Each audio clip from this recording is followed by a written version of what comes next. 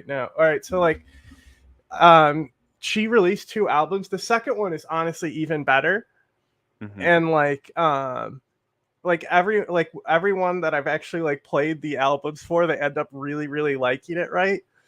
But then she stopped making that because it wasn't popular and it wasn't getting her anywhere. And she started making music that was identical to Lady Gaga, and that did a little bit more for her, but also took her nowhere. And right here, apparently, I have to check the date on this song. 1 year ago, holy shit, she did release new music under Cake Bake Betty. I'm so excited because I have actually been bummed out for like a long time, at least a decade, that there'll never be another Cake Bake Betty album. It's like my all-time favorite.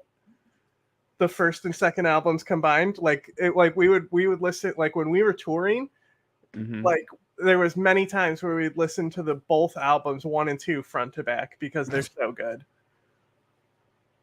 She's like definitely a musical genius, right?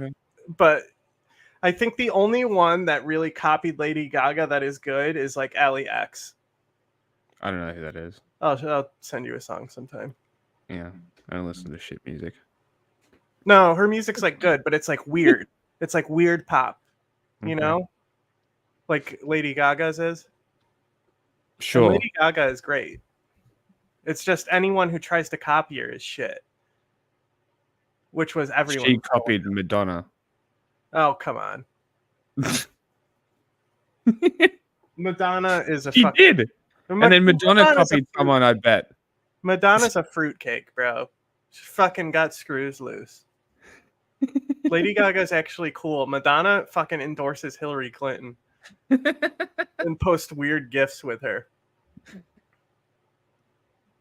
I don't know what Javier Milei's fans, who are also Trumpists, are going to do, but Trump is no libertarian. He's a protectionist, a populist, a misogynist, a machista.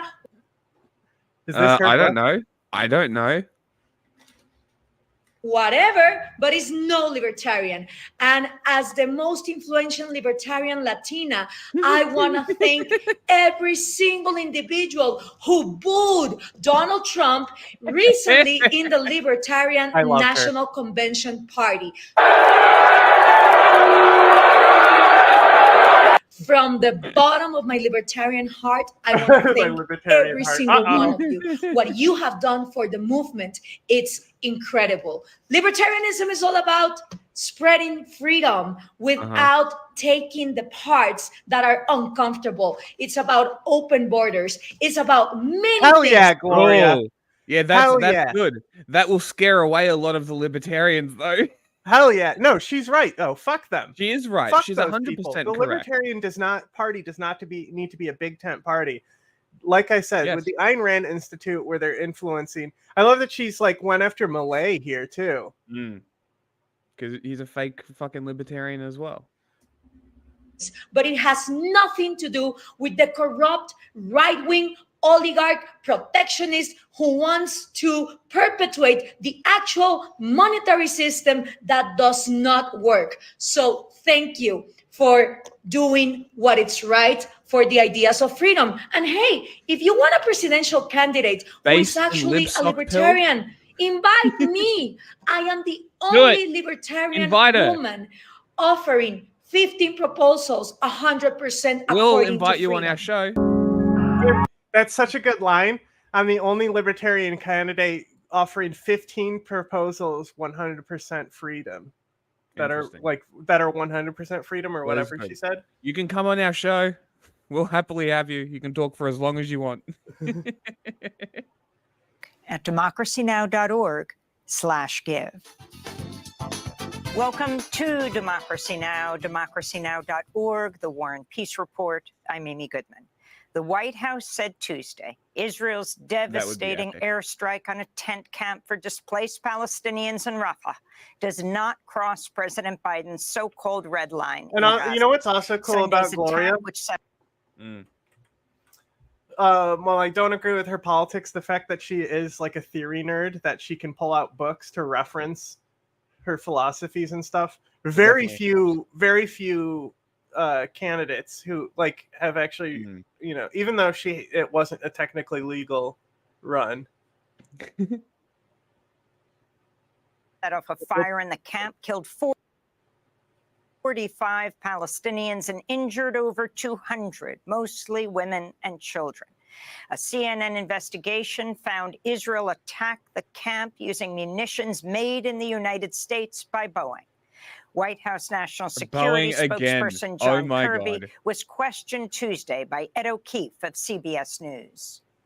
How does this not violate the red line with the president? Also, I will bring it up, but we did get the person the other stream the other day did send us the pictures of the guided bombs. Oh yeah, no, I've retweeted them. Yeah. Well, can you bring them up? Because I'm not sure how to see message requests on here. Oh, I'd have to find them again. But it was a small diameter bomb. Yeah, that's what I want to show. Anyway, I'll keep playing and I'll As I said, we don't want to see a major ground operation. We haven't seen that at this point. How many more charred corpses does he have to see before the president considers a change of policy? We don't want to see a single more innocent life taken. And I kind of take a little offense at the question. No civilian casualties is the right number of civilian casualties. And this is not something that we've turned a blind eye to, nor has it been something we've ignored or neglected to raise with our Israeli counterparts, including, Ed, this weekend as a result of this particular strike. Now, they're investigating it, so let's let them investigate it and see what they come up with. At the United Nations, Algeria has proposed a new resolution to demand Israel halt its offensive in Rafah. Meanwhile, Mexico has become the latest country to join South Africa's genocide case against Israel. Despite the growing international condemnation, Israel's continuing to attack Gaza. On Tuesday, Palestinian medical officials said at least 21 people were killed in an Israeli air attack on a tent camp in Al-Mawasi, in an area Israel has designated as a humanitarian safe zone. The dead included at least 12 women. Over 60 Palestinians were injured. On the humanitarian front, aid shipments to Gaza by sea have been halted after a new U.S.-made pier broke apart in rough seas. The temporary $320 million pier had only become operational less than 2 weeks ago. It's expected to take at least a week to fix. In other news from the region, former Republican presidential candidate Ambassador Nikki Haley visited Israel Tuesday and was photographed signing an Israeli artillery. Very, very, very cool, Nikki Haley. Very cool. Very, very cool. Would be a shame. Fucking hell. What an actual cunt. It was a bit early to drop that, but yeah, it was necessary. Shell. She wrote the words, "Finish them!" exclamation point. A joint investigation by The Guardian and the Israeli news outlet 972. What people should look out for is specifically that bomb's casing. And if they find it. No, I posted pictures of it. I'm finding them now. Has revealed Israel's almost decade-long secret war against the International Criminal Court in an attempt to derail the court from filing war crimes charges against Israeli officials. The report details how Israel surveilled, hacked, smeared, and threatened top ICC officials, including the current chief prosecutor, Karim Khan, and his predecessor, Fatou Bensouda. The news outlets report the former head of the Israeli Mossad, Yossi Cohen, personally threatened Bensouda, telling her, quote, "You should help us and let us take care of you. You don't want to be getting into things that could compromise your security or that of your family," unquote. Despite the threats by Israel, the ICC's Karim Khan announced earlier this month he's seeking arrest warrants for Israeli Prime Minister Benjamin Netanyahu and Israeli Defense Minister Yoav Gallant, as well as 3 Hamas leaders. Another senior official at the State Department has resigned to protest President Biden's policies on Gaza. The official, Stacey Gilbert, served in the State Department's Bureau of Population, Refugees, and Migration. The Washington Post reports Gilbert sent an email to staff Tuesday criticizing a recent State Department report that concluded Israel's not obstructing U.S. humanitarian assistance to Gaza. Protests over Israel's war on Gaza continue across the globe. In London, police arrested 40 pro-Palestinian protesters Tuesday night after about 10,000 people rallied to call on Israel to halt its attacks on Rafah. In Mexico City, police fired tear gas at protesters outside the Israeli embassy Tuesday. Meanwhile, in Paris, they literally lower house of parliament set fire to the embassy in Mexico. Suspended a lawmaker for 15 days for holding up a Palestinian flag during a debate on Israel. And in Canada, dozens of faculty at the University of Toronto spoke out Tuesday, a day after school officials sought a court injunction to clear a student pro-Palestinian encampment. Jury deliberations are beginning today in Donald Trump's hush money and election interference trial. During closing arguments Tuesday, prosecutors accuse the former president of trying to subvert democracy and, quote, hoodwink the American voter. Meanwhile, Trump's legal team attempted to discredit Trump's former fixer, Michael Cohen, who testified against his former boss. Trump attorney Todd Blanche called Cohen, quote, the greatest liar of all time, the gloat. Yeah, the thing is that we don't need jurors Cohen. That the case rests on the documentary evidence and not just on Cohen's testimony. Trump's lawyer, Todd Blanche, also told jurors Trump could go to jail by Friday. Who said that? I'm very interested to hear who said that. Well, the jury has their first discussion right today. There's no way, unless the evidence is that much and it's that clear. The evidence is clear. The evidence is clear. The evidence is clear. It's that clear? Yeah, like they said, that it doesn't even, Cohen doesn't matter. Interesting. Right? It rests on documented evidence. If the case was that up in the air, Trump would have actually testified. Okay. Even Trump was able to understand how bad it would be for him to do that. Right?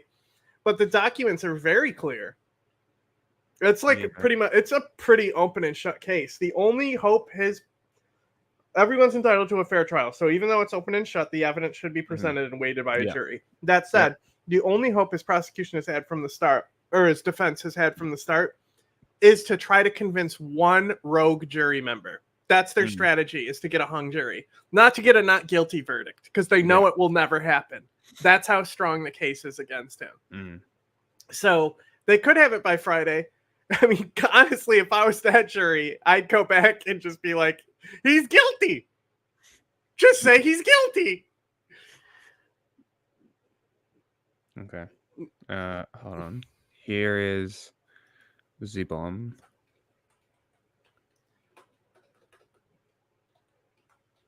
So it's like relatively small. Well, it's the tail section, not the warhead. Okay. Like if you look, he shows specifically what part of the bomb it's from.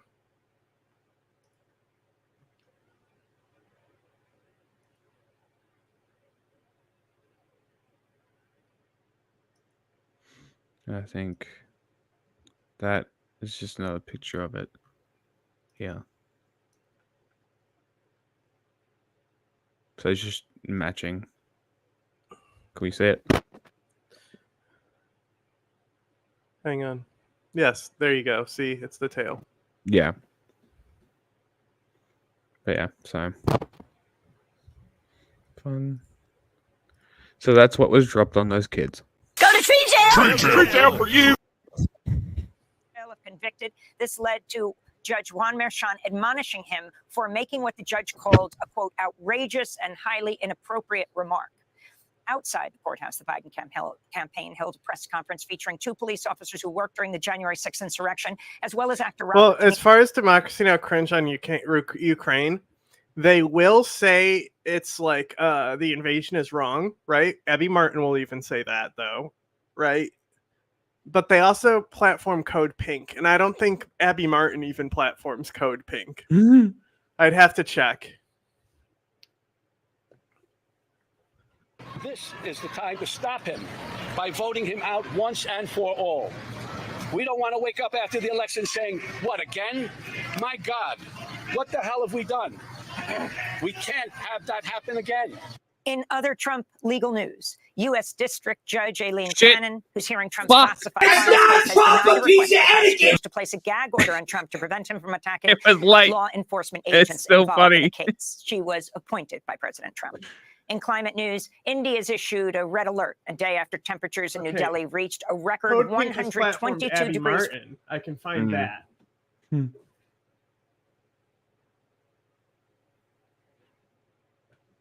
they've platforms her documentary as well, but I don't see anything.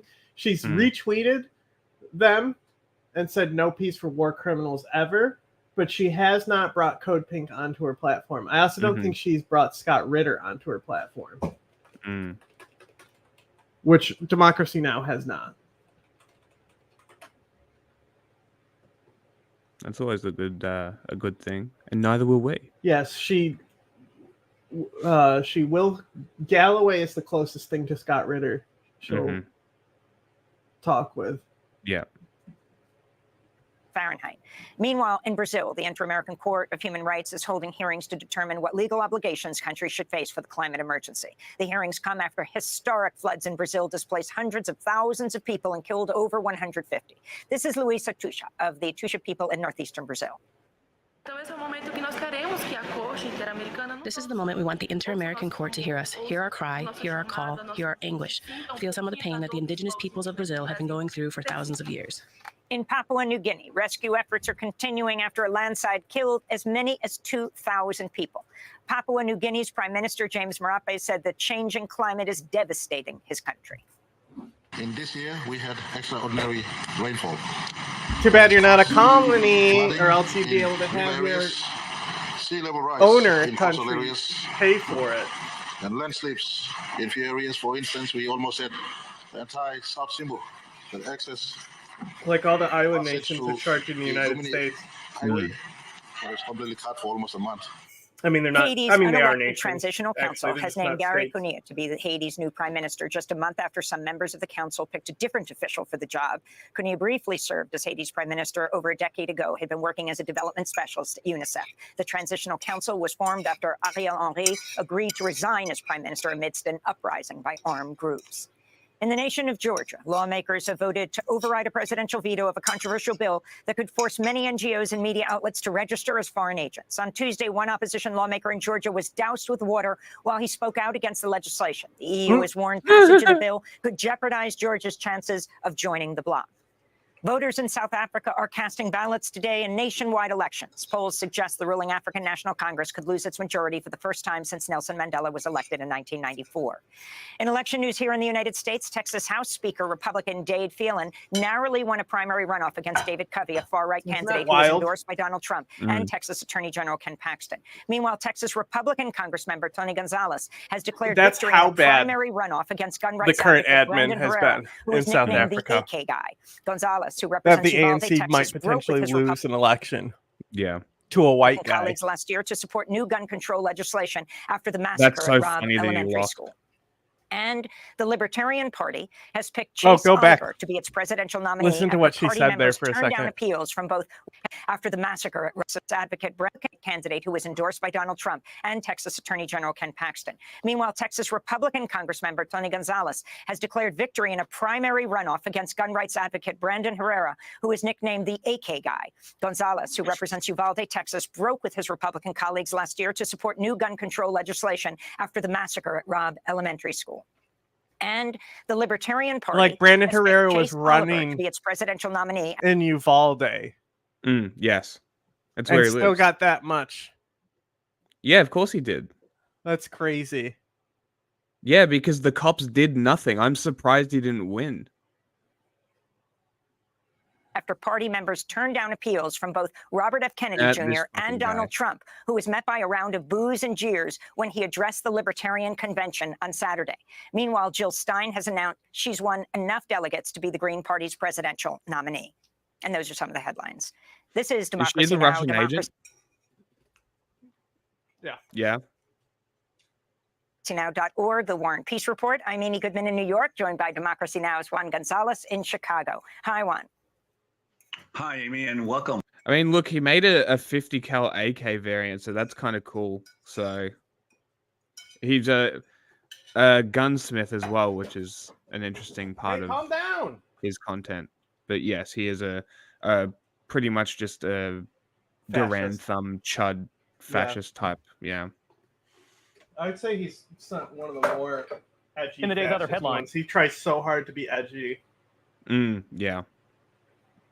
And Israel's national security advisor says he's like wanted to seriously challenge Boy to a fight after they came and filmed with him. Yeah. And he's like, they lied to me. And it's like, bro, you didn't look up the people you were about to come platform and see how hard Marxists they were. That's on you. Imagine a presidential candidate saying something that stupid. 7 months of fighting in Gaza. They outsmarted me. I was too dumb to look at it. Over its offensive against Hamas. It also raises questions about who will control Gaza after the war. At a press conference today in Moldova, Secretary of State Antony Blinken urged Israel to come up with a strategy. In the absence of a plan for the day after, there won't be a day after. And this is where we need to go. Yeah. Or if not, so like chaos. Boy made a video with him where they eventually went to the United States and they attached a gun to a robot dog. And that was because like I did a thing actually, right? It wasn't even Boy. So that was his thing, is to make a death dog, right? But before they did that, they like went to Uvalde and did like the first half of the video is all conditioning to be anti-gun and like frame Brandon Herrera as like this psychopath Nazi who loves guns and like doesn't care that the kids died at Uvalde. It's like very slanted against him. And he was so upset about it that he said on multiple alpha podcasts that he wants to fight them and challenges them to like a Keemstar boxing match. And like, it's not like Alex didn't do Creator Clash. Like he could fight Brandon, but like the Creator Clash match with Alex is so funny because he's so concerned about the other guy. And he's like, come on, ref, I don't want to hit him anymore. Like he's too nice to actually get into a serious, like actual fight, even though he's built and he's got like lanky arms, he would fucking destroy Brandon. I think if it was more of like a wrestling jiu-jitsu thing, then Brandon might have a little bit more of an edge. Yeah, maybe. But he's also short, isn't he? Yeah, he is. Wild. He thinks that would even go in his favor. Yeah. Be filled again by Hamas or maybe they lied to me. It was so scummy what On they the ground, did. Israel's military said today it has seized a key corridor along Gaza's border with Egypt. Israel says the area is a focal point for tunnels that Hamas uses to smuggle weapons and other goods. Meantime, Israel expanded its offensive in the southern Gazan city of Rafah. The IDF released video today of its troops operating. So like, I Did a Thing is actually like really good content. Boy is like more of. So Boy is a channel they made like in college when they went to North Korea to get a haircut, and then I Did a Thing blew up. And he had always been helping him film those videos. But then when I Did a Thing got really, really big, they started saying we have a second channel called Boy. And that was like more of Alexa's channel. Yeah, with very bad information. But always, he'll never say I Did a Thing. They'll always say he's one half of Boy. He promotes Boy more than I Did a Thing. Yeah. He doesn't need to promote it, really. The other one. Yeah, it's such a good channel, though. I Did a Thing. The Australian animals video is so great. In and around buildings within the city, thousands of Gazans continue to evacuate the areas nearby. South Africans voted today. They're so grossly misinformed in so many areas. It's so hard to listen to them talk when they're trying to get like holier than thou political. Yeah, it's like, just shut the fuck up and just build your fucking your saw blade on a spinning top. Just fucking do that. Stop talking. the country's most significant election in decades. The African National Congress Party led South Africa out of apartheid and has dominated the political scene for the last 3 decades. But several polls have put the ANC support among voters below 50%, meaning it could lose its majority in parliament. The economy is a driving factor for many voters, with an estimated half of South Africa's 62 million residents living in poverty. So I think if we want to change the economic stage and all the things that we complain about and we post about on social media and all of that, I think all of us need to come out and actually do something about it. Roughly 45% of South Africans are registered to vote, and final results are expected by this Sunday. A volcano in southwestern Iceland has erupted for a 5th time since December. The eruption shot red-hot bursts of lava more than 150 feet in the air along a fissure over a mile long. This particular stretch of volcanoes had been dormant for nearly 800 years before eruptions started again in 2021. Criminal charges against the world's top golfer have been dismissed. Scottie Scheffler was facing a felony charge and 3 misdemeanors related to a traffic incident at the PGA Championship in Kentucky earlier this month. Scheffler did not appear in court for today's brief hearing, and it was not his lawyer, but rather the county prosecutor who requested the case be dismissed. My office cannot move forward in the prosecution of the charges filed against Mr. Scheffler. Mr. Scheffler's characterization that this was, quote, a big misunderstanding, close quotes, is corroborated by the evidence. Scheffler's attorney says the golfer is happy it's over. The police officer involved in the incident has since been disciplined for not activating his body camera during the arrest. Nissan has issued an urgent do not drive warning to owners of older vehicles, citing an increased risk of explosions from their Takata brand airbag inflators. The malfunction sends dangerous metal fragments flying toward the driver. Oh, very cool. The recall affects 84,000 older vehicles. That includes the early 2000s Pathfinder, an Infiniti QX4 SUV, as well as the early to mid 2000s compact cars. That is a lot of cars. Wow, great. Cars from 20 years ago are now being recalled. How many accidents had to happen for 20 years later for them to now be recalled? That's wild. The recall comes after 1 person was killed and as many as 58 injured by exploding inflators since 202015. On Wall Street today, since stocks 2015, struggled amid ongoing worries it over must timing have of been, it must have been a default that happened after time, is what must have happened, and they've only just realized now. Like I think that might have issue. what happened. Yes, we paused right on the markets. In the day's other headlines, President Joe Biden will be formally nominated as the Democratic Party's presidential nominee through a virtual roll call. I don't know. Process, which takes place at the party's convention. This year's Democrat. Nawaz, she's growing on me with the mommy energy. Abby Martin is still ultra mommy, but she's growing on me too. Democratic National Convention is scheduled to start on August 19th, which comes after Ohio's ballot deadline. In a statement, DNC Chair Jamie Harrison said that this plan will ensure that, quote, Ohioans can exercise their right to vote for the presidential candidate of their choice. The Treasury Department is easing some financial restrictions on Cuba in an effort to boost the island nation's private sector. One of the biggest changes would allow Cuban entrepreneurs to open U.S. bank accounts and access them online. What is the Ohio flag? It's like one of the most unique flags in the world. Is it that weird, like, it kind of looks like Nepal's flag, but stretched out? Is it that one? I guess you could say that. It is double cleft like Nepal's flag, but Nepal's flag is much different because the top triangle is small and the bottom triangle is bigger. But yeah, okay, it's got like it's got the little forky bits. Ah, that is very interesting. Why is it like this? I don't know. Were they just really bad at making flags? I guess they wanted to be different. With Bethel. Official told reporters today, quote, we're taking an important step to support the expansion of free enterprise and the expansion of the entrepreneurial business sector in Cuba. Cuban officials have said there are about 11,000 private businesses in Cuba, accounting for roughly 1/3 of the island's employment.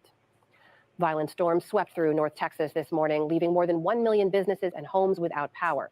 In Dallas, strong winds blew the roof off a hardware store and toppled trees, crushing cars and blocking streets. Golf ball-sized hail pummeled the area late yesterday. It follows a weekend of deadly weather that killed at least 25 people across 7 states. White House officials said today that the FEMA administrator will visit hard-hit Arkansas tomorrow to assess the damage. The federal government stands ready to support as needed. As we turn towards recovery, we urge residents in the affected areas to remain vigilant and continue listening to state and local officials. We also want to encourage everyone nationwide to prepare now for potential severe weather in your area. The extreme weather in Texas has also affected the state's primary voting today. Roughly 100 voting sites in Dallas County were knocked offline due to power outages. A U.S. appeals court has fast-tracked the timeline for TikTok's legal battle against the U.S. Justice Department. The social media app is challenging a law requiring its Chinese parent company, ByteDance, to divest its U.S. assets by January of next year or face a ban. The court set oral arguments for September after a group of TikTok creators joined TikTok and the DOJ in asking the court to expedite the process. Turning overseas, Belgium committed $1 billion in military aid to Ukraine a day after Spain pledged the same amount. Ukrainian President Volodymyr Zelensky sealed the deal in Brussels today, where he toured an airbase.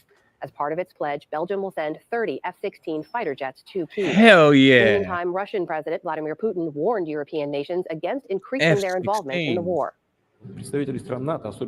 Representatives of NATO countries, especially in Europe, especially in small countries, they must be aware of what they are playing with. They must remember that this is, as a rule, a state with a small territory and a very dense population. And this is a factor that they should keep in mind before talking about striking deep into Russian territory. Also today, Zelensky signed a $137 million security deal with Portugal. That package includes both military and financial aid. Taiwan's legislature passed a package of bills seen as favorable to China because they limit the powers of the island's president. The changes were pushed by the opposition Nationalist Party, which supports unification with China. During a fiery session in Parliament, lawmakers from the Democratic Progressive Party, which supports independence, protested on the floor and threw garbage bags at the other side. Outside of the chamber, massive crowds gathered to protest the changes. It's unclear whether the bills will make it to the president's desk. It's crazy because the nationalists love Israel and China. Crazy.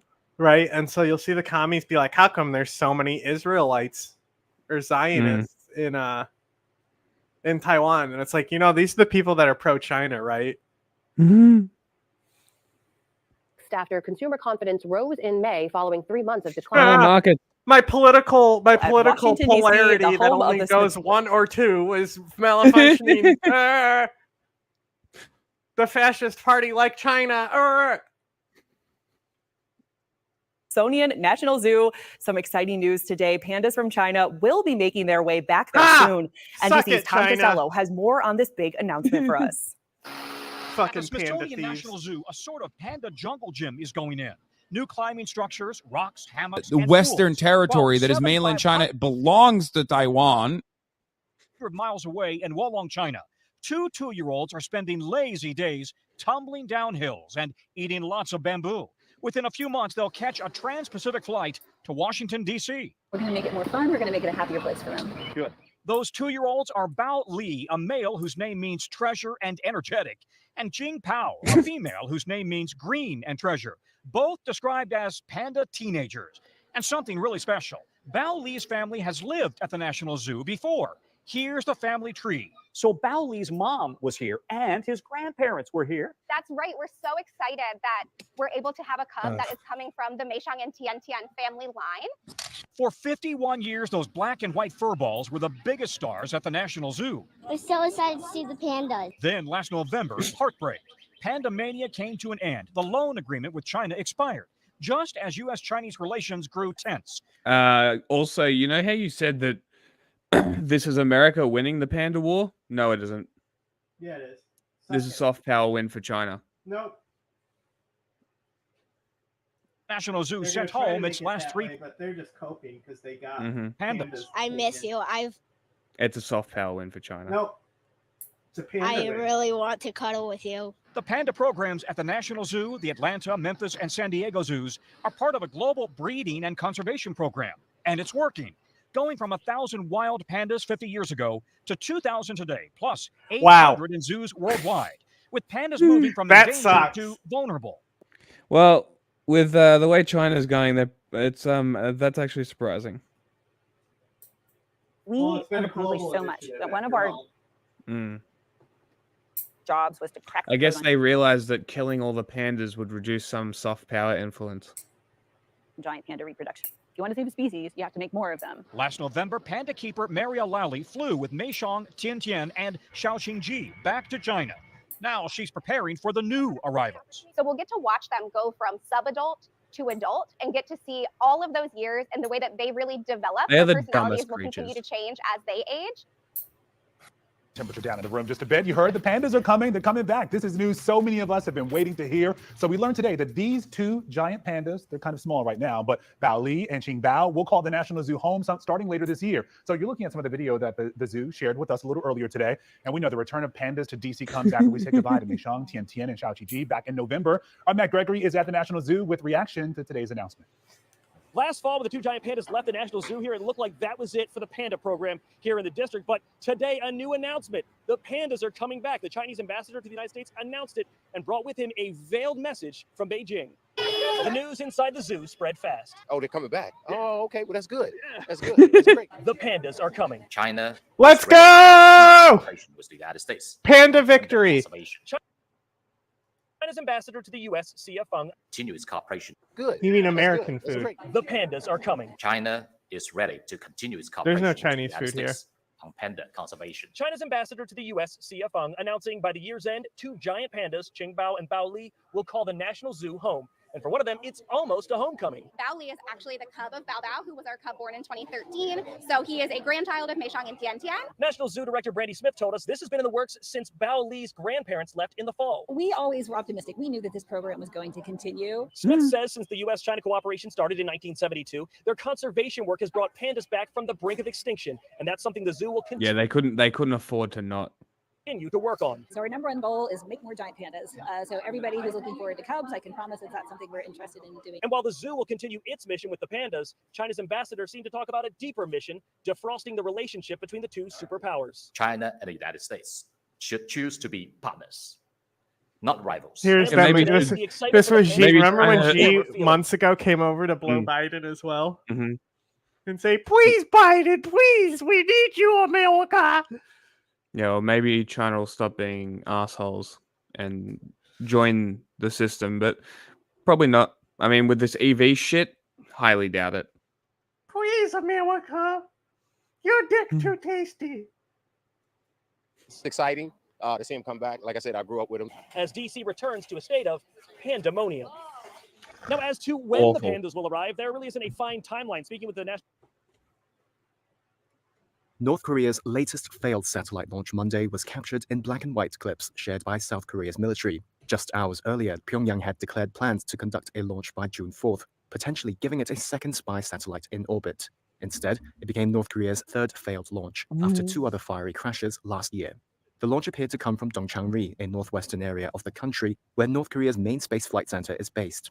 Pyongyang says the failed liftoff was due to problems with a new liquid-fueled rocket motor. Yeah, but think about this. Think about how little the Americans need to do to make China actually fold. Like China works so hard to push all this stuff. China spends maximum effort doing influence, and America can just be like, sign two things, and all of a sudden Xi's over here blowing them.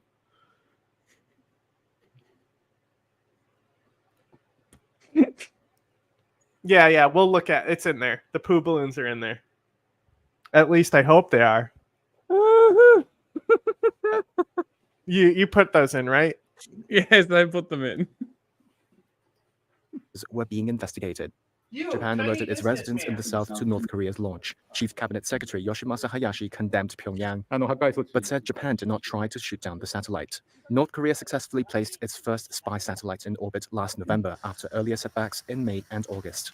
U.S. space experts say North Korea's satellite, dubbed the Malyeong-1, was, quote, alive after detecting changes in its orbit, which suggest Pyongyang was successfully controlling the spacecraft, although its capabilities remain unknown. North Korean state media reported that the satellite had transmitted photos of the Pentagon and White House, among other areas, but has not released any of the images. Pyongyang's latest launch also came hours after a rare three-way summit between South Korea, Japan, and China in Seoul, where the countries reaffirmed a common interest in North.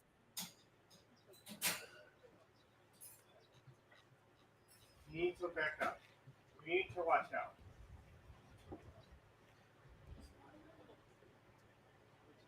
I just want people to have health care, honey. Biological weapon. 나서 뭐가 이제 팍 팔락팔락 막 날아다니기 시작했고, 그다음에 바로 폴리스 라인을 치시고 와서 오셔서 폴리스 라인을 하시고 지금 점검을 하신 Yeah, it's a North Korean bio attack. 하시고 계신 거예요. 의도적인 장소를 지정을 해서 내려 떨어진 것 같기는 하다는 생각이 들면서 너무 소름 끼치고 무섭더라고요. 그게 만약에 진짜 오물이 아닌 무슨 바이러스라든지 어떤 화학물이라든지 그런 게 떨어졌으면.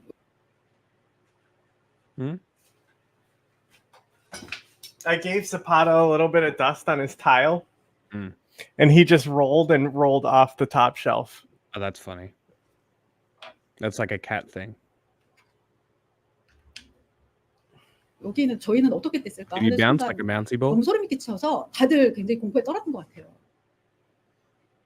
Thanks for watching.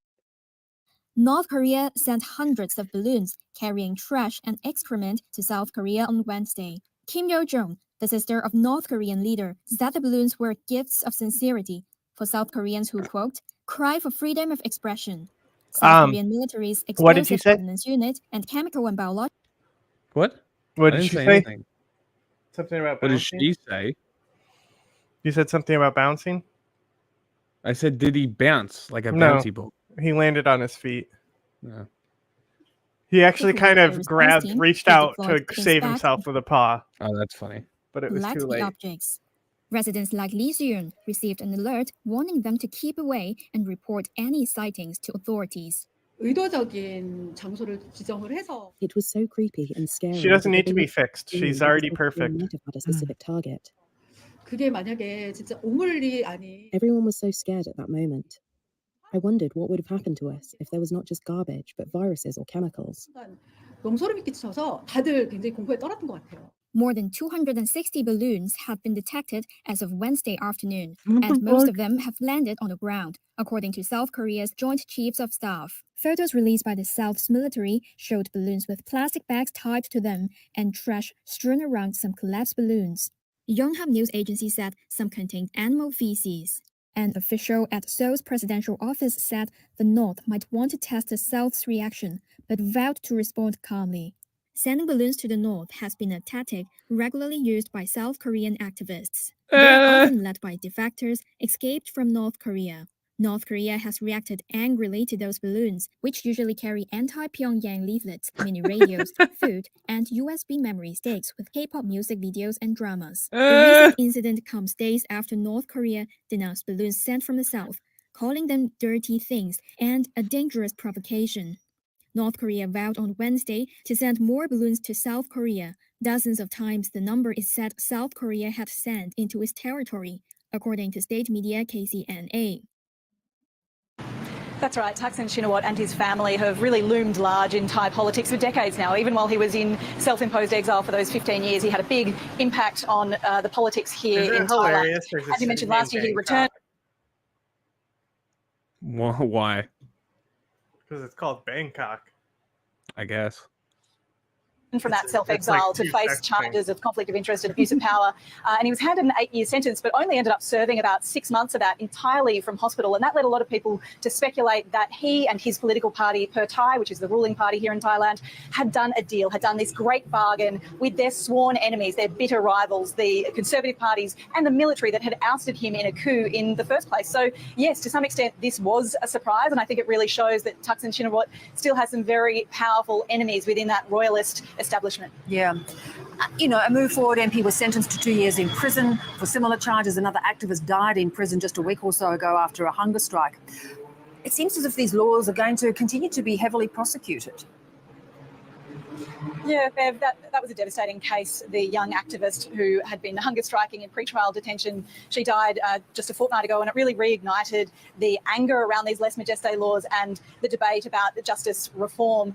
You might remember last year the main opposition party, Move Forward, actually campaigned on reforming the lèse majesté laws, and they had a huge success at the ballot box. They won the most seats in Parliament in the end. So I think there is a real appetite to at least have a discussion about reforming these laws, but Move Forward itself is now facing its own legal challenges, the Constitutional Court has found that that campaign to amend the Lèse Majesté laws, or Section 112, as it's called, was unconstitutional and effectively an attempt to overthrow Thailand's democracy with the king as head of state. So I think while Thaksin Shinawat's case is certainly the most high profile of these Lèse Majesté cases in recent years, or possibly ever, it's just one of hundreds of these prosecutions. And I think given all of the events this year, including Move Forward's political of these Lèse Majesté cases in recent years, or possibly ever, it's just one of hundreds of these prosecutions. And I think given all of the events this year, including Move Forward's political problems, that there's no sign that these prosecutions will stop or that there will be any kind of reform to these laws. Yeah.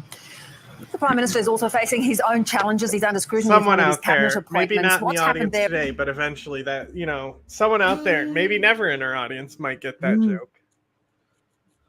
I don't. It was a very specific joke about, a very specific board game. Sure. Aaron, do you think it's going to pose a threat to the stability of the government? That's right. Prime Minister Seta Thavisin is now threatening the possibility that he could be ousted from that role over his appointment of a cabinet minister. Basically, back in April, there was a big cabinet reshuffle here, and he appointed Pichit Chernban as one of those ministers. The problem is that Pichit had actually served time in jail about 6 months back in 2008 for allegedly paying or attempting to bribe King of Thailand a judge on behalf. Has defeated himself. How? It's a fucking clown, bro. You don't fucking make your miniature fucking poodle chief of your fucking military. Air Marshal Frou Frou, bro. Like, come on. Constantly seen, having a bunch of in slutty tank tops, and then constantly video is being leaked of a harem of women with their tits out. He doesn't even live in the country. He doesn't even like Thailand.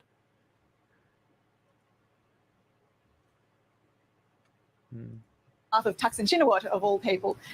So the Thai constitution says that ministers have to be of evident integrity. So Pichit announced that he would offer his resignation in an attempt to try to protect Seta Thavisin from the possible fallout of this. It's unclear whether he'll be able to protect him from that.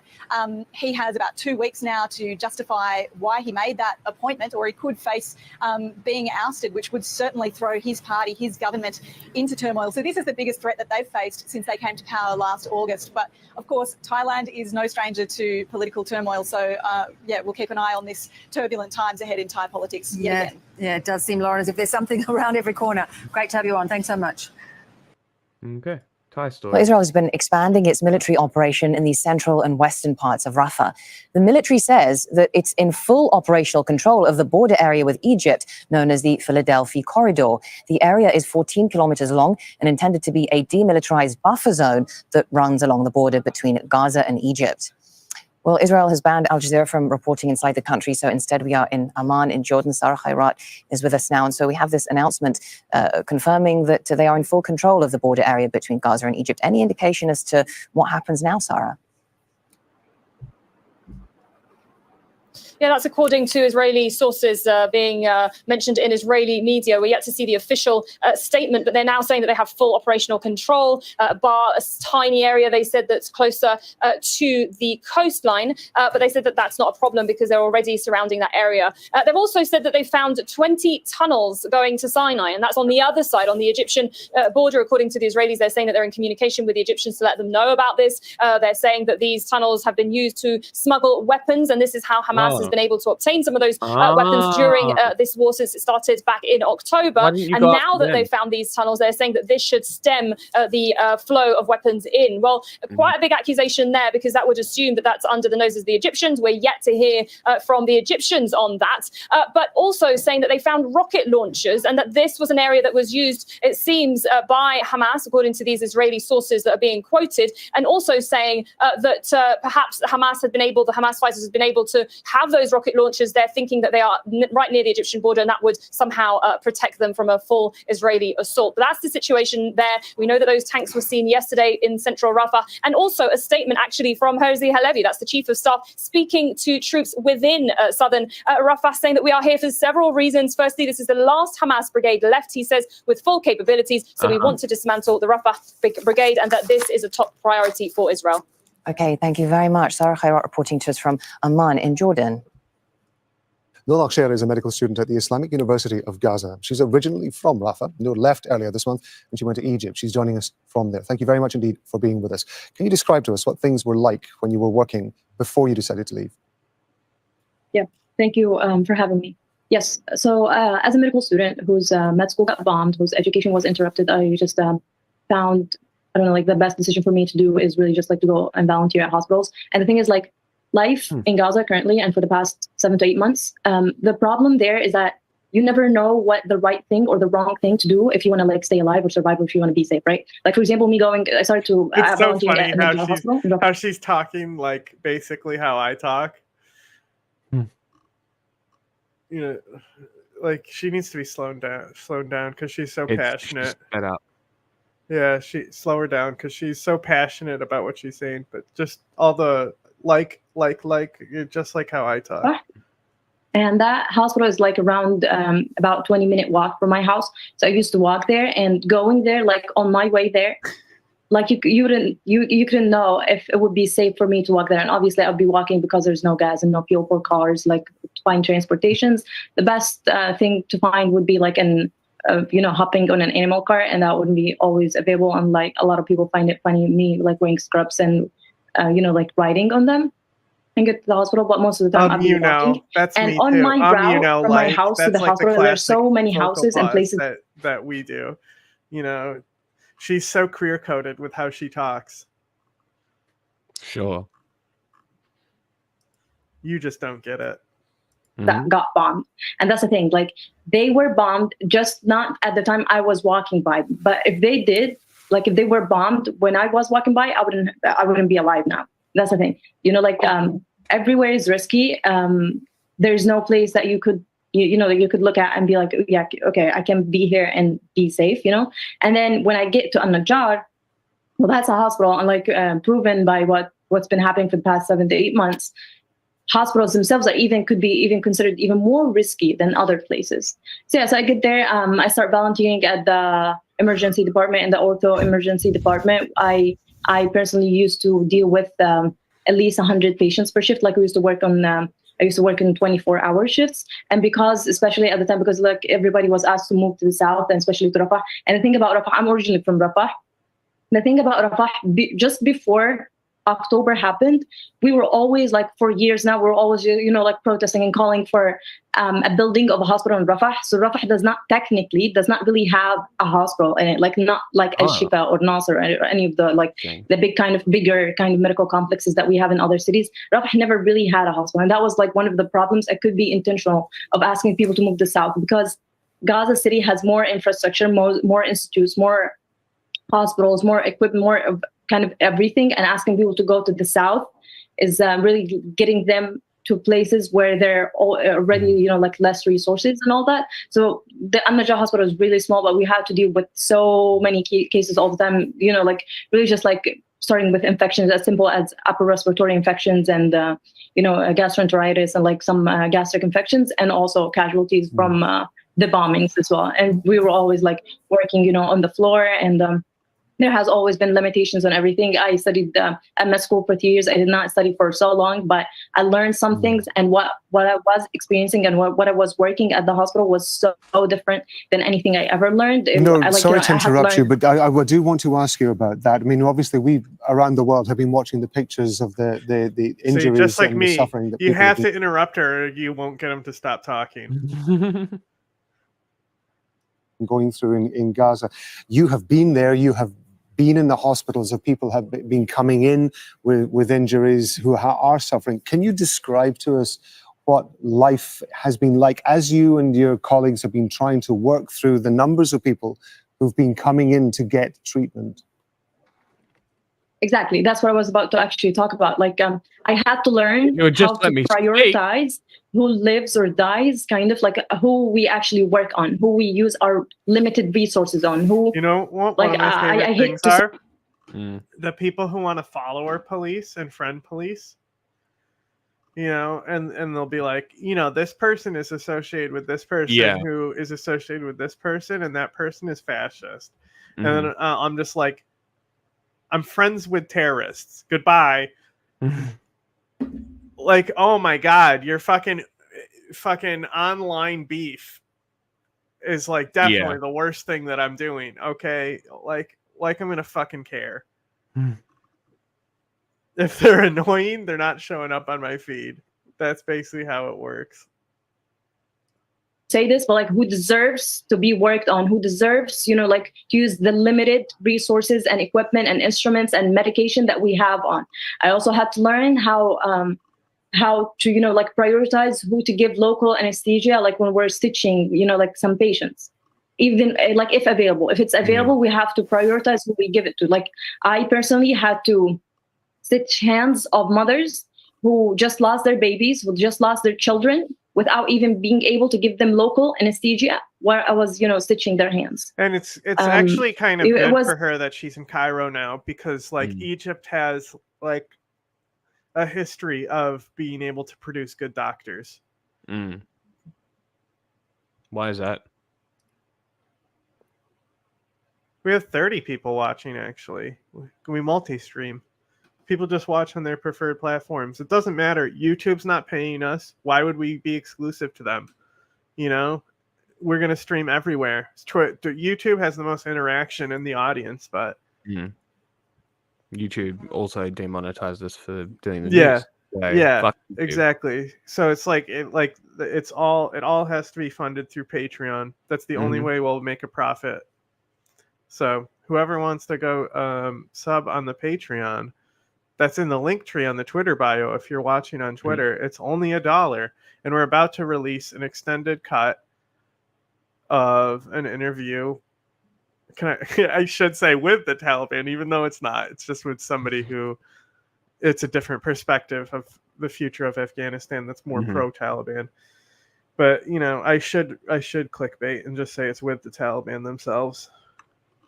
Well, we'll see. I would do it, but it would never stay platformed.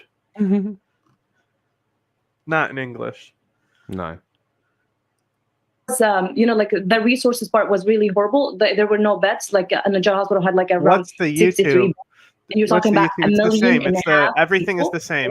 It's at the bottom. All of them are the same at. Even the Patreon. Like, at some point. I think no, the Patreon might No, be it without is. the IW. It is. You changed No, it. it is. Okay, yeah. I noticed the YouTube wasn't, and I changed it as well. Okay. Who needed like medical care at An-Najjar. A lot of the cases like would go to Al Kuwait Hospital would actually also be referred to An-Najjar, because An-Najjar is more like of kind of bigger and more like, you know, the governmental hospital that had like more kind of tools and devices. So yeah, so we had to work on them on the ground. And yeah. Thank No, I God want to ask you. I mean, they you've have the obviously good sense to fucking not What? show graphic shit. moved to Egypt, as we mentioned. What was it that made you decide to leave? Obviously, your medical training, the limited, as you say, training that you had, is vitally important. There clearly must have been a very strong reason for you to want to leave Gaza. Yeah, I never wanted to leave Yeah, I Gaza, didn't wanna die. and it breaks my heart every day since I got here. The thing is, like, my family already left got my favorite because it just name, it too. only got. She has my favorite name. Which is? Noor. Oh, okay. More unsafe being there, and everything was just Everyone stopped. named that, Like, they couldn't regardless of the continue. pronunciation and spelling, because there's different ones. Always pretty. Okay. I'll take your word for it. Working on anything. My siblings could not continue any of their education or anything like that. I personally stayed behind them, and I was not really planning on leaving at all. It only happened on Monday. That was actually the last day when Rafah Porter was working, actually. I woke up to the leaflets of evacuation orders to my house, asking us to leave, and I was just like, the only person left from my family, and I had to, like, at that point, I had to find, I don't know, like, make a tent for myself or find a place for my only me, like, to stay in, and it just kind of like did not sound very right to me. Like, I honestly just, it was a mess. What happened? So I really just like went to the border at 11:30. People were there at 7, and I just left. And it breaks my heart. Yep, I know that one. Oh yeah, the IDF guys were psychos. I think the Ukraine one was the one that they that was actually pretty good. Not so much the IDF one. All right. Since I left. Please forgive me for interrupting you. I am terribly sorry, but we are very grateful to you for being with us on Al Jazeera and telling us your story. Thank you. He had the only way he could get questions in because she would talk forever no matter what. The question was, why did you leave Gaza? And just at the end there, she finally got to, she left Gaza after the evacuation orders, you know? That was like a 10-minute response to a question on why'd you leave? She's so me-coded, bro. These are the scenes the White House describes as heartbreaking. The aftermath of an Israeli airstrike that killed at least 45 people crammed into a displaced persons camp in Rafah. Even the safe area that the enemy said is safe is not safe. Even Rafah has no safety. It is known that this is a displaced camp. All of these were martyrs. To be honest, it is a scene that cannot be comprehended. Last night was very difficult. President Joe Biden has repeatedly warned Israel against launching a ground operation in the crammed southern Gaza city. But the White House stressed Tuesday that it doesn't believe that the weekend's airstrikes crossed the administration's red line or warranted a policy shift. How? Been, I think, very strident in our condemnations about the deaths of innocent civilians. These deaths are not excused from that. But we have to understand what happened here. There's going to be an investigation. They've already said it was a tragic mistake. They're looking into it. They have been able to investigate themselves and hold people accountable in the past. We'll see what they do here. Israel's military said it was investigating the incident. In a war of such scope and intensity, difficult incidents also occur. They already Some of made the the incidents, conclusion. like last night's incident in Rafah, are very difficult. They said that it was a Hamas depot that they basically hit. There was other munitions there that exploded. You know what it was probably what exploded into fire and stuff? What? Cooking oil and shit that oil to run generators. Yeah, probably. Because considering they were like tents, you know? Yeah. You're probably pretty close to what actually happened. And also when they say that, majority of the injuries came from fire, I don't know. I've never seen fire do the damage that was done on the majority of the injuries I've seen coming out of that one. And that's not even like that's the one that was just on video. You know? Like there's been other like bombings that have been just as bad. But just haven't been caught on video. Yeah, I mean like that one. Like just as bad as on how many people they killed, not necessarily if it was like on tents. Yeah. And only killed like children. Details of yesterday's event are still under review. I mean, the U.S. and we barely took committed to accountability for killing that aid worker and kids as they left Afghanistan. People don't even remember it. We expect Israel to be any better than that. At the end of the day, you know, like Israel, like as vile as they are, right? Like, I don't expect anyone to be more honest and open about military things, you know, than the United States is. So, like, even just in comparison to the United States, they're fucking awful. And it's like, I don't know. There's other militaries where I don't think in comparison to the United States, they're awful. Like every European army, including the Ukrainians. Yeah. France. The IDF regrets any harm France to does uninvolved suck. civilians during the war. But the militant group Hamas, which sparked France this is just conflict with jealous its that October they 7th couldn't be attack like on Britain Israel, and call was themselves quick non-European. to label it.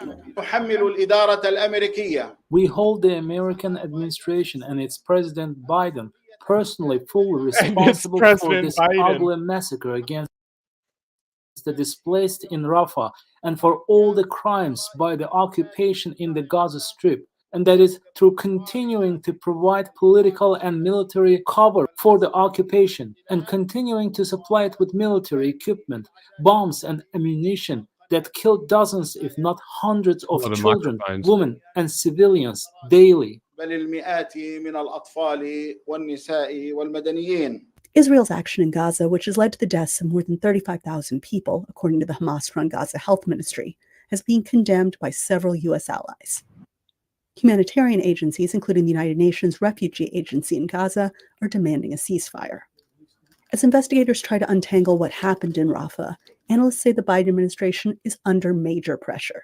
While they are facing a lot of blowback from the left flank of their party, they also don't want to alienate centrist voters and pro-Israel Democrats. And so the Biden administration has sort of been caught in between here, and that makes the politics of this all very tricky for the Biden administration to navigate. Well, that sounds fun. How many kids get to die before that fixes things?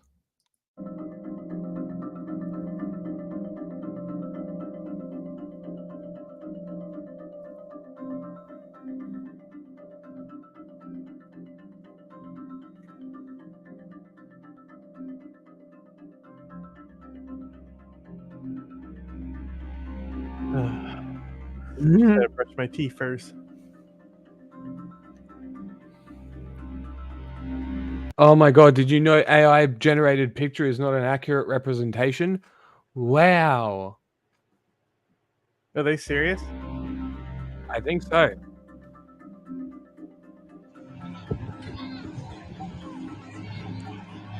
Like, yeah, okay, we get it.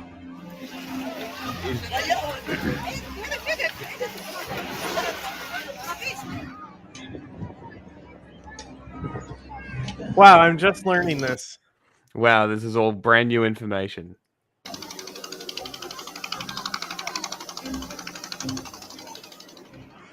Yes, sir. All right. Let me see. Okay, we'll just go next one. Welcome back. Amid growing concerns over the trajectory of the war, Israel appears to be signaling it will not slow down its offensive in Gaza, putting increased pressure on President Biden when it comes to enforcing his red line. The White House maintains that the strike that killed dozens of Palestinian civilians in Rafah will not result in a change in U.S. policy, and that it has not yet seen Israel launch a major operation. But the Secretary of State, Antony Blinken, acknowledged today that even targeted strikes by Israel could still result in unspeakable tragedy. We also see that even limited, focused, targeted attacks designed to deal with terrorists who've killed innocent civilians and are plotting to kill more, even those kind of operations can have terrible, horrific, unintended consequences. Secretary Blinken went on to say Israel must ask itself whether those incremental gains against Hamas are worth the unintended consequences and costs for civilians. Israel, meantime, appears to be forging ahead with Israeli Defense Forces tanks seen in Rafah's city center, and a top Israeli official saying the war there will go on for months. NBC's international correspondent Raf Sanchez filed this report for us from Tel Aviv. Hey there, with Israel stepping up its offensive in Rafah and the number of Palestinian civilians killed growing by the day, the White House is facing new questions about where exactly is President Biden's red line and has Israel crossed it? Now, the line from John Kirby, the spokesman for the National Security Council, is that President Biden does not want to see a large-scale Israeli ground offensive involving lots of units, involving the levels of destruction that we saw in northern Gaza. And the White House believes that at this point, we have not seen that happen. But earlier today, a senior Israeli official saying Israel believes this war will continue at least until the end of the year. And that likely means that there will be more bloody days like what we saw on Sunday night. An Israeli airstrike igniting a firestorm in a camp for displaced people, killing at least 45. Many of them are women and children, according to the emergency services in Hamas-run Gaza. Now, the IDF releasing what it says is the initial investigation into that strike. They say they used 2 small bombs to target Hamas leaders meeting at a structure inside of that camp, but they say there was some kind of secondary explosion which caused that firestorm. They are saying the weapons they used were too small to have caused that fire itself. They are suggesting possibly there were Hamas weapons hidden inside the camp which caused that secondary blast. They haven't provided any evidence of that. An Israeli official also suggested to NBC News it's possible that a gas tank ignited. The Pentagon is also confirming a report we did earlier that the U.S. military has been forced to suspend the delivery of aid into Gaza by sea after that temporary pier off the coast of Gaza was damaged in bad weather. That is a major blow to the humanitarian effort at a time when the Rafah crossing, the main lifeline for food and aid into Gaza, remains closed. So now, an good. Israeli official. So good. Such good news. Just endless good news. Overseas now, Israel's military has denied striking a so-called safe zone near Rafah after Gaza health workers said 21 people were killed by tank fire. And a warning, some viewers may find the following footage distressing. Palestinian officials say more than 60 others were injured in the shelling. Emergency services say these strikes hit Al-Mawasi, which Israel had previously designated as a safe area for Palestinian civilians. The IDF says it didn't shell the area. That's too. Well, for more on these developments, we're joined by Global Affairs editor John Lyons. John, thanks for your time. What do you make of the IDF's denials here of any involvement in the latest fatal strike on Rafah? Well, Catherine, it's a complete mystery. The first strike, the fire, of course, from a day ago, which was dreadful. Initially, the Israeli army said, oh, that was a targeted precision strike. Then, with the world outcry from Emmanuel Macron and others, they changed that to, it was a tragic mistake. I've been in Gaza during some wars where they've denied absolutely something and then months later admitted it. So 21 more people have died now in Al-Mawasi, which is right on the beach. That's where everybody was urged to go. These 2 latest bombings or attacks, 45 killed in the Rafah fire and 21 today, are both in areas where Palestinians were encouraged by the Israeli army to move. So it's really weird if the Israeli army is saying that we didn't do this, then what are they actually saying? I don't think Hamas is firing tank shells. It appears to be tank shells. Hamas doesn't have tanks. So really hard to know exactly what's going on. What we do know is that a catastrophic... Out of like artillery. Yeah, you can make a tube. Situation is getting worse all the time. What do they have the propellant? Is it like, you know how artillery, they load the propellant behind the shell? Yes. Like it's 2 stages. Like what's in a tank round? Is it self-contained? Like how does I'm actually not tank sure. launch? Does it have a push pin like a bullet? I'm not sure. Yeah, I'm really not sure. I'm assuming it's a hammer. And more international pressure on Israel. You mentioned the international pressure there. I mean, what has the global response been to this second fatal attack? I know that it has been discussed at the White House. Well, I think Washington's trying to work out what's going on here. After the first one of Rafah, the dreadful fire where children were burnt alive, horrible images that thankfully haven't been presented on television here. Washington has said that didn't cross the red line for the White House, which it makes you wonder what is the red line, but Washington hopefully will define that at some point. They are trying to work out this latest one now. If it's proved that Israel has now... There are 2 staged like artilleries. The propellant and the projectile are separated. Okay. There you go. For a second time in 24 hours, hit an area that was designated by them as a safe zone. I think Washington would have to say, enough's enough. This can't go on. The world will not let this go on. On the politics of it for Benjamin Netanyahu, how more isolating is this becoming for him? Very much so, Catherine, and even within the Jewish community here in Australia now, increasing divisions. For example, the Jewish Council of Australia has put out a statement a short time ago calling on the Australian government, and this is a Jewish group, calling for the Albanese government to place sanctions on Israel, to quote, stop Israel committing the crime of genocide, what they say. And the Jewish Council of Australia says with each passing day, it becomes clearer that Israel is a rogue state and that what is happening in Gaza is completely incompatible with our Jewish values. So I think not just internationally, Emmanuel Macron says he's outraged by the one that caused the fire. I think within the Jewish community around the world now and in Australia, there's growing divisions about what is Israel actually achieving with this war. They say they killed 2 Hamas fighters, but they killed 43 or 45 civilians, women and children yesterday. Is that ratio, if it is true they killed 2, is 2 to 45 an acceptable proportionate ratio? That's Israel's problem. Because under the International Criminal Court, of course, one thing that they'll look at, a war crime is if your response is disproportionate. Is killing 2 for 45 disproportionate? And just sticking on the politics side of things, obviously there's a US election coming up in November. This is going to be even more difficult as the days go on for the Biden administration to navigate. That's right. It's a devilish dilemma for President Biden because on one side he's got the strong pro-Israeli support in the Congress. All right, well, it's pretty basic. All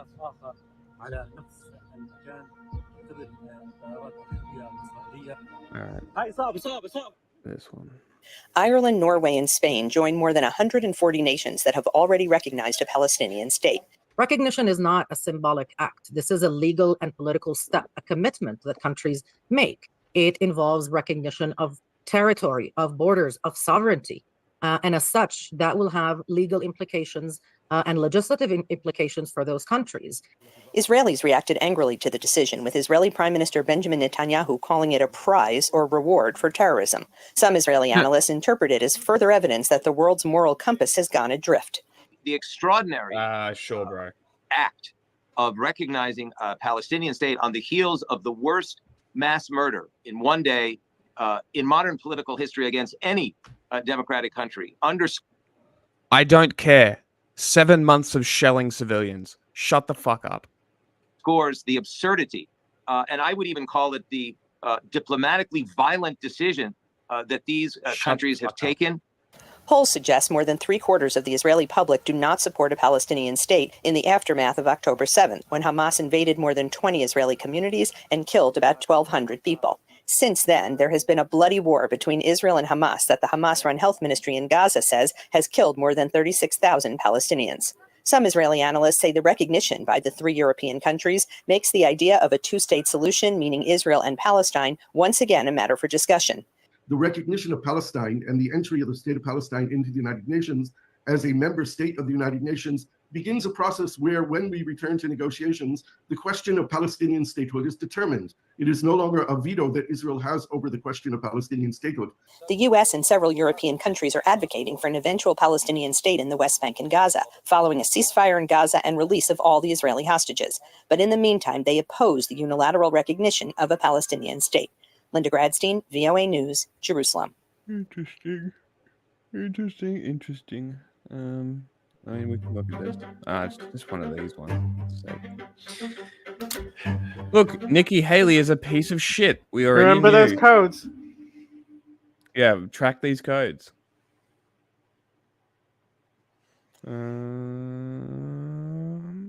This one. They should make Israel pay for the period. Yeah, Israel won't. In Rafah in southern Gaza. That's despite global outrage over an airstrike Sunday that killed displaced Gazans sheltering in tents. Nick Schifrin reports on Israel's initial investigation into that incident and speaks to a senior State Department advisor on the Middle East as the violence continues. In southern Gaza today, another makeshift home to which Gazans had fled, now ruined and riddled with bullets. In the shadow of a UN office with constant Israeli drones overhead, survivors are exhausted and hopeless, their little protection long ago pierced. I went into the tent and found the woman was bleeding, and the children were bleeding. All the children that were in the tent were wounded. Not one of them came out in one piece. A few miles north in what Israel has labeled a safer zone, today the living felt outnumbered by the dead. Gazan officials say this violence hit Al-Mawasi, Israel's, quote, humanitarian area north of Rafah city.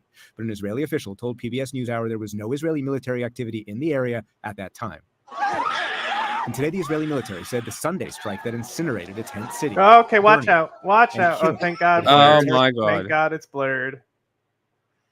Good Lord. An organization today estimated 200 civilians also targeted and killed 2 Hamas I can't wait leaders. till we don't have to broadcast to YouTube whatsoever. Yeah. And then we can play full-on footage and actually show people shit. Yeah. Israel says its initial strike hit 180 meters, or almost 600 feet, from the camp for the displaced, and the fire was not caused by its... You have the guy who showed up to court for a suspended license driving in there. Next to our target, which we did not know of, may That's have hilarious, ignited as a result of the strike. But that was cold comfort to the toddler who wouldn't flee without her prized possession. Those fleeing Rafah today have nowhere to go, but they say they can't stay here. The UN said today 1 million had fled Rafah just in the last 3 weeks. As for humanitarian aid, the U.S. said today it had to temporarily pause the use of its military-built pier into Gaza after waves had damaged it. Overall today, the UN says 200 trucks entered Gaza. That's the number as of yesterday, far short of the 500-plus trucks Gaza needs daily. For more on the humanitarian situation in Gaza, as well as U.S. policy toward Israel, we turn to Ambassador David Satterfield, senior advisor to the State Department. He recently stepped down as U.S. Special Envoy for Middle East humanitarian issues. He is also the director of Rice University's Baker Institute for Public Policy. Ambassador Satterfield, thanks very much. Welcome to the News Hour. As we just noted, Israel today said the fire that killed so many in a tent camp on Sunday was caused by a secondary explosion. Is this exactly the kind of incident that you were warning Israel about when you were warning it against a major operation in Rafah? We were concerned in advance of the Rafah operation about two things. First, the effect of displacement, again, because these people have been multiply displaced, of a significant civilian population.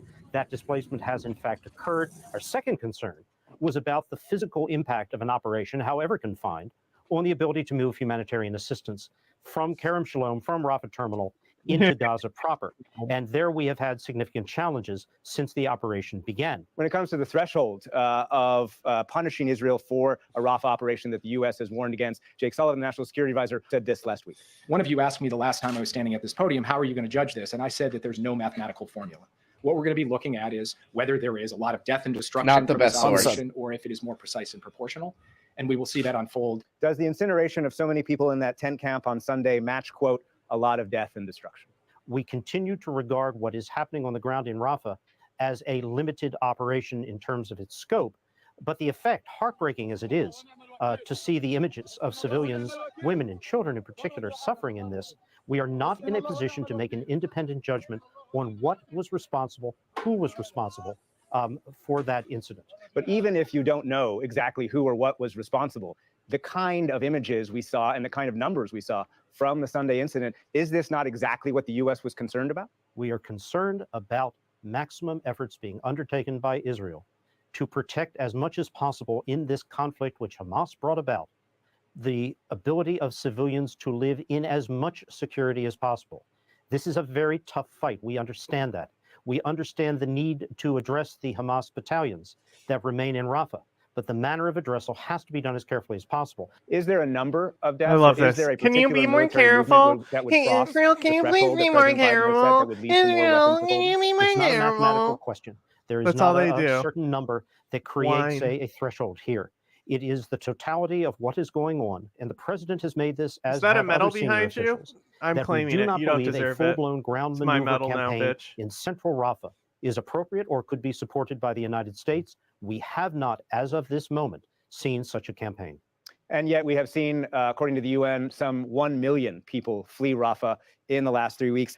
Again, did you warn the Israelis that this kind of displacement would happen? And have they prepared enough for it? We expressed two primary concerns. One was that no matter how precise an operation was in terms of its intent or actual scope, the effect on a multiply displaced population would be a much larger exit from Rafah than Israel itself had instructed or planned for. And in fact, we've seen exactly that take place. Our second concern is that such a displacement would need to have adequate preparation in terms of shelter, in terms of feeding, sanitation, medical support for those moving.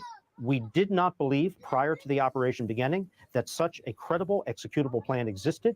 We do not see adequate support for that population that moved on the ground today. Zooming out, do you think Hamas can be defeated with a military operation? The defeat of Hamas requires two things. It does require military action. Hamas has a terrorist army that started out at some 30,000 persons. Only a portion of those numbers have been taken off the battlefield. Yes, military action is required, but political action is also required. You cannot defeat an idea without a counter idea. And the administration has been very clear. We believe Israel must outline, and outline clearly, a commitment to an alternate political vision, to an alternate horizon than Hamas's grim Islamist extremist vision. And that is a credible pathway to a two-state resolution.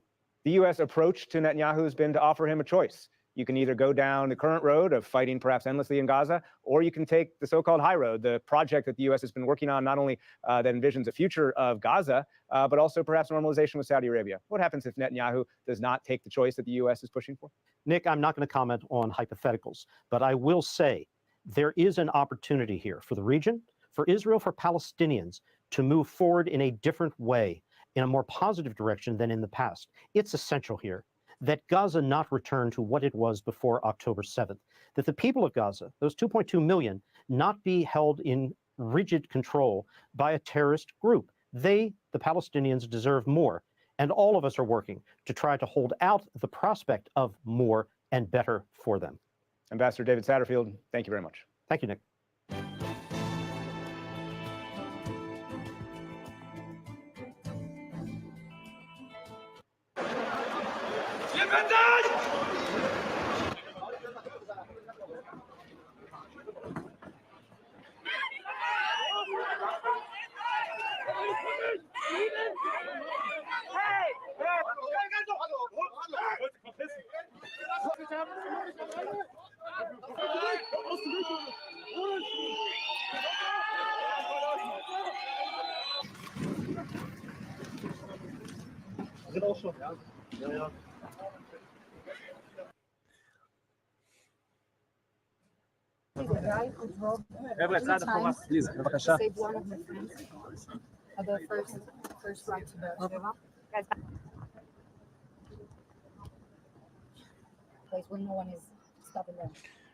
Go back. Nice Chanel glasses. What? Never mind. I was there again too. I see a yellow flag in Israel. I gotta stop and say, "Huh? What's on that flag?" I'm not familiar with. Oh, there's more yellow flags back there. What are those yellow flags? I'm not familiar with what this crown yellow flag is. Not sure. Anytime you see a yellow flag in Israel, you make sure there's not a fist on that flag. Sussy wussy.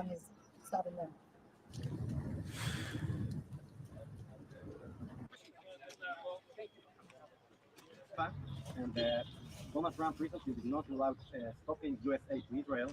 What America needs to understand is if Israel's fighting our enemies, how can we not help them? Wow, it would be so The sure good for way the to not help Republican Israel- Party. As much as I hate this, it would be so good for the Republican Party if she was actually their nominee right now. Going over there and actually going to Israel, signing a weapon and saying Joe Biden is, prolonging this war. Yeah. And frame it as more people suffer, the more war go on longer. They're too if dumb. we really care about a solution and a final solution to the Palestinian problem, they too dumb. That's the problem. It's Is just to like withhold it's weapons. just like when The we sure way play to not help Israel? Helldivers and we're like, I don't understand. We're definitely going to lose this planet. Why are people fighting on it? When they're literally, it's a halfway through a defense bar and there's 30 minutes left. Let's waste time fucking putting work into this planet.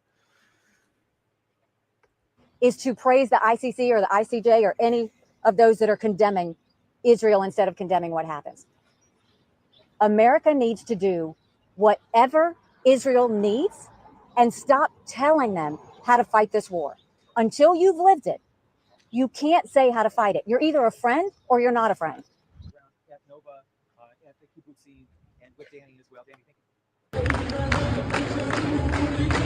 The Democrats have allowed this to fester. Ah, yes. All right, this will be the last one for the Rafah stuff, I think, or the Gaza stuff. Yes, this was the and it is getting worse. Card. The Democrats have allowed this to fester, and it is getting worse and worse. I gotta say, there's very little you can compliment Dave Rubin on. I think his font choice for his lower third, that's totally not in the lower third, but actually centered in the screen, because he's technically shooting a 4x3 shot here. Even though there's like extra stuff on the background. Is one side all black anyway? It's totally 4x3, right? It's totally shallow. Yes, it is. Yes. So I think it's a good font. Replace the American flag with the Palestinian flag, which is nothing more than a flag. Now, Emma pointed this out on Majority Report, right? Where they were praising those kids for tearing down the Palestinian flag. 2 years ago, that same fraternity was in trouble because they were flying the Confederate flag instead of the American flag. But now we're going to act 2 years later. We're going to act like they're the real Americans because they put an American flag back up after the Palestinian flag came down. That's not even their favorite flag, guys.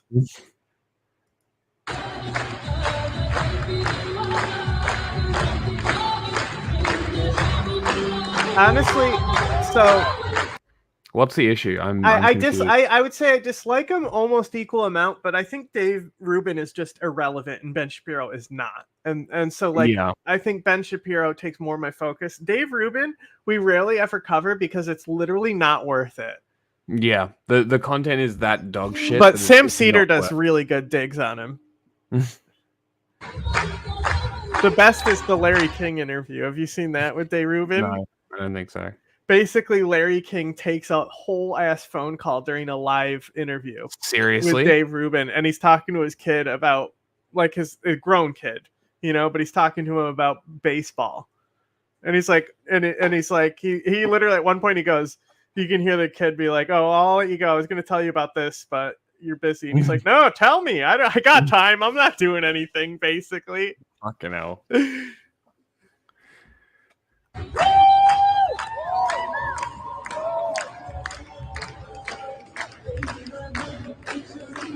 What would have been a good look and a good PR move for Dave was to kick him out as soon as he took the phone call.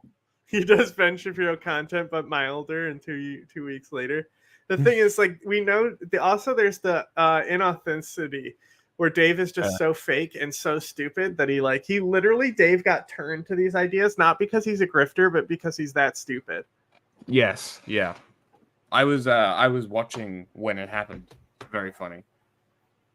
Because he grew his whole life, he just had never been challenged on any of the liberal points. He just believed what he believed and was told to believe by being a liberal, right? Which is bad. You should have values and underlying pinpoints that build up those values. But he had no ideology to begin with, so. But at the end of the day, remember, voting is not a fucking act of self-expression or about your political views. Okay, buddy.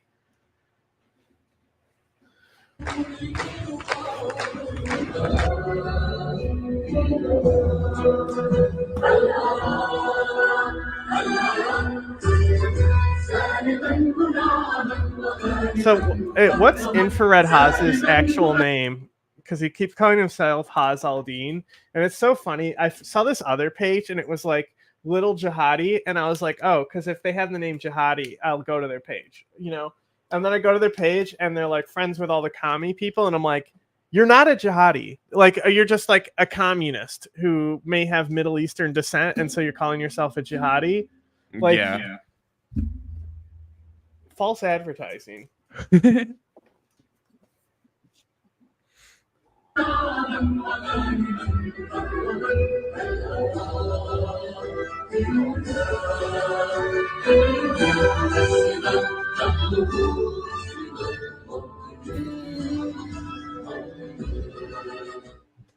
It's actually hard to listen to because this is happening in America on our watch, and we know that really nobody is crazy about this? About it. What's the craziest thing about this? Okay, the so-called freedom lovers in this country, who want to be against anything with Palestinian human rights and pro-Israel, you're literally helping the Al-Qaeda revival. You are the ones who are going to be responsible for the next terrorist attack because you gave them all the propaganda they needed. It's Abu Ghraib all over again. All this shit now gets to be broadcasted. They get to, and Al-Qaeda already, even though they weren't really anti-Semitic, they would lean into it. Oh, Osama bin Laden definitely was, but their outline message wasn't necessarily we want to kill all the Jews, And jihadi groups don't even like Hamas because they're too nationalist. Show you their sign there. It has all of Israel, so they know what they mean when they say river to the sea. Note that there's not an American flag anywhere in sight. They don't talk about the Constitution. They don't talk about free speech. They talk about exporting their struggle, and she means their struggle over there. Of course, there also is no genocide. No army in the history of the world has fed the people that have kidnapped and murdered and raped its women and its children as Israel is doing. What?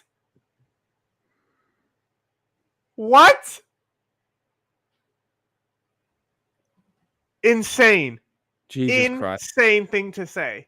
It's like he's not aware that the concentration camps in World War II, it was not feeding them. It was malnutrition. They were feeding them.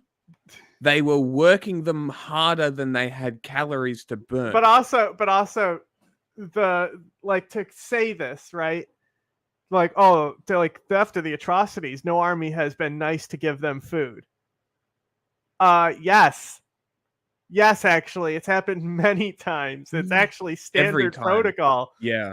Not necessarily every time, because it depends. There was a time when you would be locked in dungeons and ate gruel. True. You know. Do you know the Nazi? Do you know about the Nazi dungeons and shit? Some of this. So there was old castles, right? Mm. And so there's this old castle that specifically did a torture technique that the CIA ended up using on Abu Zubaydah and others. But it's basically the confined space method, right? Mm. So these were called standing cells. Okay. Because they were that small. You basically could only stand in them, but they also weren't tall enough for you to stand up straight. Oh. Right? And the Nazis took over this place and put prisoners of war in these medieval cells. Oh. Awesome. Sometimes they'd put two people in a cell too, like back in the day. I don't know if the Nazis did. Probably. Now and dropped leaflets and texted people and moved to safe zones so we can try to find our people. And by the way, they're literally every day now they're finding dead bodies of hostages. So they had every right and duty to go in there and do it. But what the real issue is that there's another generation being brainwashed right now. Like this whole generation got brainwashed with this nonsense. But there's another generation being brainwashed right in front of our face. Oh no, the kids. Not the kids. Not the kids. Not the kids. Would somebody think of the children? No worries, Karen. Fuck off, man. Alright. Breakfast. Oh, awesome! They show what the cells are right in the beginning of this. So it's now obviously a museum, right? Mm. So this is history. It's history's most brutal torture method. It depends on what you define as brutality. Yeah. There might be music here, so I'm not even. Nope. Many of these can be found inside of medieval castles, and these are dungeons and cells in which prisoners are left inside of. And are left to rot and die. It was an execution and was a death sentence, because when someone was placed inside the oubliette, there was no way they would get out. Often inside the oubliette, further cruelty could be added with spikes in the bottom of the dungeon, which would cause... Isn't that wild? That's what the cells are like. Yeah, that's pretty crazy. Further pain. And the remains of the person who perished before in the oubliette would still be there. The Nazis during the Second World War saw the oubliette in dungeons, and they decided to bring in this form of torture and punishment to the concentration camps to inflict immense suffering onto the inmates. Join us today to look at the torture of the oubliettes of the concentration camps. Right, so the Nazis built their own. And, here's a museum of what, you had to crawl in, basically, So they took the idea, made them smaller. Yeah. And put them in the concentration camps. See, there's Auschwitz. A lot of stuff about Auschwitz and the standing cells. Fucked, right, though? And then the CIA literally did this to torture people, too. They didn't confine them to cells. I guess that's better, Sure, yeah. Yorkshire constituency meeting veterans. The Tory campaign has now also adopted a wartime flavour with plans for a new form of national service where 18-year-olds would be forced to volunteer for a weekend a month or join a year-long military placement. The scheme would see the armed forces or cyber defence sector training teenagers full-time for a year, with candidates having to pass a test to be accepted. The alternative weekend option would see young people work with organisations like the NHS or police, with possible non-criminal sanctions for those who don't comply. Writing in the Mail on Sunday, Rishi Sunak said, "It will provide life-changing opportunities for our young people, offering them the chance to learn real-world..." Here's a better idea. Go fuck yourself. You want to fight a war? You fight the war, cunt. It doesn't necessarily have to be war. Go fucking have a fist fight No, with Putin what's and solve crazy your about problems, this? you What's fuckwit. crazy about this You is that psycho. he did this to bolster support for the Conservative Party Yeah. that's going to fail. Yeah. This Britain and South Africa are going to have two major political upturns this year, more than likely. It's gonna. Yeah. These are going to be very, very big elections that are going to be transformational for both countries. Yeah, Things are really going to will. change. Skills, do new things, and contribute to their community and our country.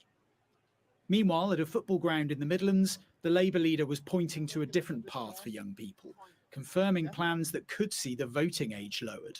Yes, I want to see 16 and 17 Moron. voting. They can go out and work. They can serve in our armed forces. And of course, if they are out and working, they pay tax.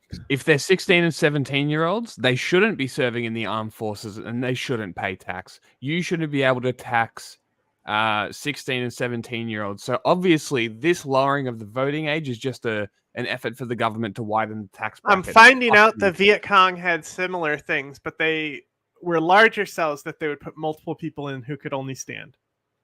All right. Anyway, what I was going to say is that Yeah, that's fine. I'm not necessarily like for or against a policy that's like this. For example, this is a very communistic policy, right? So as you're coming of age, 16, 17, 18, if they basically give you an assigned job that's not necessarily like military or anything, but it is like a state side job, right? And so they like build up people for the workforce in that way. Uh-huh. And what like does that do? Builds more capitalist slaves for the capitalist system? No, but it's like giving people a head start into the system, and like it's more of like an entrepreneurship type program, but like at the same time, like just being able to like, oh, you can opt out for it for the military or college, basically. So it just builds a foundation, you know, and even if it's not even mandatory, it's just there. And like anyone who's not going to college or the military can get access to it through the state. That would be like ideally even better. That's a better way to do it. But I'm not necessarily against. If it didn't include the military, I wouldn't necessarily be against telling young people that they have to get a job, basically. Like if it's just a year of your life and you're not going to school, I just think that like it's better for society anyway. Like you're forced to go to school already. Yeah, you shouldn't be forced to go to school. I agree. I'm not necessarily opposed to it in theory. The thing is that it's technically a draft and that fucking sucks. Well, it is a draft and that's exactly what they're prepping it to be. And that's the problem, is you've got to see what they're prepping it to be. This isn't just like, British boys and girls are weak as piss. We need to get them in the military. No, this is we need bodies for the war that we will wage, that we will not fight. That's all this is. And this goes back to my position once again. He's selling it as like I'm selling it, that it's like to give young people a step up. He thinks that it's going to win the election, though. It won't. But I still think that we should have gladiator pits and send the leaders to the gladiator pits and televise it for the citizens. That's fine. That can be the wars. And then no conscription can happen. The world needs ditch diggers too. We get to recycle. They can still have ditch diggers. But at least you know now... what that's from? You know what the ditch diggers go and do? They go and die in the military. You know what so that's do you want from? more We ditch still need diggers? ditch diggers.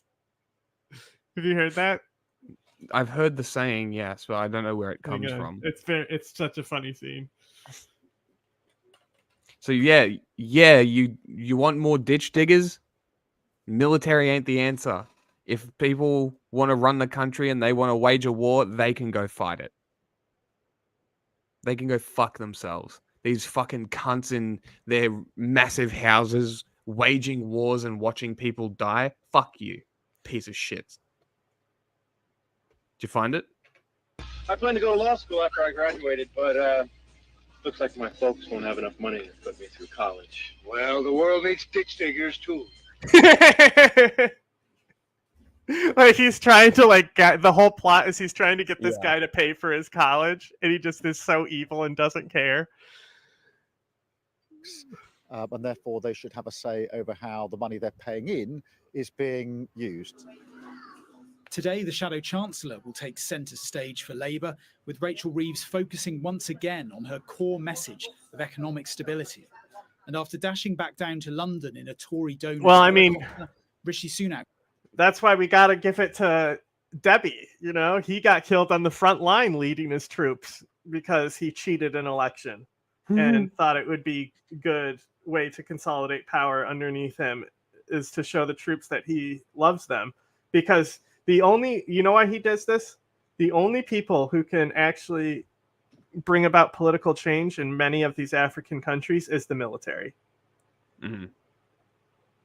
If any if any of these people really want to hang on to power, there's no system that stops them. The democracies just haven't been strong enough. I mean, Mali was pretty strong, and even that gone.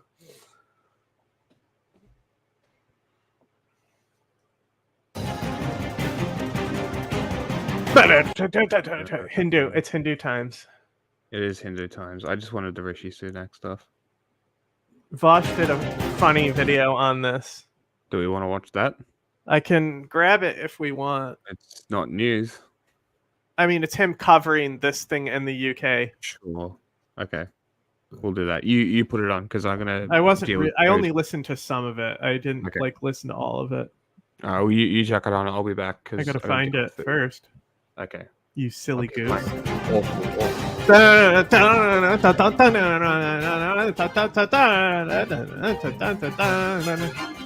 I need to get on a horse for this. It really is bad.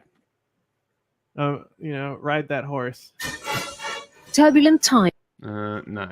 I swear that there was 3 British ones. Maybe not. I am perplexed. No, maybe it was only 2. I don't come know. On. Load the playlist. YouTube. It's at the point where I just exit off the page because I get pissed. And just go back. I have a video to play. I have a video to play while you find that. Office actually. So there we go. Thank you. This is so good. For Mr. Harris, who should be present in Zoom. Mr. Harris, are you driving? Actually, I'm pulling into my doctor's office. Actually, so just give me 1 second. I'm parking right now. Look at the judge. The judge literally almost laughed at him. The judge can't even believe it. I'm pulling in right This is now amazing. at this second. Yes, I am. All right. What are we doing? Your Honor, we are respectfully requesting an adjournment in this matter, up possibly 2 to 4 weeks if the court would allow. This poor lawyer. Okay. So maybe I don't understand something. This is a driving while license suspended? That is correct, Your Honor. And he was just driving. And he didn't have a license. Oh my God. Oh. That is with the charges, Your Honor, yes. No, I'm looking at his Yes. record. He doesn't have a license. He's suspended and he's just driving. That is correct, Your Honor.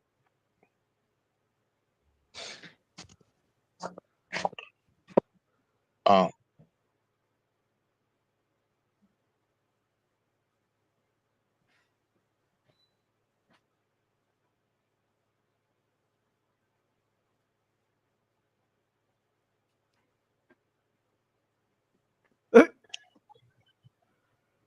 Are they just not talking? He's writing something down. Hello? 1 minute, Mr. Harris. He's writing something down.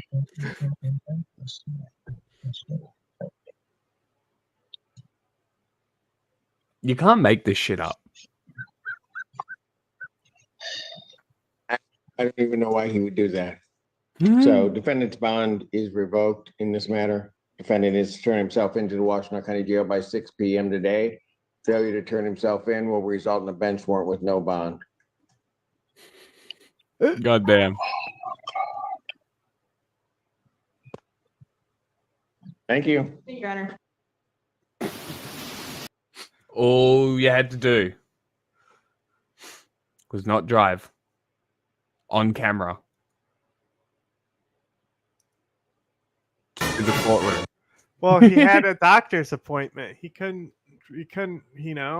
just lined up bad for him, I guess. All right, let's see what this idiot has to say. Sunak promises to bring back national service for 18-year-olds. Okay, let's engage in some critical thinking. Why? Well, because they hate you is why. That's the reason why, obviously. Draft or about like mandatory service? 1 week per month volunteering. Oh God, it's mandatory service, not even the draft? Okay, yeah, this is Hitlerite shit. This is well, it actually predates Hitlerite shit. It really is like imperial revivalism LARPing, where it's like, the UK doesn't have an identity outside the fact that we lost India. Let's pretend they like doing this. We talk about America being highly militarized, and in fairness, it is okay. But like, don't they have a junior cadets program that's pretty popular over in England or over in the UK, where you'll be like a 16-year-old high school student, and you'll also then after classes, you'll have like a day camp where some dipshit, low level. Does this guy actually like horses, or is he a brony? No, he wants to be the horse. He imagines himself as a horse fucking goblins. That's what it's about. Not pedo shit. It's just goblins. He wants to be the horse to fuck goblins. Like the way like goblins get drawn in porn. They're all like thick short stacks. Military officer is given a fake rank, like colonel or whatever, and shouts at you on how to like fire down the line or whatever. I was in the cadets, yes. All the Commonwealth countries have this, yes. ROTC. Huh? All the Commonwealth countries have this, yes. Here? Well, it's cut from the same cloth, but there are critical distinctions. For one, my understanding is that it's more LARPy with see, it's not just a horse dick. He wants to be the horse. I've heard him say it. I've heard him say, "I'm the horse." UK, like much more. All right, you're all serving in the Queen's Regiment bullshit or whatever. But secondly, and here's the larger one: America. Are you just eating a wheat mix raw right now? Is that what's going on? It's a cracker. It's a cracker. Salada. It's a cracker. The fuck am I? America uses its military. I know that sounds dumb, but that's actually a pretty big distinction. America is a militarily I just covered you with my camera. Involved country. We are not just a militarily involved country. We are the militarily involved country. We are invested, which means that programs that are designed to like integrate military, training or dredge up recruitment, these things, I don't defend them, I don't support them, but they're at least a coherent part of what our nation is and prioritizes. I got rid of where the United States of America, for God's sake. Which means that that would have been a good time to play it. The only reason stuff like this would be done, and keep in mind, we're talking about mandatory service here. America doesn't have this. America does not have mandatory service. This is insane. This is like IDF shit. Giving me harder, daddy. This is insane. Like, look, you all know how I feel about Israel. Israel is at least a country that exists in an uncertain state of threat, right? America is not. We are safe and secure. What? Israel might be heavily armored, protected, blah, but they are surrounded by forces that dislike them. That is true. Likewise with South Korea. They're right up against North Korea. Wait, okay, I understand. I can pause. You're in control. I forget sometimes. America is under threat all the time because they decided to be the imperialist powers of the world.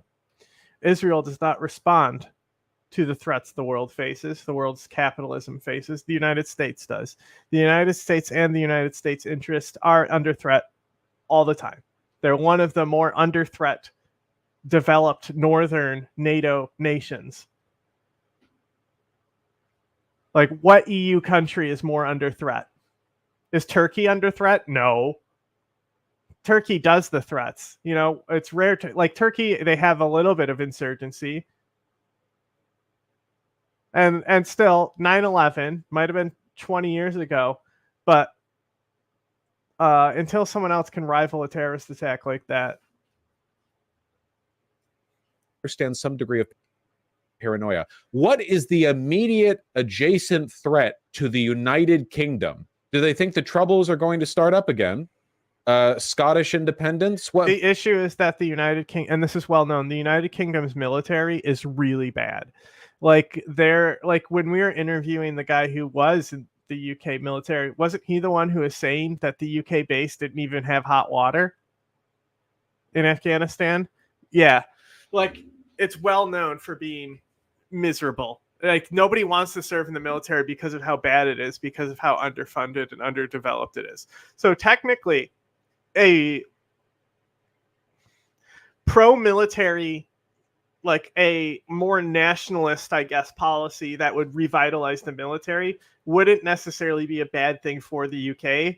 I just think that nobody is going to respond well to a draft. Please, another 100 years war? Like, what is the immediate threat? There is none, which means that this initiative, again, this is not being done for any practical purpose, save maybe the idea of like state indoctrination. You know, this is being done as a political tool, and that's what I'm talking about. That's what I'm talking about with the commie bullshit. You know, you get the state indoctrination trade workshop to like bolster the nation in any military capacity. It's just a way of using the government to indoctrinate a national. Look, I just think that young people need to have life punch them in the face sooner rather than later. You know, if the military wasn't about killing people, it would be kind of a good thing. You know, it's like a scared straight program, but like not stupid, and it actually like develops character. If the Boy Scouts didn't diddle people, I'd be more pro Boy Scout. Also, if they weren't homophobic and shit, and like super like God is king type Protestant weirdos, and they just cared about like survivalism and camping and stuff instead of like weird bullshit and diddling kids, I'd be pro Boy Scout. But they're not that, so I'm not. The thinking of the youth. It's pretty psycho, you know? It's pretty sickening. Normally stuff like this is done in Russell response to is some my perceived favorite threat. Pixar In this case, character, it's very though. nakedly just, you know, we need to fight the woke. Exactly. 18-year-olds could opt to spend 1 weekend a month volunteering in roles such as special constable, Exactly. That's what I'm talking RNLI about. volunteer, or NHS. Listen, some of these kids just have it too good with their iPhones. Okay, I just think that they need a little torturing. It's just a little torture. Responder. Officials claimed it would give young people real-world skills while contributing to their country and community. Yeah, something tells me, by the way, that of these three proposed options, the actual investment is going to be less in the NHS responder and more in these two. You know, special constables are basically police but shit. Yeah, imagine like It's going to be like you've been out and about in Australia London. It's just going to be cop bootlicking propaganda in schools like it has been in Australia for 15, 20 years.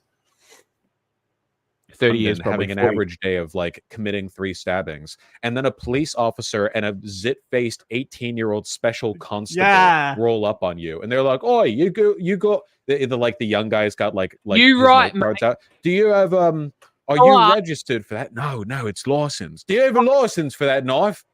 Get over here, you cunt. That's only for those who don't join the army for a year. Yeah, a lot of them aren't going to join the army for a year. You know, I don't know. This national pride shit, it's just another way of, like, Thatcher did this with the Falkland Islands. Not by the way that I think it was wrong of her to take, you know, to fight that fight, but you know, it was weaponized for nationalist purposes in a way that very conveniently bolstered her standing. Was there conscription for the Falklands War? I've never looked it up, but I hope not. Argentina was planning an ethnic cleansing. Yeah, childhood is when you support based Argentina for taking the Falkland Islands. Adulthood is when you realize Thatcher, that was the one thing Thatcher did right. The RNLI is the lifeboat organization. the fuck is that? Lifeboat services? Oh, is this like your Coast Guard? Is it military? Like the Coast Guard is military. Is this military, or is it just lifeboats? Funded by legacies and donations. Oh, so it's not even a national. That's weird. I've never heard of this. It's a charity. So the government would have you do national service to a registered charity? That's odd, but okay. Oh, all right. I mean, I guess that's better than. All right. I can't believe I found this on YouTube. All right. It's going to be real quiet, though. So you're going to have to crank your speakers up to hear it.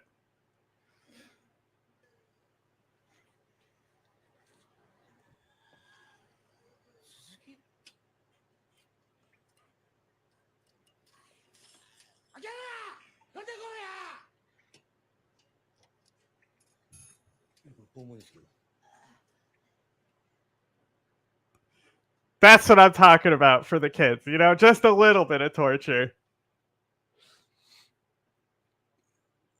Whatever. Coast Guard is not military. Okay, yeah, okay. Did you know the U.S. Coast Guard was the first service the female had? Wasn't the Coast Guard invented by Hamilton? Yes, that's wild.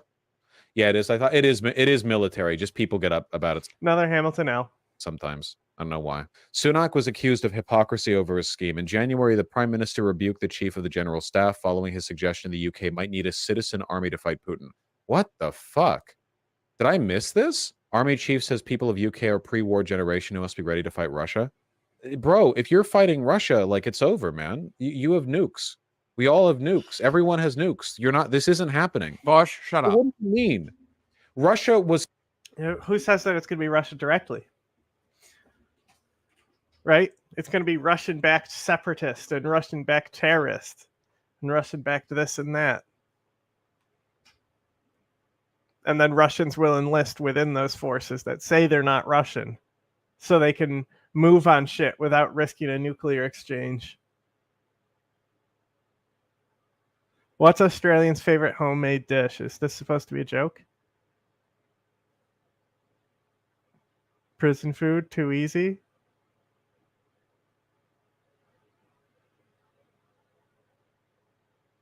You're muted. I said it's so played out. What, the prison food? Yeah. It's like it's like anytime I try and say something on Twitter about China, and like one of the Wu Maos will come in with the but genocide. Shut up. Just shut up.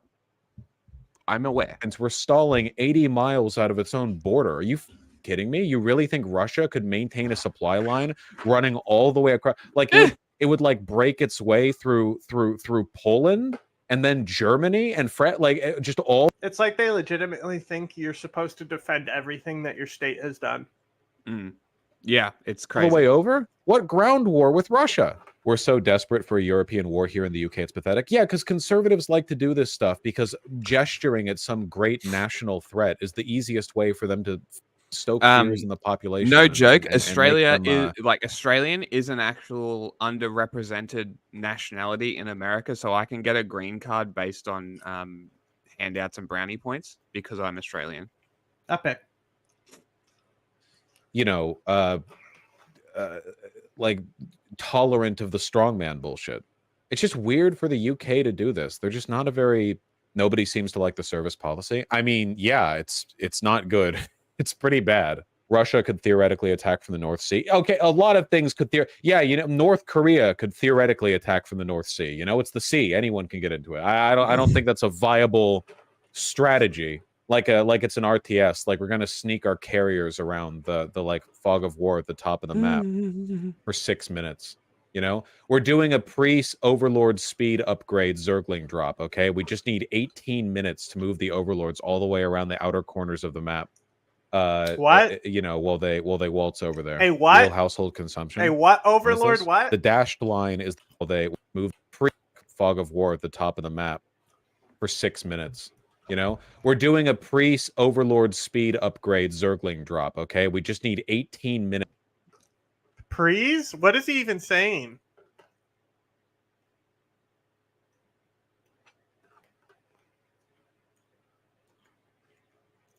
Why would you drop Zerglings?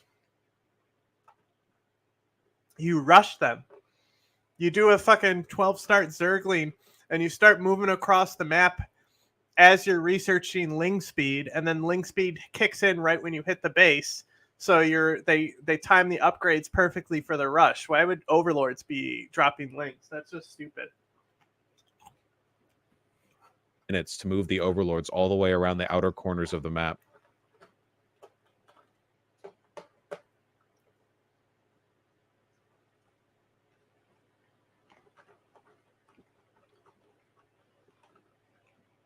Is that really what you're getting hung up on? I just don't know what he said. He said pre-speed upgrade. Oh, pre-speed. You know, while they waltz over there. Real household consumption. Was that viable at any point, though? That doesn't make any sense to me. I think that's the point. Oh. What is this? The dashed line is the 2013 to 2019 trend, and the solid line is what has actually happened in the past like 5 years. And the trend. Okay, so yeah, America immediately caught up. You all know, like, our COVID recovery was perfect, right? Pretty crazy. But in the Eurozone and the UK specifically, just nope. It's just completely flatlined. That's crazy. The entire Ukraine invasion has been a diversion for the Russian UK invasion. Yeah. All of this has been a feint, you see? By merely committing their entire economy and military into the special military operation Ukraine, they're actually freeing up attention that they can use they can exploit by invading from the north. Labour lambasted the idea as another uncosted policy from the Tories, who have already raised the prospect of tax cuts they have yet to fund. This is another desperate 2.5 billion unfunded commitment from a Tory party which already crashed the economy, sent mortgages rocketing, and now they're spoiling for more, said a spokesperson. This is not a plan. It's spokesperson. Shouldn't it be spokesman or spokeswoman? I want to know the genitals of the person who said this. I thought Labour were committed to the safety and rights of women. This is not a plan. It's a review which could cost billions and is only needed because the Tories hollowed out the armed forces to their smallest size since Napoleon. Britain has had enough of the Conservatives who are. Oh, I like how the Labour Party is like, yeah, you know what else the Tories have fucked up? They've made the military smaller. Thank you, Labour Party. You almost got one question correct. You know, you almost said one thing correctly. But you know, you had to fuck it up. Britain has had enough of the Tories, who are bankrupt of ideas, have no plans to end 14 years of chaos. It's time to rebuild Britain with Labour. Cool. What does Britain's military even do? Not much. I mean, they joined us in the Iraq War, as a lot of other nations did. You actually want, this sounds psychotic, but you actually want your soldiers to be constantly involved in war if possible. You don't want total peacetime, because in any military unit, you need one guy who's already been there. No amount of training can compensate for a lack of in-combat experience. So in every group of soldiers, you want, like, for every like 10 you know, just total conscript, like never fought before, whatever, you need at least a few guys who have actually been there. This is one of the reasons why you'll see that, like, nations' military sometimes get involved in a symbolic capacity in a lot of wars. That's why a lot of people participated in Iraq, because it was like, how do we, like, we have a whole generation with no war right now. We need what? What is this dipshit saying now? Something about the coalition forces versus the ground forces. They're like, we need to have our troops trained. We'll send them to Iraq. That was the motivation. I'm pretty sure it was because the entire world hated Saddam Hussein. Yeah. I mean, that would be the obvious thing. What is it? Like 50 nations signed on to the war? I think only so, like something 8, like that. Only like 8 like deployed with the United States. Yeah. But like 50 UN members supported it. Because Saddam Hussein is awful. Mm-hmm. Some people to have some experience, so that if a real war breaks out, we don't have every unit being led by like a total greenback, right? Wait, hold on. Greenback is Imagine this, right? Imagine being so shitty and like having so few friends and alliances behind you that like 50 countries agree that you should die. It says something, doesn't it? Yeah, the war still was illegal. The Afghanistan coalition, I think, was even smaller than Iraq, because a lot of people really didn't want to get involved, even though they cared about what happened at 9/11. They didn't want to get involved because of how difficult it is to fight in Afghanistan.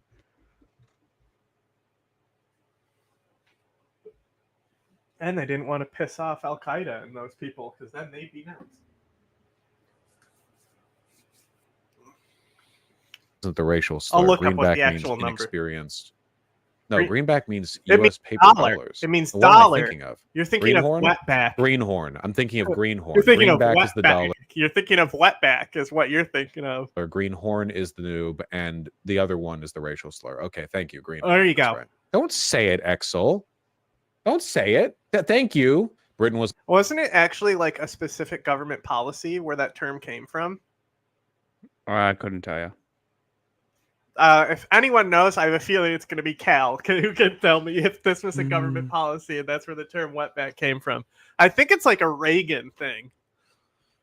Was on the front lines in Iraq being shot at by American troops. Hell yeah, get some experience in. One of the reasons why we still do like joint military operations, in a totally peaceful world, we would probably have like We do joint military operations as soft power exercises to build alliances and cohesion between armies, actually.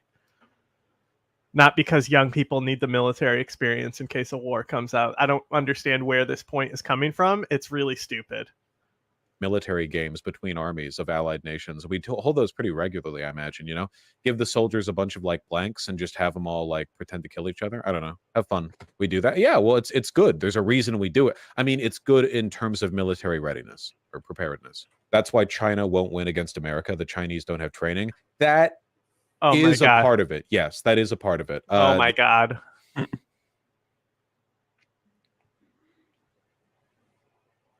Oh my God.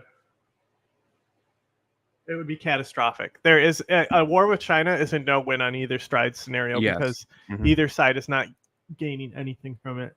It's the most preventable war. The Chinese military is vast, but they don't have anywhere near the same amount. That's why, how they say, like, I'm not typing it. Well, it was a policy, though. Am I right? Of like integrated experience. That is a big part of it. Do they use live arms in war games? I mean, it depends on what they're doing. Like sometimes they'll like fire on ships that are being decommissioned, and they use real weapons for that. I want to note, by the way, at the end of all of this, I'm not necessarily opposed to national service as a concept, but I would want it to be done in a New Deal kind of sense. I do like the idea of once you turn 18, you can pursue a guaranteed job path of 2 years being like a construction worker or something like that, but it would have to be always civil, 100% civil. It could not be military. And that I like, and it's not mandatory at all. It's just like that can be a path you go into, You mean an apprenticeship? Yeah. Well, it could be that. It could take a lot of different forms, but like, what about like trash cleaner? Is just one thing that I noticed in Barcelona that was really based is that all the time, day and night, they had people who were just cleaning the. It was 49 countries in the coalition of the willing. Most of them obviously European. Streets. I'm not going to lie, that shit doesn't happen in America. Like sometimes, maybe once a week, there will be a big street cleaner that gets driven by that cleans the roads, and you have to like not park in the roads during that day so they can clean it. But they had people in these little, let me see if I can see it. Hold on. Spanish street clean vehicle. I don't know if it'd be all of Spain or if it's just a Barcelona thing, but... So real quick, you want to know what's funny? One of the funnier states that supported it, Afghanistan, because it was a U.S. imperialist government anyway. That is very so funny. It was 48 nations that supported it. Okay. Oop! I didn't mean to do that. I meant to click this and then go here. Yeah, like this. Like the way goblins it was really cool. They're not that much larger than a regular vehicle, and there were like 4 guys. Oh each yes, of them, and they it had was an power washers, and they would just operation. You're get right. out. Yes, it was an operation. That's what it was. Thank you. and clean stuff. And there were lots of them. They could go everywhere. They could go on the sidewalks. They could go on the roads. They wouldn't like shut down the street to use them. They would just like drive by and use them. And everything was really clean. But the American street cleaning vehicles here, street cleaning vehicle, nobody got out of them, and they're huge. At least the ones in Beverly Hills that I saw. Yeah, they were these. These are the ones that I saw. You didn't have guys getting out of them, picking up trash and using power washers. They're just these big trucks that would like sweep an entire road at once, which is totally different in its effect. It only gets the road, you know, where the cars go, not the sidewalk where the humans go. Yeah, I don't know. Fire trucks in Europe are smaller too. It was Eisenhower, another Eisenhower L. Just like I mean, I've already said it, so it's not like showing the Wikipedia page is that bad because I've already said it multiple times, the word. But like, oh, you're covering it. Look at the picture right here. These like, very cool. Yeah. Yeah, I've read threads on American fire trucks being too large. That it actually like gets in the way sometimes, but they just buy bulk, and it's like, yeah, good. This town where the highest building is 6 stories definitely needs like a full-size New York City fire truck with a ladder that can go up 27 stories or whatever, and that like can't turn onto smaller streets because it's so big. This is definitely necessary. Yeah, it sucks, Exel. There are small versions for sidewalks. I know, I haven't seen them. Conspicuous street cleaning does sound like it'd make people happier. How cool would it be, unironically, for like beautifying the community and making people feel connected to it? How cool would it be if it's like, yeah, you're 18, you need a job. Here, we'll pay you a bit above minimum wage or whatever. Here's your full-time job. You're just gonna like clean the city you live in. Like for real. Like here's a group of 4 pimply 18-year-olds and 1 supervisor, and it's like, hey, we're gonna go. I just learned a racial slur. Technically, I mean, it's not exactly racial. It's more of like a status type thing. You know, it's racial and status, but there was a the term greaser was an anti-Mexican slur. So like, I wonder if that fell out of favor for like when it became more of like the, you know, the Outbacks. What was the Outsiders? You know, the Outsiders, and actually the movie Grease. You know, like that slur had to fall out. The worst movie I've ever seen. Yeah. Yeah, that one. You know, what does the kid say when he's dying? He's like, "Yeah, Mustangs are tough enough." I have no clue. That movie was the worst thing I've ever watched. Yeah, but you know that movie, it's about greasers, right? So like that must have made that slur fall out of favor with society. You know, that type of like, you know, grunge and punk stuff. Go to like this downtown area, and we're just going to clean up, and it's not like weird or whatever because it's everywhere now. It's just like, Trump is you're just cleaning, Eisenhower's spiritual successor. Yeah, do like it's like Boy Scout ship. Instead of, I don't know, pulling knots in the forest and being molested by your supervisor, it's you actually go out there and make a real difference. And I think it would make people feel more like connected to their community. I assume this is more a Native American slur, but I really only can think of football. If somebody said, "What's a halfback?" and I didn't see the football thing there, I might not be able to remember it's football because I don't really care about football. Well, I mean, remember, J. Edgar Hoover was a monster, and he was also a cross-dresser.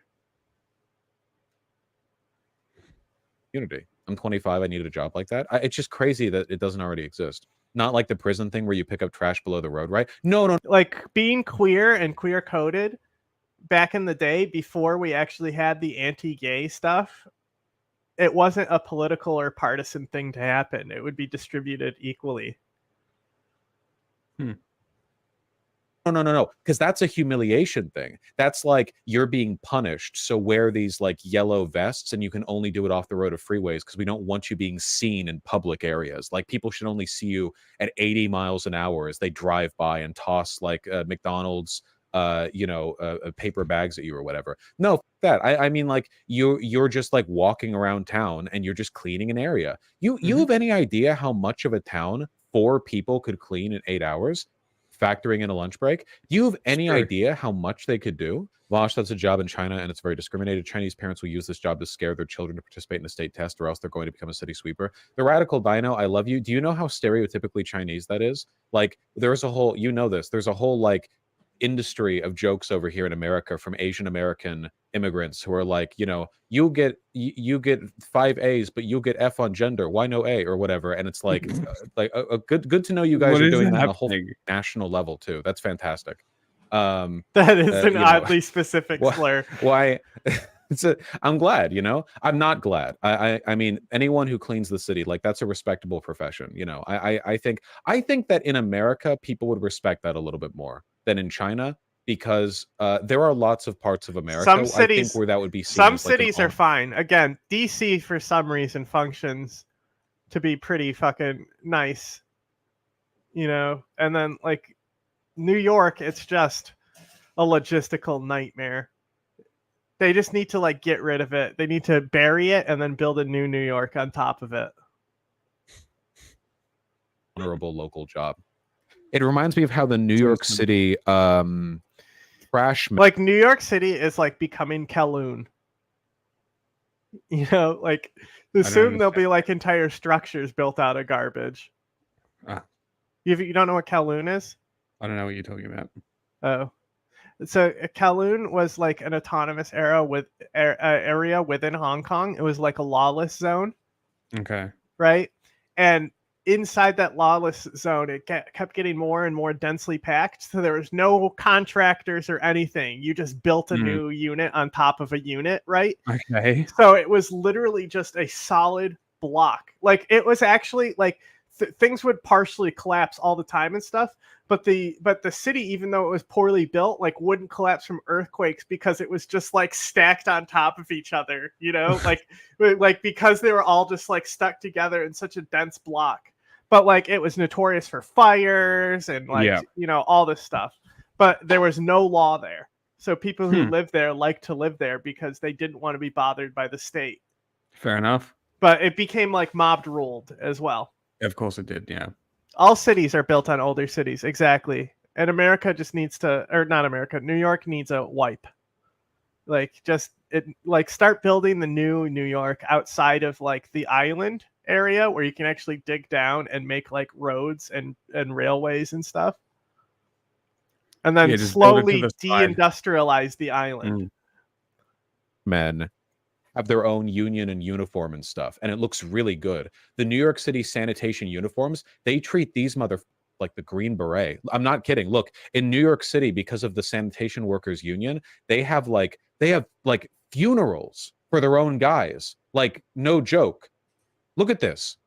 It's actually really cool. Like, think of how much New York City depends on its sanitation workers. We've seen what New York City looks like without its sanitation workers, and it was like the 80s before they New York epidemic. It's in history. It used to be worse than it is now, and it's pretty bad now. Look at these guys. The sanitation workers saved the fucking city, man.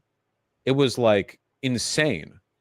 Here we go. The great garbage strike of 68, where the sanitation workers striked because they weren't getting compensated well enough. Look, they can't even drive down the street. The street is literally blocked by trash. It's like, yeah, you know, you're not going to pay us properly. We'll strike. We'll see how New York City does without us. And like when the New York City Police Department striked, crime went down. Because the mayor made comments about like, hey, maybe we shouldn't murder Eric Garner. The New York City Police Department strikes, crime goes down. The sanitation workers strike, the city instantly collapses. And yet the sanitation workers get paid a tiny fraction of what the police get paid, both as like an institution and individually. It's crazy, huh? Basically what I'm saying is it's almost like it was a job when you made are for black 18, people in the the city. government should give you the option. And it was made to this way on be purpose. this guy, or at least to get in this career path. This guy right here is a sanitation worker. Look at all these suits. This dude looks Irish military. Look at him. I also like that because they're sanitation workers and not like police or military. What? Talking about the garbage mobs? Yeah, because I was like, it's probably a job that was made for the black community or like the poor communities in general. No, like the garbage Irish or waste Italians. management is a traditional like Italian mafia thing. Is it really? Yeah. So even in Italy, they turned to the mafia to do waste management, and they were just like dumping it somewhere. Like this is even a thing that stays up to this day.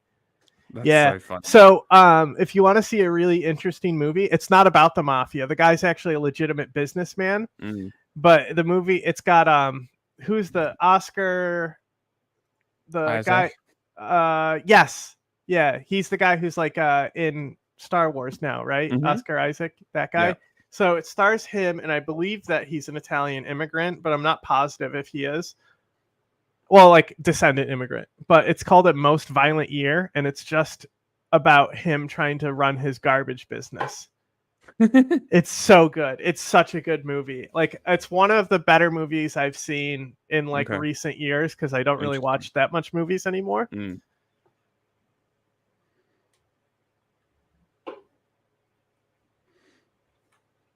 Here, and then here's another link. There's the actual website for the walled city. Military, when you see them and they're fat, it's not like, oh wow, cop pig donut, haha. It's actually like, thank you, Dave. Is your name Dave? Thank you, Dave. Every day you work hard to keep our city safe from trash, and then you go home and have a brewski. And I think that's your right. Thank you.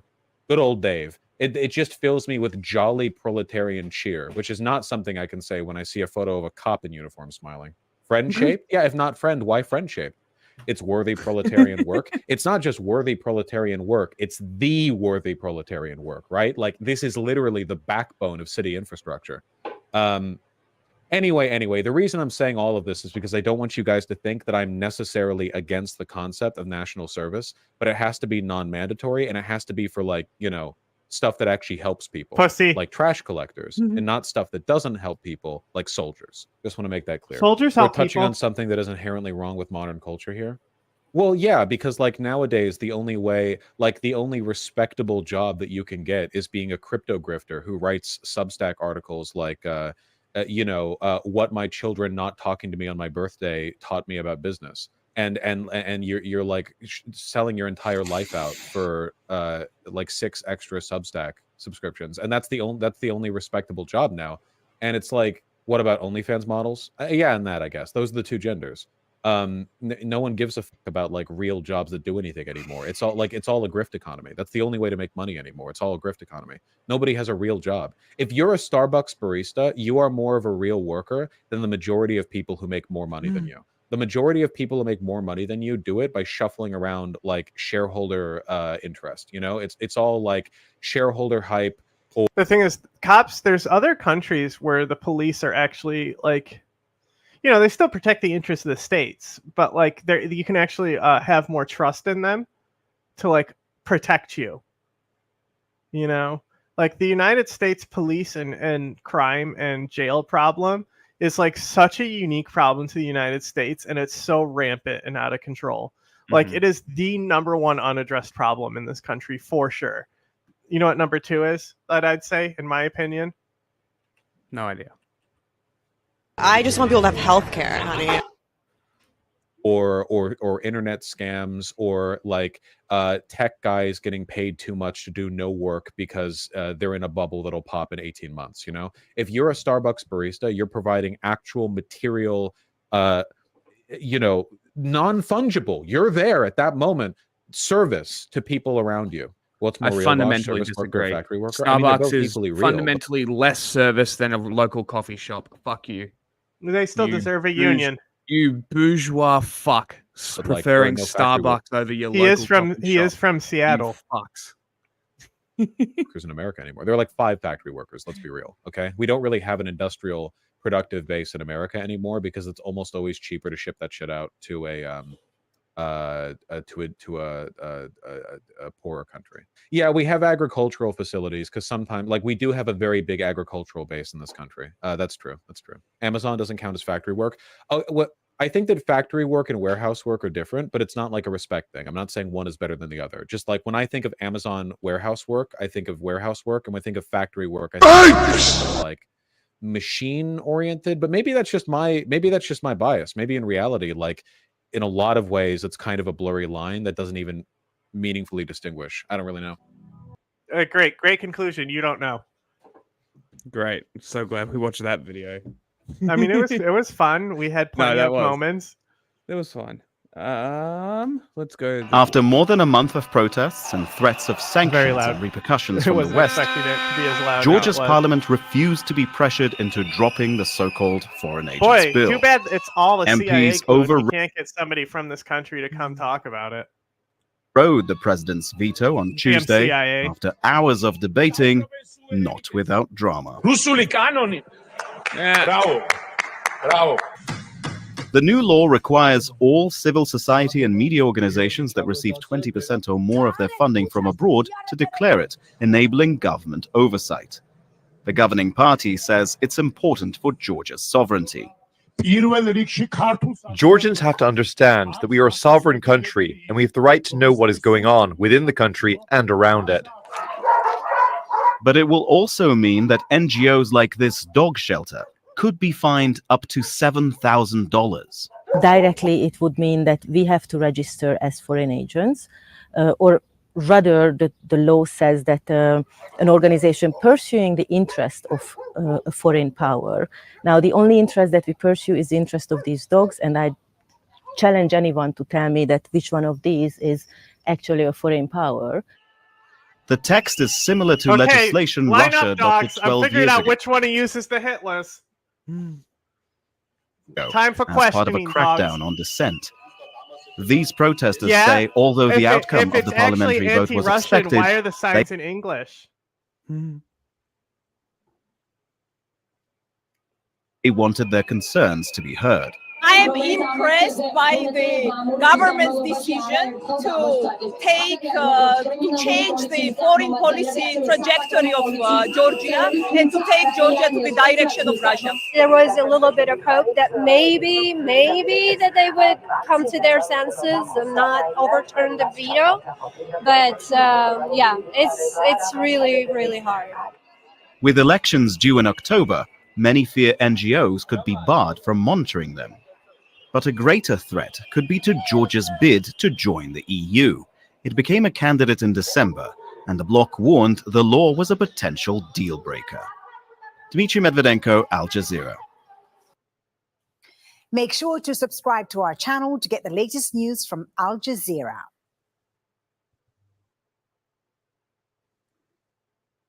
Don't show me your face, you slut.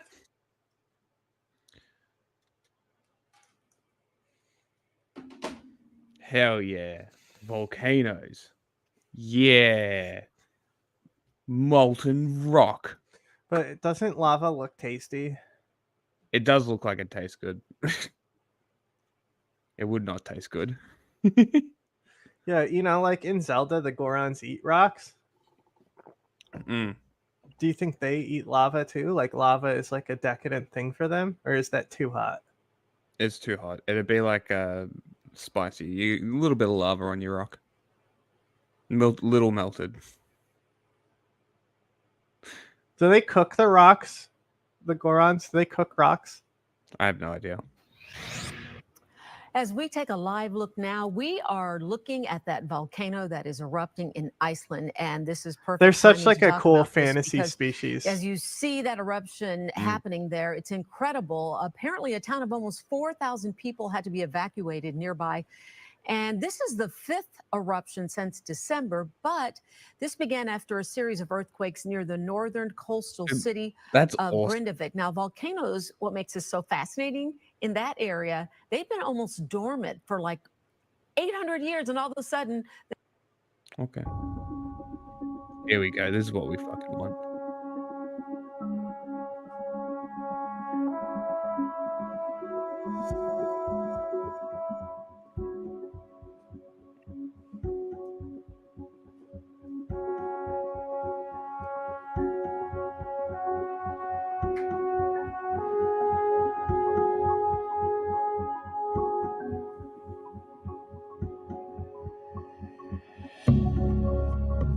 That's pretty fucking cool.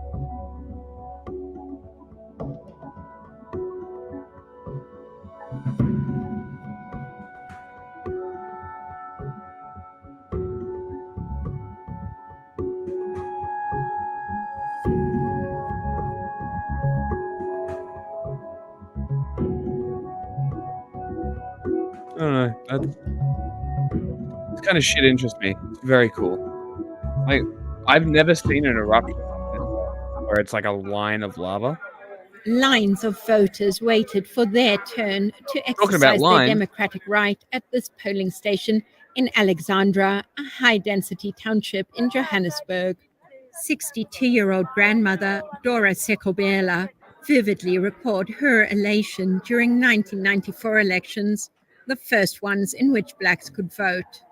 I voted for the first time, I was so proud. You know what? I couldn't forget it that day. Those elections ushered in the end of apartheid and brought Nelson Mandela and his African National Congress. Look how many parties there ANC are, but still party ANC to has power. been dominant for so long. Sekobela voted ANC then, and she says she will vote ANC now too. But many other people are unhappy after 30 years of ANC government. Too. Polls leading up to this. Huh? They drew the line on the back of the thumb like in India. Yeah, I don't know. This election showed the party could get less than 50% for the first time. Political analyst Tessa Dooms explains. We now see there are more disillusioned people than there are people who are sure about who they're going to vote for. It's democracy that's on the ballot in this election. It's a referendum on democracy, and I think that's the importance. Shegofatso Dikale was born after Fatso. apartheid.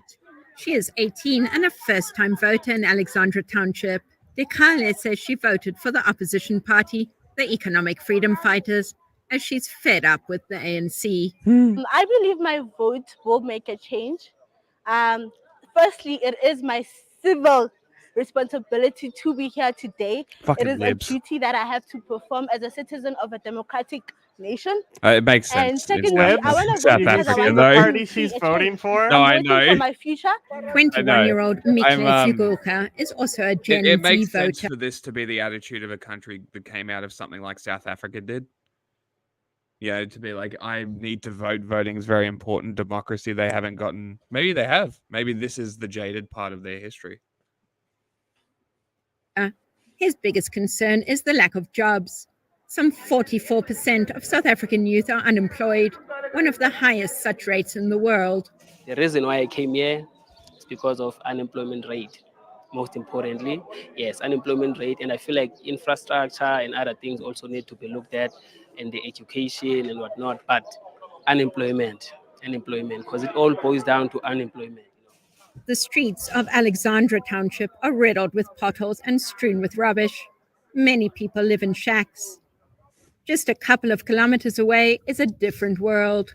Sandton, a glitzy Johannesburg neighborhood, often dubbed Africa's richest square mile. Barry Kutsi says he's also voting for change. He is concerned about high crime levels and the economy. I just believe that the status quo of this country is killing this country, and it's a beautiful country. There's a lot of economic potential, and I just think if we stick to the status quo, I think we should put the white it's back not going to in go charge. anywhere. It seems that what many South Africans are asking themselves during this election is whether there will be change. By Sunday, at the latest, results will make clear whether the ANC wins a majority or falls short and has to enter a coalition for the first time. Kate Bartlett, VOA News. It would be I interesting. predict a coalition. I think a coalition as well. But a coalition with who? With the sun barely risen over South Africa, one of the world's youngest democracies begins making its next monumental decision. I'm excited, but very nervous because it is a big decision. Yeah, 30 years of democracy is a very long way that we've come. So I just want to continue to help our country get to a better place. In 1994, the African National Congress led South Africa out of apartheid's brutal white minority rule. Since then, it's brought electricity, water, and housing to millions. But over time, the people's trust steadily declined amid widespread corruption and record unemployment. Now, opinion polls show the ANC is facing a loss of its parliamentary majority for the first time. And with a record 70 parties and 11 independents in the contest, 70 parties. The future looks fragmented. I grew up loving the ANC because of how they fought for the freedom we have today. But this year, I have changed. I want to be the first one to take out the ANC. I'm sick and tired. The youth don't work. They have so many degrees, but no jobs. Its main challengers are the pro-business Democratic Alliance and the leftist Economic Freedom Fighters. Economic Freedom Fighters. The DA hasn't ruled out a post-election deal with the ANC, but says new leadership is needed. The EFF, meanwhile, draws most of its support from younger and poorer black voters, and its leader's previous ties to the ANC means a coalition with them is possible. They need to break the hegemony of the African National Congress. And then when somebody monopolizes decision-making, monopolizes jobs, monopolizes everything, that is what needs to be broken in this election. More than 27 million people are registered to vote across 23,000 stations. The results will take days to process, but it's likely to echo for generations to come. Manny Tsigas, ABC News. Immediately after casting his vote in Soweto, President Cyril Ramaphosa was back on the campaign trail for his party, the African National Congress, or ANC. A final push for a party in trouble. You have to wait in line This like is everybody the day else. when South Africa decides on the future of our country, who should lead the government of South Africa. And I have no doubt whatsoever in my heart of hearts that the people will once again invest confidence in the African National Congress to continue to lead this country. But the latest polls indicate the party may struggle to reach a 50% majority in parliament. And if it fails, it would be forced to form a coalition. Disco. It's governed for 30 years, with much of its support tracing back to its origins as a liberation movement opposing apartheid in South Africa. But that demographic is changing. Nearly 28 million people are registered to vote, many of them for the first time. It's obviously our first time and we don't really understand the inner workings of politics that well, and we're trying to gather as much information as we can, do our own research. 30 years of democracy is a very long way that we've come. So I just want to continue to help our country get to a better place. But politicians and officials are concerned many young people may stay away from the polls. A high unemployment rate, especially among the young, has angered many of them. The youth are an important part of this election, clearly, because as you go through the demographic, the younger you are, the less likely you are to identify with the ANC for historical reasons. Moreover, about 7 or 8 million young... You know what's great? All three of these videos have been very informative. None of them have really repeated any talking points. Young South Africans under 30 have declined to register for this vote. Very good. So a third of the eligible voting population are not registered. They've in effect turned their back on electoral democracy. For others, issues like corruption, a lackluster economy, constant power cuts and crime are likely to influence their vote. Opposition parties are hoping for a high turnout at the polls to grow their support. Analysts say a lower turnout may favor the governing party, as many of its supporters have long been loyal to it. But many of the voters we've spoken to say they want change. The most significant change may be the end of one-party dominance and uncertainty for the ANC and its leader, Cyril Ramaphosa.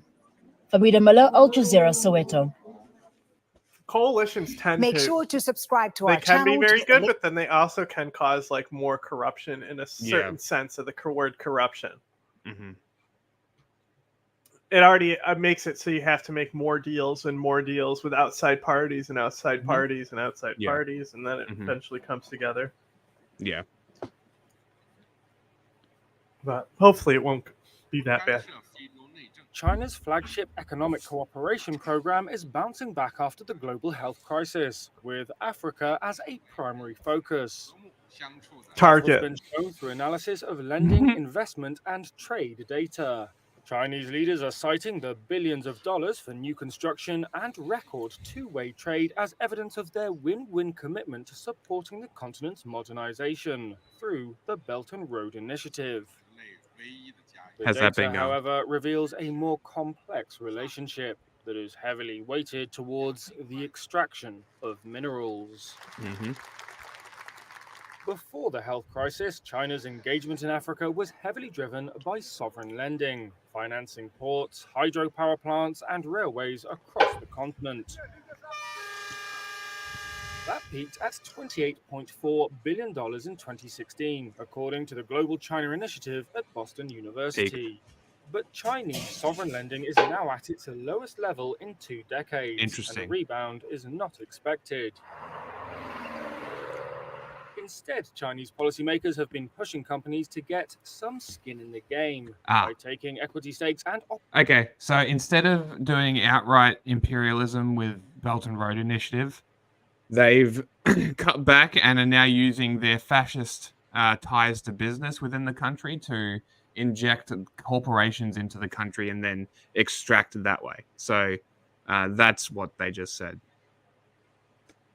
operating infrastructure they build for foreign governments. The $668 million Nairobi Expressway is one example. It was built and is run by the state-owned China Road and Bridge Corporation through a public-private partnership. Is it a toll Since road? opening in August 2022, it has beaten revenue and usage targets. It's But a few toll Chinese road. firms are following CRBC's example in Africa. Globally, some 45% of Chinese non-emergency lending was to special-purpose vehicles from 2018 to 2021, the most recent years for which figures from US Research Center aid data are available. But the figure was only 27% for Africa. When asked about a decline in lending for African infrastructure, I thought you China's hated economy. will pivot to trade and investment. Thought you hated arguing economy Belt and news. Road Initiative trade boosts the This is continent's interesting. wealth and development. China's foreign ministry Not said the Goldman government and Sachs encourages news. Chinese companies to No. actively develop new modes of cooperation. It's not, this is the such market. as PPPs to bring more private investment to Africa. New Chinese investment in Africa increased 114% last year, according to the Griffith Asia Institute at Australia's Griffith University. Hey.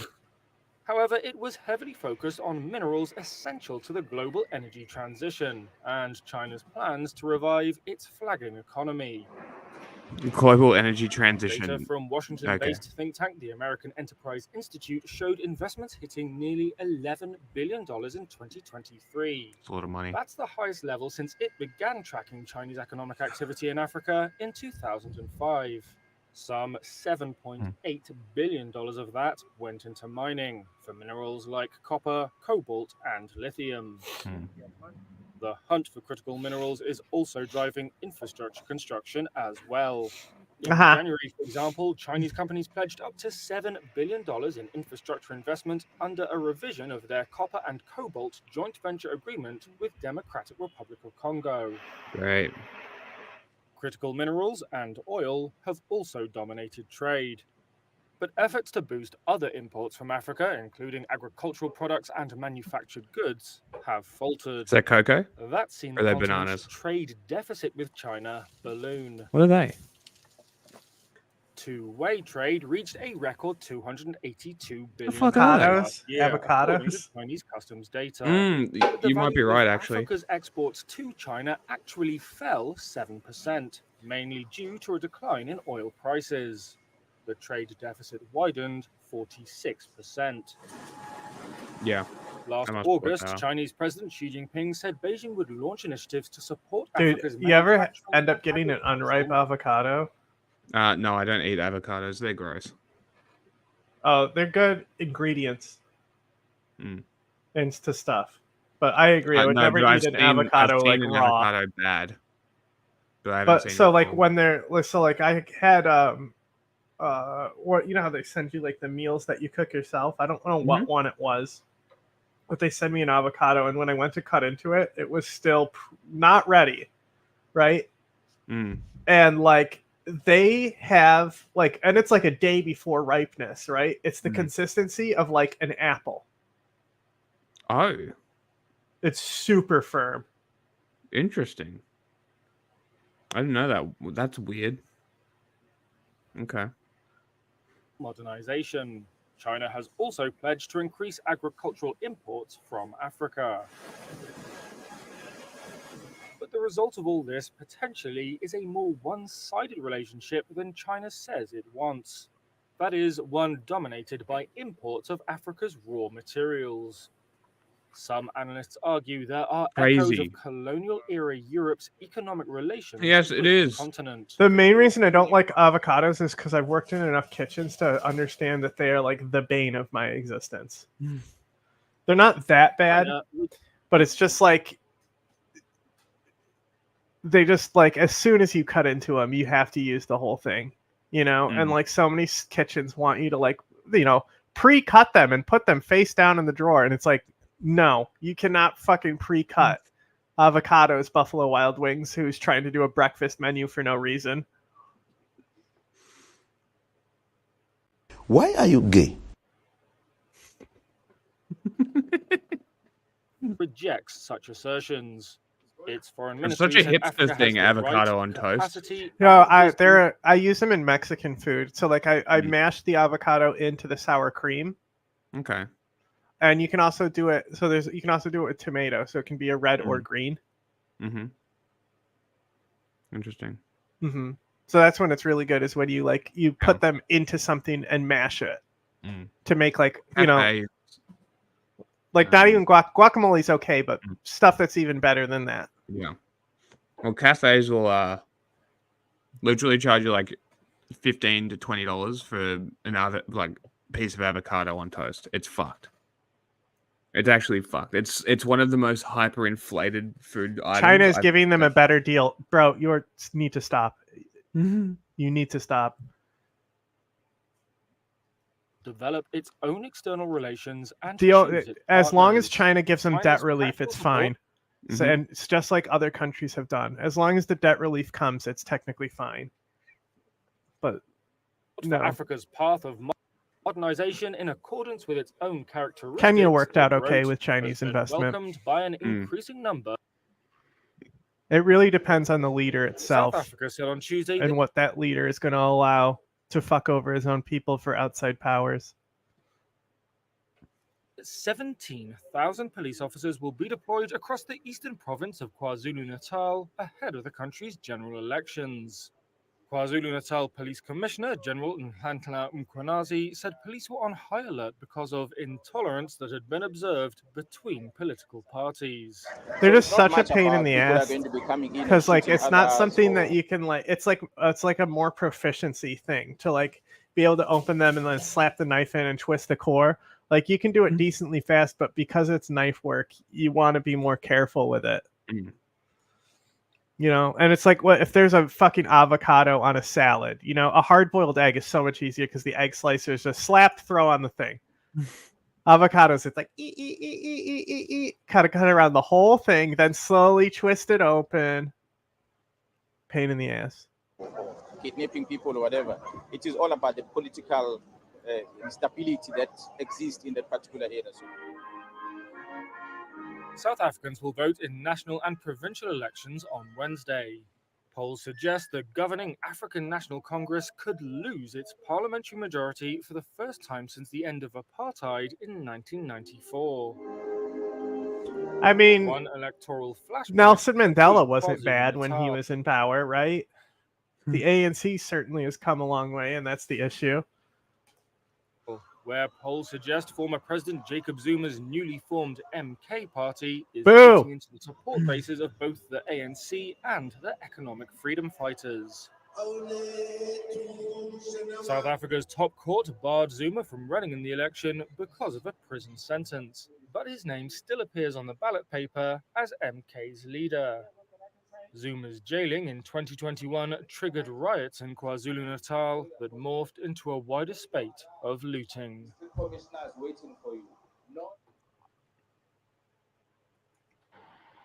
In London, open source investigators use publicly available information, often from the internet, to find evidence of villages being burned thousands of kilometers away in the war-torn Darfur region of Sudan.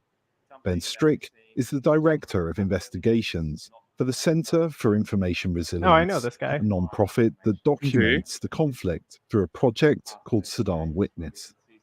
Sudan Witness says that 72 settlements were burned down in April 2024, the most it has seen in any month since the war began in April 2023.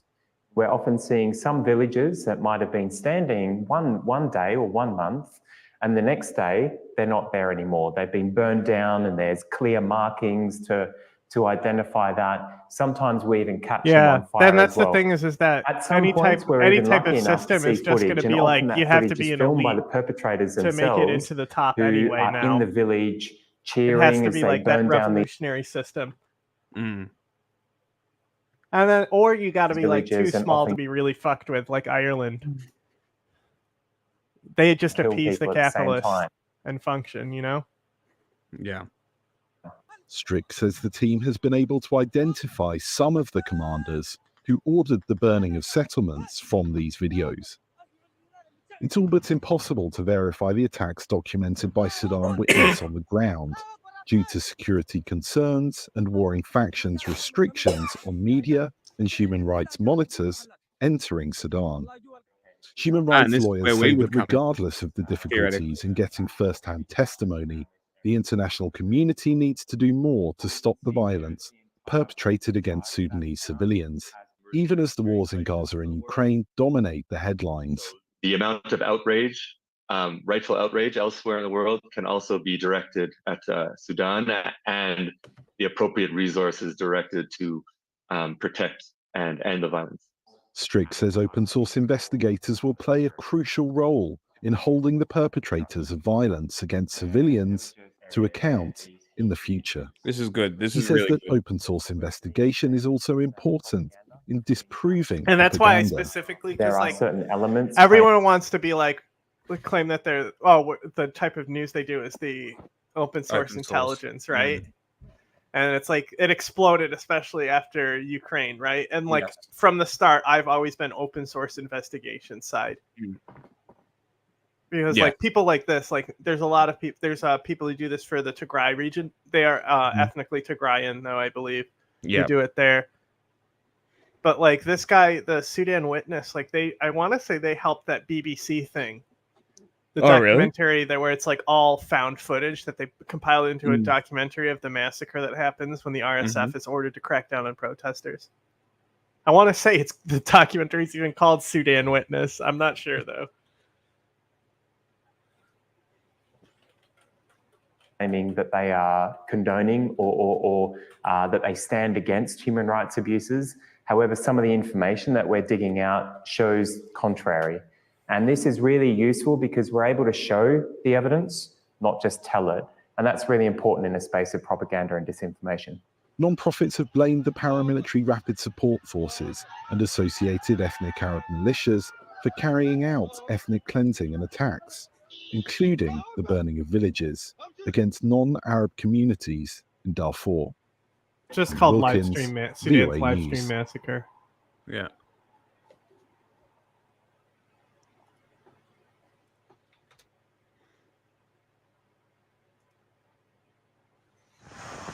Egypt's electric taxi service hits the roads in the new administrative capital, providing an eco-friendly ride-hailing solution Hang on, for people hang within on. this. Do we know what the administrative capital Yes. is? Okay. I know. So I want Maybe to you say should like explain. another country did this, like Serbia or something. No, not Serbia, but Tito. You know, like his rule. What was his? Yugoslavia. Yugoslavia. Yeah, I want to say they did this as well. And obviously Myanmar did this recently, where they have just a road that has no cars on it leading to this capital. Yeah. So for those that don't know, Egypt has a major population crisis, and it's especially bad in Cairo, where they actually do have Kowloon Walled City events going on, where streets are disappearing, like makeshift structures now being built on those streets, and then they'll send in police to like clear these structures, like how we do with homeless encampments here. So to mitigate this, Egypt was like, I got an idea. We'll just build a new capital outside of Cairo, right? Which is what I was joking about doing with New York City, is like build a city outside the city, right? So they built this, and it's all like high-end buildings and infrastructures, right? So the issue is that they need affordable low-end housing. Yeah. So it just made the problem worse. That's amazing. City. The new capital cab project was initiated by Egypt's Ministry of Transport and is owned by affiliated company Superjet, formerly known as the Arab Union for Land Transport. The initiative is operated by Caesar Clean Energy Transportation Solutions Company. CEO George Michael. It's the first clean energy transportation project, a ride-hailing solution like Uber and Careem companies. What makes us different from any other company is that all you know our what? cars We did this operate so on we clean would energy. actually have cars on the road at the Capitol. Look at them park out for this fucking propaganda piece. Park out all these fucking cars behind them. They are electric cars, and this, of course, helps in reducing pollution levels and moves us a step forward. Hey, regular as a country cars. seeking to use Count the clean amount of energy. cars that actually drive by. The new capital cab service Look aligns at with that shit. Egypt's That efforts road to is develop its empty. transportation system. The vehicles are equipped with advanced safety features, including interior and exterior cameras and GPS, and can be booked through a smartphone app. That's 10 cool. electric taxis were introduced in its initial phase, with plans to roll out a total of 145 As long as they pay the drivers better than Uber and shit, you know, then I don't care. It's just very funny because it's obviously like they want to present it as like a green vehicle thing, but it's clearly like, wow, we need more cars on the road here. And they need to make job programs like this too, to pull people to the Capitol. This is the Bekaa Valley in eastern Lebanon. It's also the site of an informal refugee camp, home to vast numbers of Syrian refugees. Among them is Mona, who has been in Lebanon for a decade and who asked to not be identified. She's frightened that I really Lebanon wanted to go some of once these welcoming. Lebanese refugee camps, but they wouldn't let me. Oh, really? Yeah. Why not? Lebanon doesn't want fucking people Fair like me enough. going in there, I guess. Has become increasingly hostile. Considering I was working She with says her rebels in brother was Syria. among several men rounded up by Syrian troops and sent back to Syria. The intelligence came at 5 a.m. They entered the camp respectfully. They didn't hurt anyone. If you came in legally, they didn't talk to you. Like, she's not If being your residency identified because ran they out, snuck they in didn't here. They talk didn't get government permission to be here for this. to you. They only took the ones who came in illegally. They took these men and put them on the side and took them to Abla. From Abla, they deported them immediately. They gave them to the Syrian army. The rest of the camp's men now no longer venture out. It's been 13 years since Syria's conflict broke out, and Lebanon, home to approximately 4 million people, hosts roughly 1.5 And these people are million like living Syrians. infinitely That better makes than it the most largest Syrians. refugee That's how bad population per Syria capita is. in the world, although only half Yeah. formally Look at registered that classic UN. kids playing with a But tire by since rolling it. Lebanon's You know what I'm economic saying? crisis began in 2019, Look at this. the Is this a country has been playground? struggling. What is this structure? It must be a Syrians have been bearing sculpture. the brunt. Lebanon has organized voluntary returns for around 300 Yeah. Syrians. There's a lot of Registrars say anti-Syrian more than 400 more refugee reported sentiments in Lebanon's army. Lebanon. Really? For those Yes, caught it's up very by bad. Zaina, who also It's asked very a lot bad. of places. It's like a widespread thing, isn't it? It's not like Lebanon necessarily... specifically, it's very bad because you have to understand that even no matter how pro-immigration you are, when a civil war breaks out like that on your border, the influx of refugees on the amount that they are does hurt government bottom line and economies. That said, you know, and of course these people might be more prone to crime because they have less opportunities and things like that, which leads to more people being against refugees, which is like how Lauren Southern tries to frame it in Europe when it's not the case there, because it's not the same. There's no, you know, there's nothing going on the border. Yes. You know, of those I mean, countries causing a claim mass that displacement. because of the water, but not really. Yeah, well, Lebanon is next to Syria where the war is happening. No, I So know. it's I'm just saying that specifically Europe's bad. probably like, oh, but it's the water.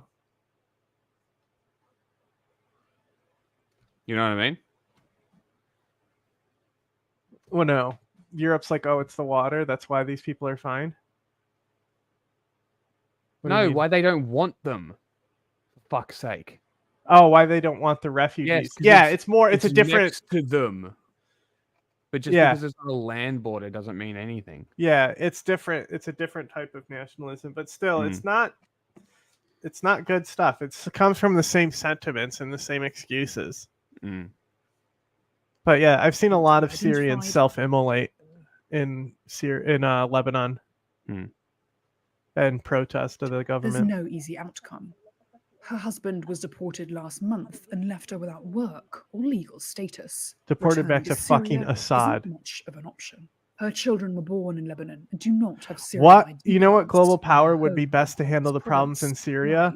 In ruins. Ironically, right now it's like looking like Turkey would be the best, even though that would not be the best for other people in the region.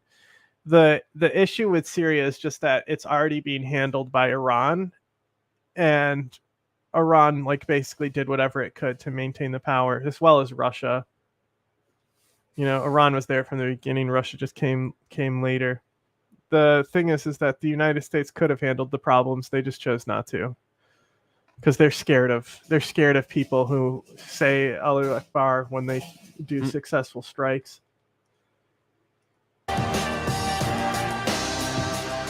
A year after a submarine exploded while carrying passengers down to the site of the Titanic wreckage, killing all 5 people on board, a billionaire from Ohio is now planning to plunge back in. Real estate investor Larry Connor is planning to take a 2-person submersible more than 2.3 miles deep in the sea to the site of the Titanic. Now, he told the Wall Street Journal, quote, "I want to show people worldwide that while the ocean is extremely powerful, it can be wonderful and enjoyable and really kind of..." Is this post No, you see on we don't Twitter, need to sell the ocean as not being a fucking dangerous killer place. Is this person being serious? What? With this thing that you sent me? Oh, on Twitter? Yeah. Yeah, they're a firm believer that World War III is going to happen at any moment, and it's the U.S.'s fault. Okay, so because of that reason, they're believing random China Canadian is invested spaz. in the region, but not to the extent where they can reach Syria. China's investment in the region has actually been, as far as like China's foreign policy goes, it's been one of their better things that they've done, helping mitigate with Iran and Saudi Arabia was very good for China. And then also China has also, along with Saudi Arabia, gotten involved with like Ukraine and Russia mitigating deals, because ultimately you need partners of Russia to help mitigate and go into these deals. And even though nothing comes of these deals, it is like a shaking hands type thing that does benefit like everyone. Technically, it benefits everyone's interest, Ukraine and Russia's. of life-changing if you go about it the right way. Connor will accompany the co-founder of Triton Submarines, Patrick Leahy, who built a $20 million vessel. Connor called Leahy after the OceanGate sub exploded last June and encouraged him to build a better sub that can dive to Titanic-level depths repeatedly and safely. Ooh, So she couldn't get me. She was off her read. If you go back, you missed it. Depended on it. Go back to when she starts. She was so thrown off her guard because she didn't know what camera was going to go on. Bad floor And direction. enjoyable. So it threw her off entirely. Watch this. Get a new floor director, Rising. Powerful. It can be wonderful and enjoyable and really kind of Even life-changing he's struggling if you to go read about it. it the right way. Connor will accompany the co-founder of Triton Submarines, Patrick Leahy, who built a $20 million vessel. Both of them are thrown Connor off by called this story. They're having trouble reading it. Leahy after the OceanGate sub exploded last June and encouraged him to build a better sub that can dive to Titanic-level depths repeatedly and safely. Ooh, so you couldn't get me in that sub if my life depended on it, because I would be presumed to get exploded. Yeah, I mean, What it's are they interesting. thinking? Stop doing this. And the idea that it was hearing about that tragedy that incentivized him to just do a better version of the machine. It is hubristic, didn't we find out that Boeing was involved with exploding that sub? Isn't that part of it as well? Wasn't it Boeing who gave him the discounted aluminum or something?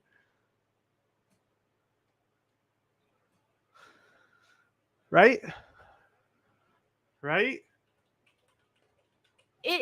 There are many different dangerous kind of hobbies that exist, and people pursue them regardless, whether it's climbing Mount Everest. Boeing says it was not a partner. Or other kind of technical climbs. I do think that what seemed particularly That's all you have to do is make sure you don't partner with Boeing, and your sub will be fine. You're muted, dipshit. How much did Elon say the gold tick was worth?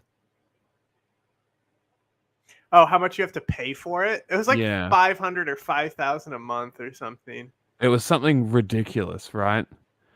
So I was just looking at some things. No, because Dinkelberg actually wins and is better. And so I was looking at Tim Pool's show, and I guess he started another cringe media venture with another bunch of like chuddy losers, and it has gold tick, but it's just like reposting shit that they've put their own logo over. Even putting their logo over Tucker Carlson shit. This is hilarious. Good Lord. This is possibly the worst one I've ever seen. They've literally... oh my God, I have to show you this. They've literally blurred out Tucker Carlson's lower third. And just straight up planted their logo over the top. Why not just crop it, guys? Like, what the fuck is happening? Just crop it. Losing my shit. Doing? They're doing, oh, look, college kids gotcha arguments as well. Like, what the fuck is this, 2014? Grow up. So I think what's actually going to be happening is this is just going to try and be Tim Pool's Libs of TikTok page. Is what this seems like it might be. A kind of Schadenfreude provoking over the explosion from last year. Isn't it Schadenfreude? The drivers, the designers of the vessel had been warned so many times about shortcuts they had taken that made the device more unsafe, that they had been warned about the material usage, that they were cutting corners that were going to make it more difficult for them, that there was a choice to draw other people into the scheme, including the child of someone who was a teenager or a young adult who lost their lives because they kind of trusted. Who didn't want to go on the trip anyway? Exactly. All of anyway, fucking autistic child interrupting the conversation. But to hear all of that and to say, well, I bet I could do it, actually, it does beg the question whether this is just more billionaires thinking that rules don't apply to them, that they can do anything they want, that they can do it bigger and better than the next person. Yeah, and maybe he's right. Do whatever you want with your own money. This is what don't makes me expect hope anyone else that to come Rockefeller and was eaten by people, because it's funny. Get destroyed down there. And look, I am for for it, not personally, but just as a social goal, if people, adventurism and discovery and, I want to colonize space and do all of that. The Titanic wreckage is also like, it's a grave site, and it's something about it says to me, like, why keep disturbing it? Like, let the dead rest in peace, lest you join them, or something like that. It's just, it doesn't seem, again, do whatever you want. It seems both very dangerous and not. Okay, but it's okay when James Cameron does it. Of course. All right, we get the picture. Billionaire building another submarine to prove that actually building it properly will actually be able to do it. Yes, we know. We know that building submarines to spec results in them working. Weird. That tends to be what happens. This Dinkelberg Boeing comment didn't show up on YouTube, but showed up on StreamYard. I guess YouTube doesn't like Dinkelberg. YouTube's blocking Boeing comments, huh? Must be. Australians are now buying more. Well, Boeing is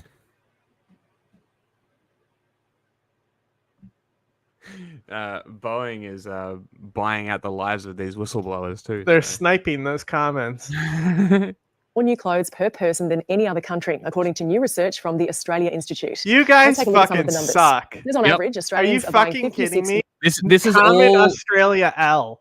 This is all that I want to get across to people who watch this: is Australia is a shit country. Stop thinking it isn't. Items of clothing a year. The US is a close second with 53, and then jumps down to 33 items. Now that you said it, now it's definitely going to happen. Estimated 1.4 billion units of new clothing. After you said that, and come into the Australian market each year, with 200,000 tons of it eventually ending up in landfill. Fast fashion is thought to make up the bulk of this waste, with the average price of these items sitting at just $13. Despite this, researchers found Australians do have concerns about the amount of textile waste. And none of it changes. every fucking person that I know spends all of their money buying clothes from Shein, Temu, and Wish. Every single person. 2/3 worried about the impact on the environment. So what's fueling the purchases and what measures are being put in place to address the waste problem? Consumerism. Nina Gabor is the Circular Economy and Waste Program Director at the Australia Institute, and she joins us now. Nina, thank you for coming in. Now, can you tell us how you got to this figure, an average of 56 new items a year? At least she's fashionable. Let me guess, this person's expertise is in fashion. She's like, hello, I am dressed as a puppy. Came out with this figure in a report, I believe, in 2022. And looking at that report and other research reports online, we realized that Australia is actually the highest and biggest consumer of textiles in the world per capita. Even. Did that surprise you, Australia's placing there? To be honest, no, it didn't, because we do have quite a high standard of living. And if you look at, over 200,000 tons of textiles that end up in landfill every year. I wonder who's knocking on my door this late at night. What evidence was there in these figures that it was fast fashion? Did you compare us to Dinkelberg? Well, there's a research done by Roy Morgan that this year alone, two of the biggest fast fashion brands are set to make over $2 billion in sales in Australia alone. And that's household items as well as fast fashion, but fast fashion is their biggest sales department. And so, yeah, a lot of that, the things that we import are unfortunately fast fashion. And, a lot of that is polyester, which is plastic. And yeah. Do you think people are aware of that, just what those clothes are made up of and therefore what goes into landfill? Yeah, according to we did a polling, and according to our polling, only about 27% are aware that it's made of plastic. So majority are not, unfortunately. Now, we'll go to where the government can make... We should buy organic cotton. Changes in a moment. But firstly, to what extent do individuals take responsibility here for this? And to what extent should the clothing industry? What did she say? How many people knew it was plastic? 27%. Okay, I thought she said 24. Also, we should probably mention the fact that China is damming up all the water, which is actually creating backflow from the ocean into the rice paddies of Vietnam and Laos. This has been happening for a while. This is also what feeds cotton farming in Xinjiang. Is these dams guarantee they redirect that water that way as well, and these waters that are being choked out of the lower areas of this plain are being redirected to cotton fields farmed by slaves. What is going on over there with Zapata? Our polling, I think roughly about 52% feel that the consumers should take responsibility. However, we feel like the government should take responsibility because, with the cost of living crisis, convenience, consumers, they're responsible to an extent. However, the government needs to put We also have the ACCC here, which is the Consumer Protections Commission. And these guys should be the ones coming down on this. It should be their job to do the consumer protections because it like realistically, the supplier and the people making the clothing should be the ones controlling this. But if they are unable or unwilling, it should be the ACCC that comes down on top of them. But of course, the government doesn't give a fuck because they probably get tax revenue from all the imports.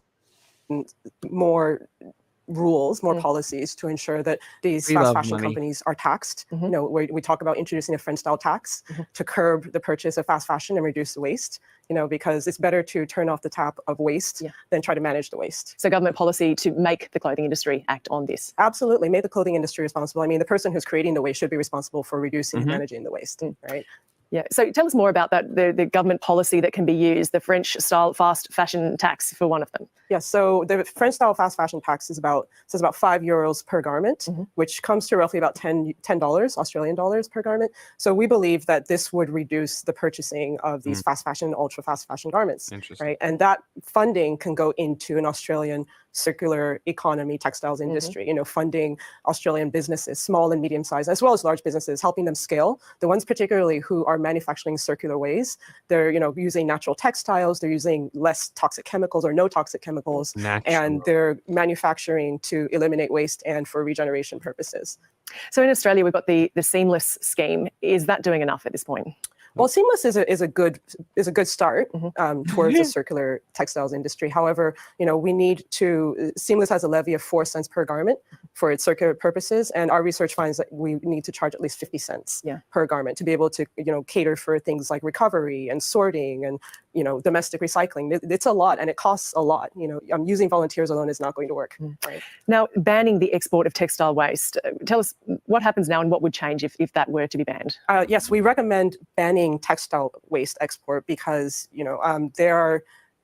For example, the Basel Convention is a convention that guides, the export of. Just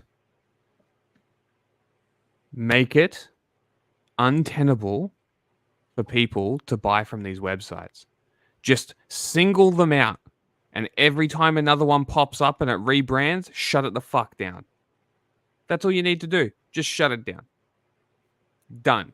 Because it's not make it so they have to buy, and go through an Australian-based distribution center. Yes, even which if that has to, yeah. But that distribution center can still be owned by China. Yeah, but it also ensures that there should also be something here that's not a government-based program, that's civilian. Somehow you have to make it uncorruptible, but also they keep track of stuff like Uyghur slave labor and cotton. Supply chain labor acts. practices, supply chain stuff. I would argue we should not be doing business with China at all because of their wage theft alone. Every country should, at the very least, he's doing this shit again. Very least, supply chain act. Yeah, at the very, very, very minimum, we should be observing and aware of the fact that China suppresses and steals the wages of every single person that works that isn't in the party, that isn't even the party members probably get their wages stolen. It's just they probably just don't have the job prestige. They have to go do boxes and whatever the lowly jobs in China are and get paid nothing. So, I think that we should be tracking this and having a sort of how the food have the food quality star rating on how good it is for you. You know who does those stars? The tire company. Okay. Michelin stars. Mm-hmm. But there should be a rating system for clothing on how ethical it is. Supply chain ethical, an ethics-based supply chain rating system would not be an awful idea. And then it's an endorsement to have a high ethics rating, and then you can't have companies wanting this ethics rating. So I think that might be a good solution, but of waste to countries in the global south. They're putting motions in place to ban textile waste. Global north countries banning textile waste to countries in the global south. That's a good way to supply chain acts. Just look up German supply chain act. And we need to get ahead of that and ban textile waste before we're forced to, just like China back in 2017-18 happens in place to ban textile waste. Global north countries banning textile waste to countries in the global south. And we need to get ahead of that and ban textile waste before we're forced to, just like China back in 2017-18 stop taking our recycling. And banning textile waste would force us to rather would incentivize us to have domestic. I mean, as I always said, if the government has to exist, it should be for consumer protections. Recycling here in Australia, and then it would also force businesses as well as retailers to take responsibility and accountability for their waste, as opposed to shipping it. It's not a trade war. I don't give a shit what China does to products from our countries. It's a matter of human rights inside their country. We should not be supporting and funding a genocide. Country that is exactly committing genocide, ethnic cleansings. It's wage theft, all of these issues that we should not be supporting or treating a country like this as an equal. They are not. They just aren't. The government is reprehensible. And we should not be dealing with a country with a government like that until that government changes. And this is the thing about a globally connected world. We can do this. We can make these countries fall in line of human rights. It's not that much to ask somebody to be like, hey, can you just not massively slaughter people It's on a too. gigantic scale. They could, but the capitalist interest override the interest of the politics. Yes. And that's the issue, is people care more Germany. about money than I mean, people. look, I sent you the act.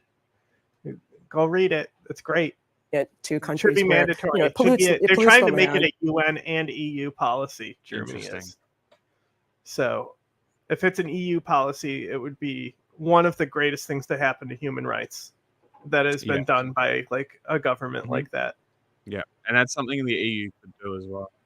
Yeah, make you liable for human rights abuses in your supply chain as a company. Human rights officer, risk management, risk analysis. This is good. Yep. Remedial action, complaints procedure. Okay. Cool. It looks good. It pollutes the beaches and the oceans, and also fills That's up probably their my landfills number one and adds to globalist emissions. policy is supply chain acts.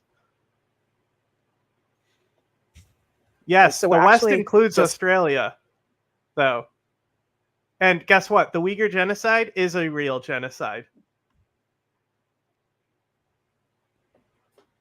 Pushing our waste onto somebody else to deal with and calling it recycling, which is not right. Nina Gabor from the Australia Institute. Thanks for coming in. Thanks for having me. That was an interesting story.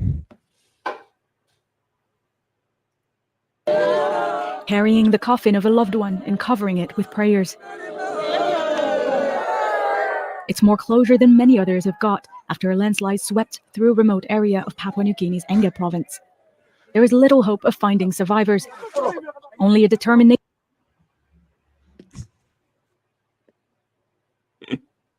to recover the hundreds who were buried alive. We don't know where the bodies are buried, but we will not give up.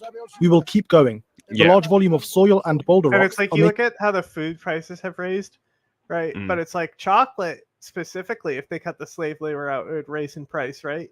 Yeah. But it's like the overall food industry prices are raising, and it's just inter-industry stuff, inside subsidies and dumb shit and bad policy. Mm. Oh my god, he's doing the thing.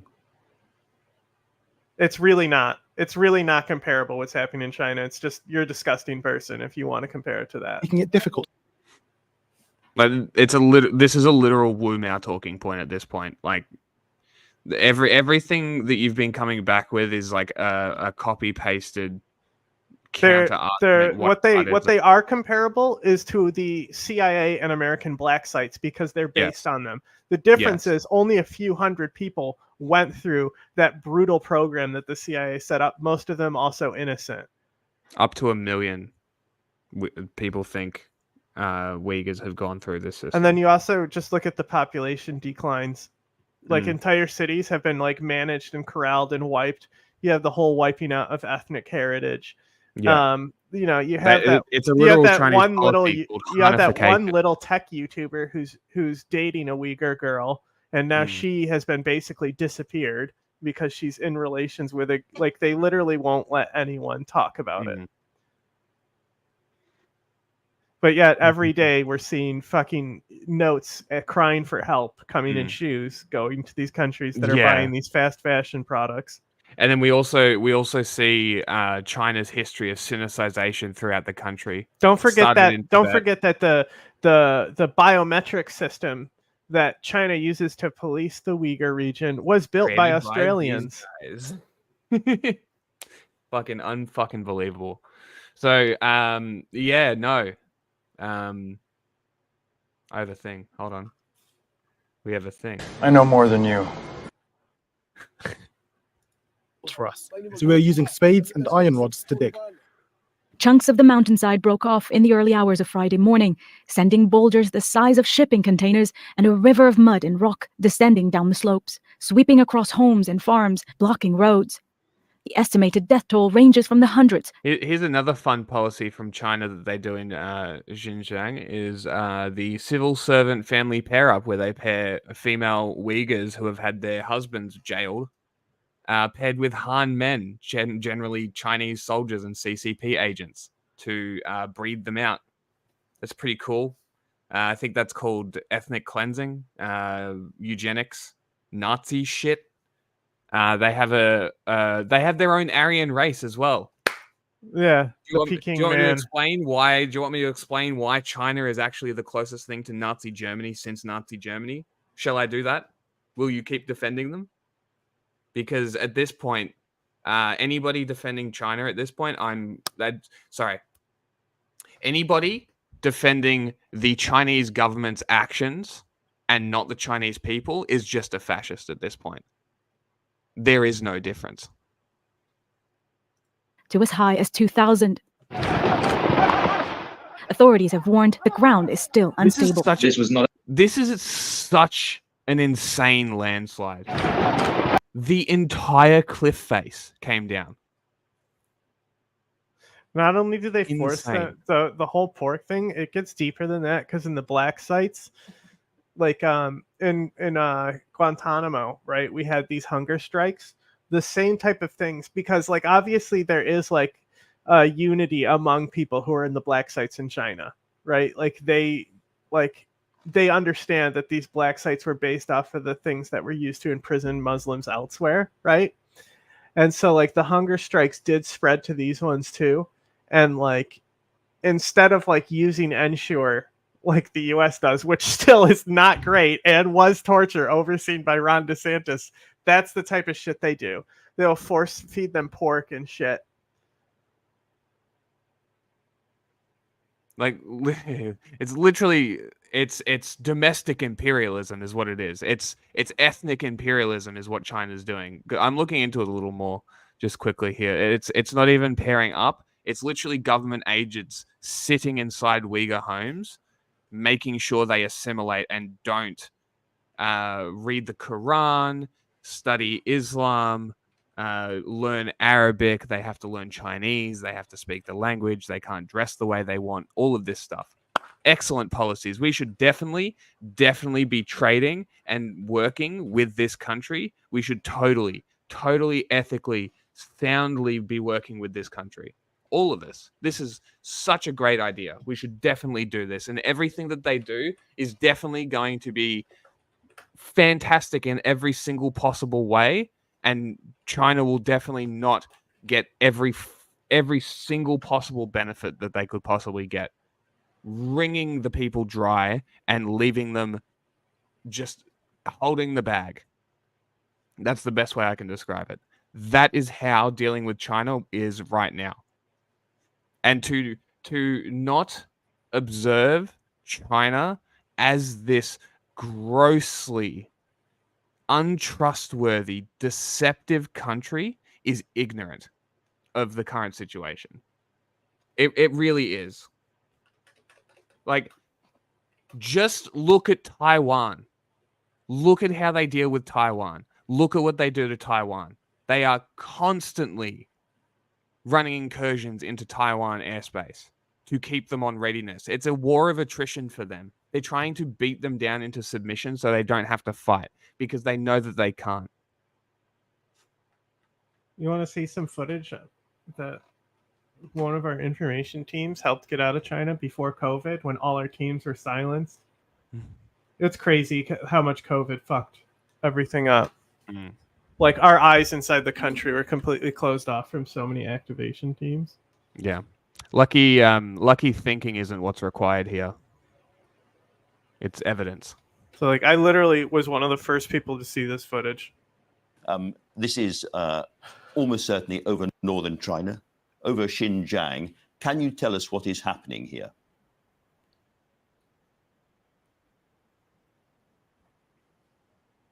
I cannot see, as it zooms in. I can't see. Zooming in closer. This video. This is not the first time you show me. I still remember last year you showed me what is happening in Xinjiang. But, exactly. But let me tell you this. Xinjiang, have you been to Xinjiang yourself? No, I never have. They always do this. As the most beautiful place in Xinjiang. There's a Chinese saying, you do not know how big China is. Ambassador, that is not beautiful coverage, however, is it? Can I ask you why people are kneeling, blindfolded and shaven and being led to trains in modern China? Why? What is going on there? I do not know where you get this videotape. Sometimes you have a transfer of prisons and prisoners. In any country, Any country. This is just like any country. Mm-hmm. It's just a prison transfer. Authorities have warned the ground is still unstable. This was not only it a very looks like when we fucking black bagged people and offloaded them in Cuba. Also, Hong Kong. Just look at Hong Kong and be like, is this a country we should be dealing with? Hong Kong is supposed to be a democracy. And look at what China's done to it. Supposed to be an autonomous democracy. 2 countries, 1 system, right? That was the idea. They could manage themselves, something like that. Yeah. And that's probably what they'll pitch to Taiwan, right? And it's probably what they pitch to Tibet. Something, I'm sure, maybe. I don't know. You remember when in New York, Customs seized literal tons of human hair that came from China that was going to be used for like weaves and stuff? Tons. Yeah. Shipping containers full of hair. It's not supposed to be real human hair, and the customs enforcement agents basically tested it and found out all these containers are actual human hair. Where did all that hair come from? Doing to move. So my team that were actually at the site yesterday, they said they could even feel the ground moving under them and the ground moving around them. Thousands of people have been. And like, it's not even like my opposition to the Chinese government is not. It's not even like that. Is not even where my opposition comes to it. I'm opposed to the Chinese government because of the Chinese people. I have studied a lot of Chinese history, and it is an incredible country, and that government has fucked them royally. That is where my real passion for this comes from. Before I even learned any of this, I studied China. I studied Chinese history. I studied the revolutions. I studied all this shit. And it's an incredible country. And I'm never going to be able to go there because of this fucked government. And the people in China are suffering because of this fucked government. So it really pisses me off when I see people taking their propaganda lines and trying to be like, yeah, but they said this. I don't give a fuck what they said. I also don't give a fuck what the US says. I don't give a fuck what Australia says. If it's a state saying it, it's probably a lie. So at this point, as I said, my tolerance for this kind of thing is pretty much at 0. So ordered to leave their homes as a safety precaution. Authorities are also concerned about the risk of disease from decomposing bodies. The government is appealing for international help. Yeah. With the main road to the area blocked off. I ever tell you about the time where I fucking covered it's people who went into like the Syrian ruins to recover corpses? Oh, really? No. Yeah. So it's like literally some of the sites they were going to were like a year old. Oh my God.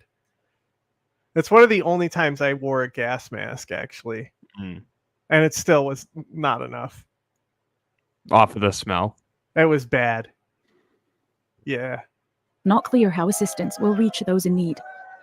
Well, I mean, as John said, it's mostly just Xi Jinping.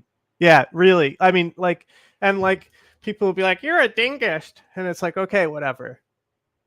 Call me a dingus then. You know, like Hu Jintao is not a bad leader for China. You might disagree with his policies, but it's not like Xi is actively hurting the country. Whether you agree or not, right, with Hu Jintao's policies, they still push the country towards something instead of like away from something. Even Mao, to a degree, eventually did that. Yeah. You know, just not for a while. But I did find this channel that does soft power China content. And I think she's in Australia, so I'm going to see if I can't get in contact with her and get Too simple. to talk Sometimes naive. Because I think that would be very interesting to learn about soft power and how much China is actually suppressing potential influence because of their obsession with control. Well, what's funny is like the Maoist will call Black Red Guard a dengist because he's not a real Maoist to them and stuff. It's just very funny. I just enjoy it. Ibtisam Genfood, Al Jazeera. They got a kid out? Is that what happened? That was kid was a survivor? That's so much land covered. That's actually fucking insane. Yeah. further landslides, with 70,000 said to be impacted by the disaster. Pope Francis has issued No kids. Uh-oh. a Pope rare said gay apology people. after word broke that he allegedly used an offensive and derogatory Italian slur referring to gay men, while reaffirming his position against their I admission to sent you this. seminaries. Basically, basically the it's the Pope made the equivalent of remark calling in a them closed-door fags. meeting with Italian. Oh. Apologizes to those who felt offended by the use Is there another story? An Italian slur. of a term reported by others. What did he Now, say? how does all of this strike you? That's The what he use of said. the It word, and means we the should note same there's thing, some just debate in about the Italians. intent, but also the underlying point that gay men shouldn't be allowed to train in seminaries as priests. Well, the reality is there are literally. I think we don't really need. I just kind of wanted to see what he said because I don't think we need to explain why religious people are bigots, especially the Pope. I don't think that's necessary. Yeah. Was in the he days joking? since Jennifer and Gretel Pateljas Maybe it's just a Doubt joke. it. I doubt it. were shot dead in their florry at home, the government's used the tragedy to highlight the importance of its firearms laws. Now, though, an acknowledgement. There's more to it. Firearms aren't the only thing that needs to be considered in FDV response, but it's a part of it. It's one of the elements. A view endorsed by family and domestic violence experts who want to see police fundamentally change their approach to domestic violence. Modest, composed, like seating area she had, you know, just like one modest, composed painting on the wall. Little too white. We can get a little bit more color. It looks like you're renting the place, but the fact that it's like this like old chimney, but it's got the like white drab poster board sheetrock shit on it right above it. Like you're not gonna have a mantle on that shit. And people, look at how nice that thing just because of the way the law operates and what they've got in their toolkit to respond, we need to be a lot better at recognising patterns. Wow, it's almost like going after a single fucking tool like guns isn't the solution to solving these problems, like we've been saying here for months. It's pretty crazy how that works. It's almost like Australian gun laws did nothing and violent people are going to be violent. The tool actually doesn't matter. It's almost like you need to track, trends. You need to find similarities in events and figure out ways to figure this out. But no, but you know it's an easier, quicker, and much better for PR solution? We're going to ban more guns. Because that'll solve it, won't it? Because this guy had a legal firearms license and it did nothing to stop this. So fuck you. How about that for an idea?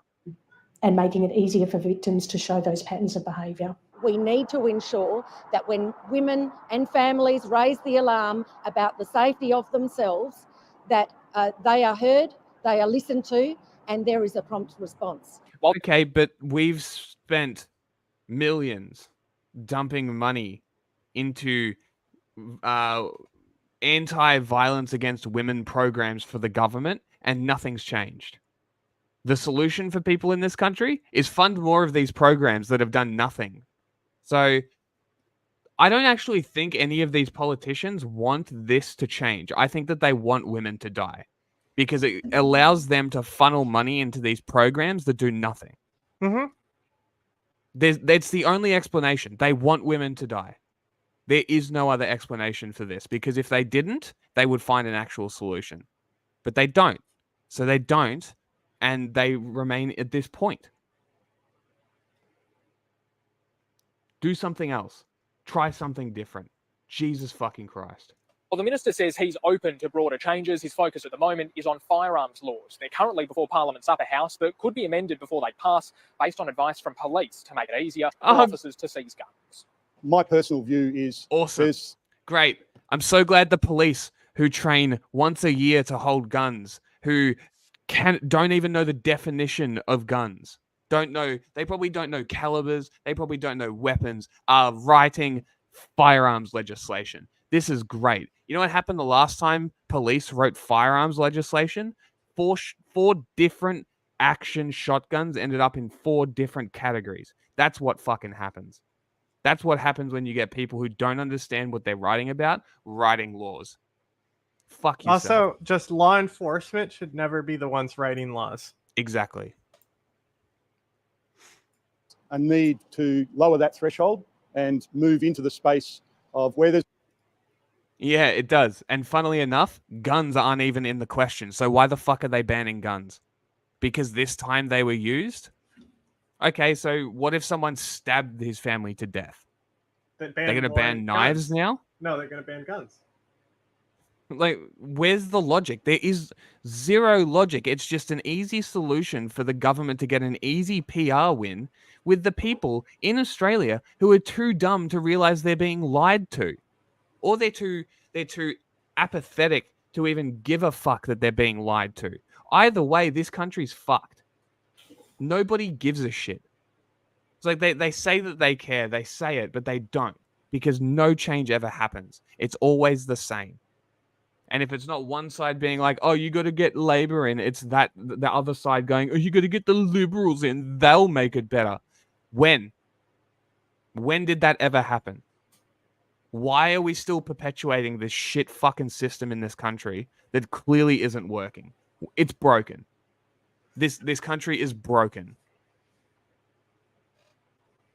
There's an acrimonious breakup, and there's known to be guns involved. Move very quickly to remove those guns. The fact that we're looking at new amendments at a minute to midnight on legislation which was apparently years in the making. Call of Duty multiplayer weapon classification would be better. Yes, it literally would. For police is overseeing. It would be absolutely an insult to Jennifer and Gretel if we do not look at what happened. Oh, look, now they're using the token people who were killed, the token women and girl who were killed, to justify their shitty legislation instead of making actual change. In 4 days, another woman will die. So what the fuck are you guys actually doing about it? Really? Please, I want to know. What the fuck are you actually doing about it? Because at this point, nothing's being done. And then apply whatever knowledge we can and whatever measures we can to improve the law. It's expected to be weeks, if not months. Do you see the problem? It's always law. We need to legislate. We need more law. We need more law. It's not change. It's not we need more action. We need to do it now. We need all of this. It's we need law because this country is obsessed with control. They think that control and law is going to stop this. I don't know how many times people need to tell you that words don't stop violence. And a police force that just defends the state is not going to stop domestic violence. So can we stop? Can we do something different, please? Can we actually help? Because at this point, no government would be better. Until the legislation passes Parliament. Kean Burke, ABC News.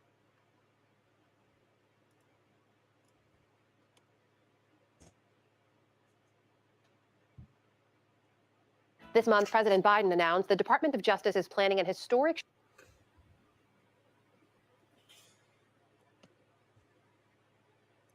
propaganda. They reclassified mass shooting to make it harder to classify a mass shooting. But if we used American mass shooting standards as per the Gun Violence Archive, which is what all the media uses, their standard is 3 or more injured in a shooting is a mass shooting. And if we use that statistic, there's been about 15 since the last one. And if we use that statistic before, there was about 25, I think. But we don't use that statistic because that statistic is incorrect. Even using the actual statistic, there was one in 2019. shift in the federal approach to marijuana, reclassifying it from what's known as a schedule. Indeed, they did. Thank you. Finally, somebody knows that I didn't have to tell. Yes, the Obama administration streamlined their gun laws to match the definition of mass murder because that just makes sense. It also doesn't inflate the numbers to like 400 mass shootings in half a year, which is fucking just to even be like, wow, 400 mass shootings in half a year. To make the logic leap to even believe that number, you've got to be some kind of dumb. So Yeah. So if we use that statistic, there's been heaps. If we use the actual statistic, there's been a couple, roughly about the same. Another thing that Australia does is they hide mass shooting statistics inside domestic violence. So, but yeah, I'll just to sort of prove my point, I'll find. We did a whole episode on it. Yeah, but I don't think we mentioned the Darwin shooting. You sure? Oh, look. ABC actually called him a mass shooter in 2022. There you go. 3 years. I think he got life, but it was 3 years after. But yeah, so he killed 4 people with a sawn-off shotgun about 3 days after he got out of prison. Good job, gun laws. Really did your job there.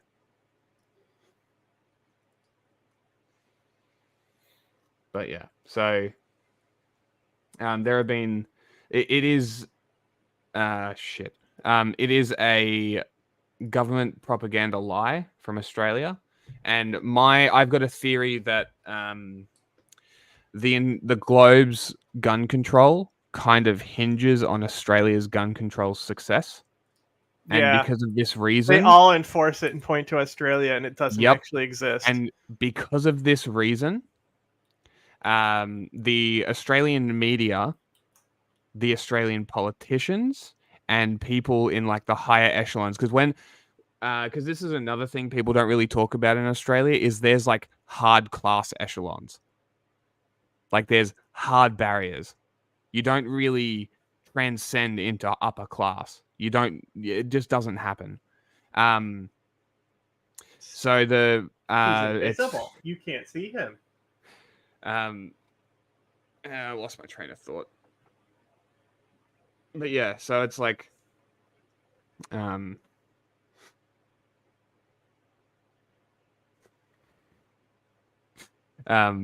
yeah, I lost my train of thought. But yeah, what was I talking about?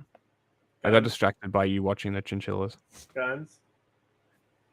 No, it was something more specific. Class.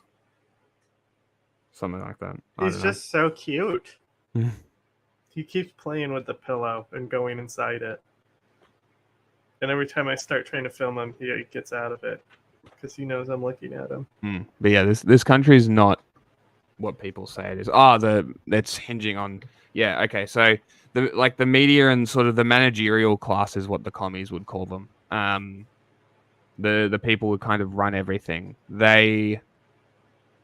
Again, it's just a theory of mine, but I have a feeling that they've kind of semi-coordinated, whether mimetic or coordinated, into making sure that this lie of gun control in the country actually doing something is maintained. Even though it's John Howard that did it, and he's like the guy who did the boats. Yeah, we'll have to talk about that sometime. He's the guy that literally did that, and he's the one who passed the gun controls. And ever since, they've been trying to maintain its legitimacy, increase its potency as the years have gone on. And as the years have gone on, funnily enough, as Australia, from the point where Australia had their gun control, countries have been slowly implementing very similar gun control laws. 2018, New Zealand's was essentially just a copy-paste of ours. Serbia, their response to their mass shootings was gun bans. Germany, I think guns were banned anyway. But like, there's a bunch of things.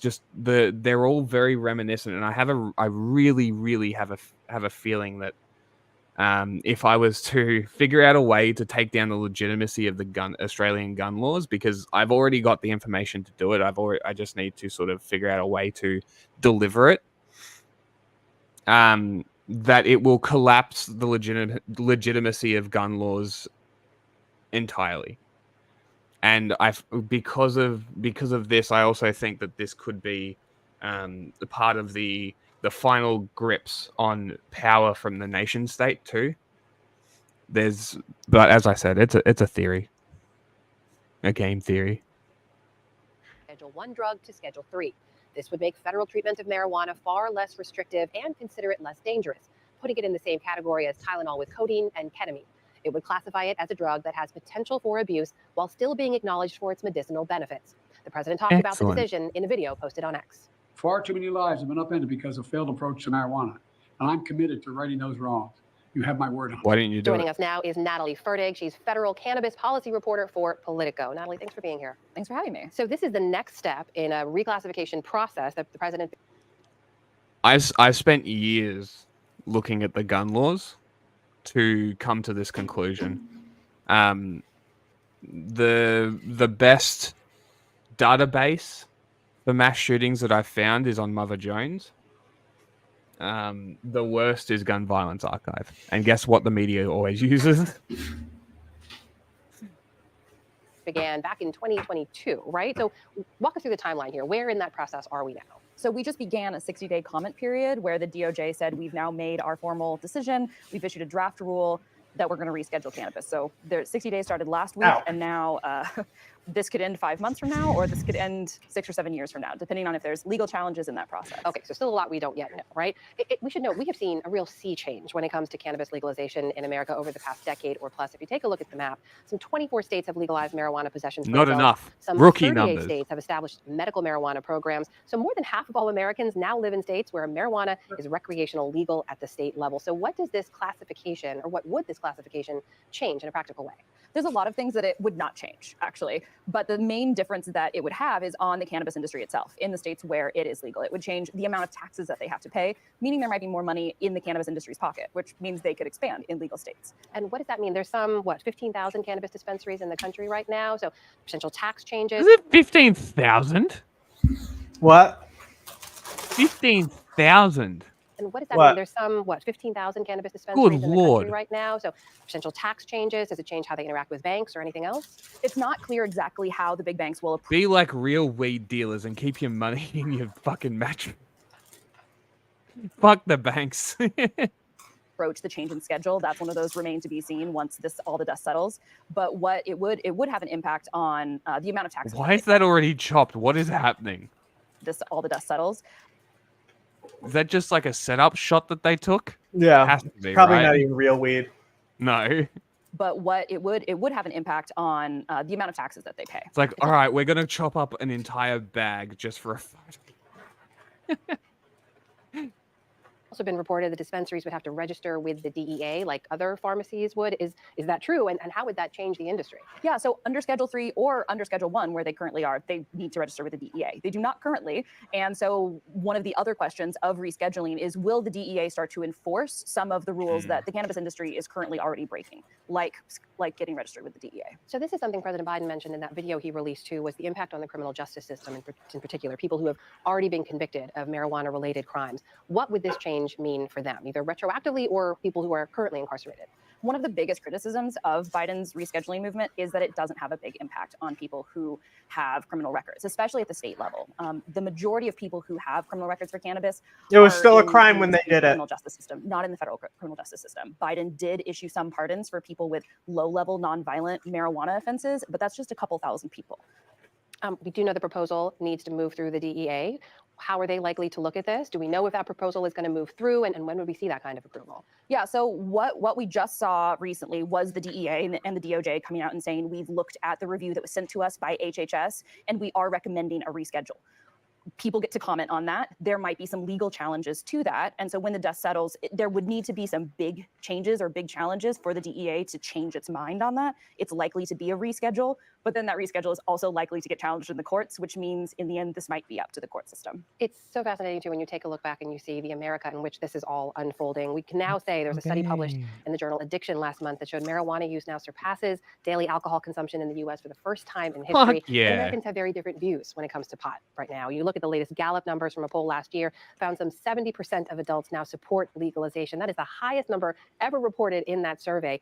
What did your reporting tell you about the why behind all of this? Why President Biden is pushing for these changes now? Well, a big part of that sea change has come from the youngest generation. Gen Z and millennials, my generation, are much more likely to be consuming cannabis than generations before them. And they're also much more likely to poll in favor of cannabis. And, Biden is heading into a really important election right now. He's not necessarily doing as well among those voters, the younger voters, as he would like to. So there's some hope that potentially amongst Democrats, something like this with marijuana could push some of those voters that are skeptical or annoyed or frustrated with the president to turn out to vote in November. We will see if it does, in fact. Natalie Furtick, federal cannabis policy reporter for Politico. Great to have you here. Thanks so much. Thanks for having me. Cannabis reporter. That's a job I could do. For 150 years, the U.S. government sent yes, I do. Native American children to remote so-called boarding schools as part of a systematic effort to seize tribal lands and eradicate Native American culture. Dozens of these boarding schools were run by the Catholic Church. Why couldn't that have been on camera? A new Washington. What? Just being so funny. Post investigation has revealed widespread sexual abuse of generations of these children at many of those institutions. Lisa Desjardins has the story, and a warning: the story contains sensitive subject material. Jeff, this report documents the sexual abuse of more than 1,000 children by over 100 priests, sisters, and brothers. But experts believe that number is likely a significant undercount. Earlier today, we spoke with Deborah Parker, chief executive of the National Native American Boarding School Healing Coalition. For us, this is a national crime scene, and our relatives, our Native American relatives, deserve to know the truth. For more, we're joined by Washington Post reporter Dana Hedgepeth, who was part of the team that reported this story and is a member of the Halawasaponi tribe of North Carolina. Thank you so much for joining us. Can you help our viewers understand the scope of the abuse that you uncovered? This is a very important topic, and there's been a lot of work already done on this. We hope to move. How would they figure this out? Because obviously this wasn't happening last year. Or was it? Ball forward and shed new light on it. And what we found in our investigation gave new details about the level of sexual abuse that was done by Catholic priests, sisters, and brothers from the 1800s to the 1900s at schools. Most of the abuse occurred in the 1950s and 60s and involved 1,000 children. And experts like Deb Parker and others believe that that is really only the tip of the iceberg, that the abuse was more widespread, deeper than probably we found, but documents are inconsistent and incomplete. So that is what we found in our investigation. We're talking about Native boys and girls ranging from age from some of the very smallest into teenage years, some generations, multiple generations at the same school by multiple abusers. Deborah Parker also spoke to us about why some of those survivors stayed silent so long. Many of these boarding schools survivors were told that if they tell anyone that they'd be hurt, or that God wouldn't love them, or that they would actually go to hell. There's a great fear in telling the story. Makes sense. This speaks to one of the evils of this kind of abuse. But reporters have talked about in the national spotlight, we've had a conversation about Catholic abuse of children for decades now. Why do you think it's taken so long to pay attention to what happened in Native land? Folks like myself, Native Americans, know these stories. They've been passed down, and families, people know these stories. It is not a new history. Unfortunately, it's a painful history that's been recognized. Probably one of the best reasons that this history is coming more to light now in more recent times is twofold. One, in the early 2000s, the Boston Globe did great work of exposing the abuse that was happening there. So that showed people that the Catholic Church, people could be held accountable. And that was very much a turning point for Native Americans. These were very young children. They didn't know at the time or understand that they were being abused. And what is interesting, though, abuse happens, unfortunately. And not to be clear, this is not like an endorsement or anything like that. What is interesting is that specifically in Canada, I don't know if it's a specific part of Canada and a specific tribe of Canada, but the Pope apologized to them for crimes done against them in the name of the church, right? Obviously, it's a lot different than the Catholic Church compared to like a nation state, but when two generations later apologize, like at least Joe Biden apologized for bombing the Serbs, right? You know, it's like rare that somebody does something and then comes back around and apologizes for it, whether it's generations later. Well, the Australian government even pretend that, you know, the Germans can't even pretend that it happened. No, actually, the Germans are one of the few that did apologize and are recognized pretty much straight away. Yeah. They denazified real quick. Japan ignores it. Australia apologized. I don't know how much. I don't give it much credit because nothing's really fucking changed since. Yeah, it doesn't matter if it's a genuine apology. It's still rare. Yeah. Fucking Kevin 07 Acknowledgement did it. is rare. I'm pretty sure fucking Kevin Rudd did it. Did the Pope recently use the F slur? Yes. Yeah, The it was Italian Kevin slur. Rudd.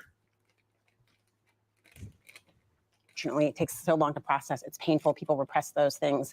And only as they became adults did they really understand and feel more comfortable of coming forward. There are so many gut-wrenching stories here that are important to tell, but could one stand out of a person or family that you think viewers should be aware of? I would say Clarita Vargas, who went to this school, a Catholic-run school in Omak, Washington. And Clarita came forward, and she was one of several dozen victims in a large lawsuit that eventually got settled. But what really stands out with Clarita's story is that the lawyers noticed right away is the movie nights, as the lawyers always called it. Clarita went there when she was a young girl, and sadly, she was lured, like many children.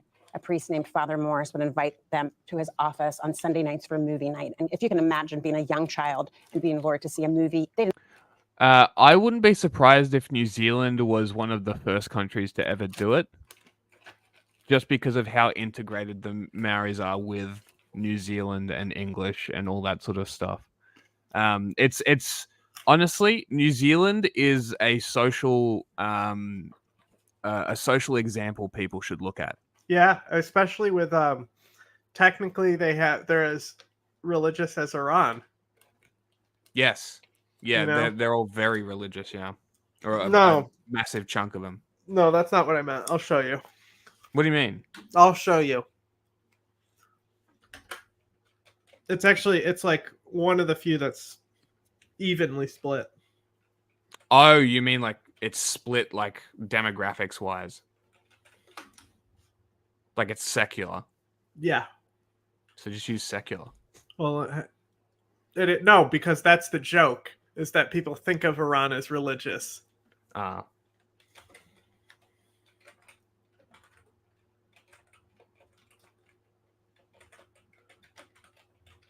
Yeah, okay.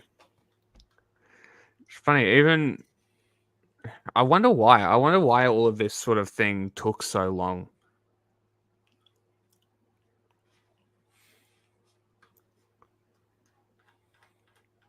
Didn't have any special things, but being lured with candy canes at Christmas time or chocolate bars or chocolate chip cookies, where the children were then abused. And sadly, what's so powerful about that story is it wasn't just happening to Clarita, it was happening to other young. See, it's like you got the dominant third, right? And then other ones that you can add up, you know? And then you go to Iran.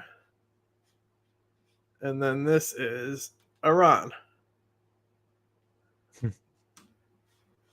Pretty similar, huh? How the demographics break down, huh? Kinda. Young girls at that same school. And then as the lawyers investigated and went to other reservations, talked to other people, they realized that this similar things, luring children with candy, literally preying on children, these vulnerable kids away from their homes, taken from their families, stripped of their culture. And it was a pattern of abuse that was happening, just not at this school, but at dozens of other schools. We also spoke to someone else in your story, Jim LaBelle. He's Inupiat of Alaska, and he was separated from his family, not even given a name, called by a number when he was a child. He told us sexually abused and beaten. Here's how he described the isolation, especially from that abuse. There is no place that a child could be safe from predators, pedophiles, from so much abuse, strappings, whippings, beatings, putting in dark closets, wearing a dunce cap in the front of the classroom, running the gauntlet. No there was way. No place to get away from. That's always like, I can't help but laugh at dunce cap. That's such a fucking cultural revolution shit. It's fucking dunce caps. They're always funny as well. Like just the way that they look, they're always funny. It's just like it's a hard story to listen to.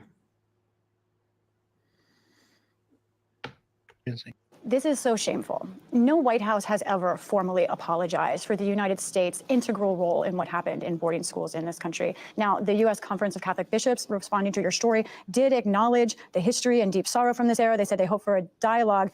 Didn't talk about the sexual abuse in their response, though. My question to you is, what do Native survivors want to happen? What did they want to hear? It's not about the money from lawsuits. It's not about issuing press releases by Catholic dioceses or churches for so many Native people, survivors who went through these schools and their descendants. It's about the acknowledgement that they were wronged. It's about someone of official capacity. The You see what I'm the saying? Pope, When it matters standing that the apology from the church, whether they did anything to mitigate it or anything, the apology coming from the church is important. It's about coming from the authority. Yeah. for them and saying, I'm sorry. This government wronged you. It was a systematic effort to try to eradicate and assimilate Native children, strip them of their culture and what they knew, force them into a quote unquote education. And they want that acknowledgement. They want that face-to-face acknowledgement, not on a piece of paper. They want that face-to-face acknowledgement that they were wronged by the US government. Your address is also sort of an acknowledgement. It is from a survivor of the boarding schools as well. I want to ask you, in thinking about this story, why do you think it When were the boarding schools? When was this happening? Up until the 90s. No shit. Jesus fucking Christ. is so hard for the United States versus Canada, which has spent much more looking into these issues and compensating survivors? Why is it hard for the United States to reckon? At least child separation was up until the 90s. Where they would go in and, because like the reservations were poor systemically, and then they'd go in and they'd see the yard is dirty, you know. I don't know. What do you this is a risky question to ask. What do you reckon's worse out of America, Canada, Australia? If we're talking about single events, would you put the boarding school thing in the same category as like the stolen generation, where they would take Aboriginal kids and put them in white families? I think because it apparently civilized them. Well, that happened here as well. Did it really? Yes. That's what I was saying, the child separation stuff. That's what they would do. They would go in, DHS would go in, they'd see that, like, for example, substance abuse is linked to a lot of this stuff too, right? So they'd go in, they'd be like, hey, you're a drunk. Hey, your yard is dirty. Hey, you can't feed your child properly. And they take the child and put him with a white family. Okay. Well, and also Andrew Jackson. The Trail of Tears, yeah. Well, no. He didn't have same children of his own. He took Native children and raised Native children from people he killed. What a great dude. So America's is pretty bad. I think pretty fucking bad. Canada is pretty much the same. The big difference is that Little Drum, the Peacemaker, like they're in like the northern like section of America as well. This is one of the great confederacies, the Poundmaker, not Little Drum. Poundmaker is his name. So like the treaty with Canada was like largely written when he's in power, and it's after basically the Iron Confederacy falls apart. And so they have like a better like law of protection of tribal people in Canada, but that doesn't mean like the situation's any better. It's just like from a legal standing, they have more room to work with to make progress here. And like the treaties, if you look up the treaties with Poundmaker in Canada, it pretty much sets the relationship for all people of Canada. So it's kind of fucked up in that regard, because it was Poundmaker making decisions for all Native people in those northern territories. But the Iron Confederacy was probably one of the most powerful nations in this period. And they fall with the Buffalo as well. Oh, really? Yeah. But like they're even like the Iron Confederacy is even like people from like Newfoundland and stuff. Like it's like they joined it and stuff. It was huge. It was bigger. It was definitely bigger than America was at the time, I think.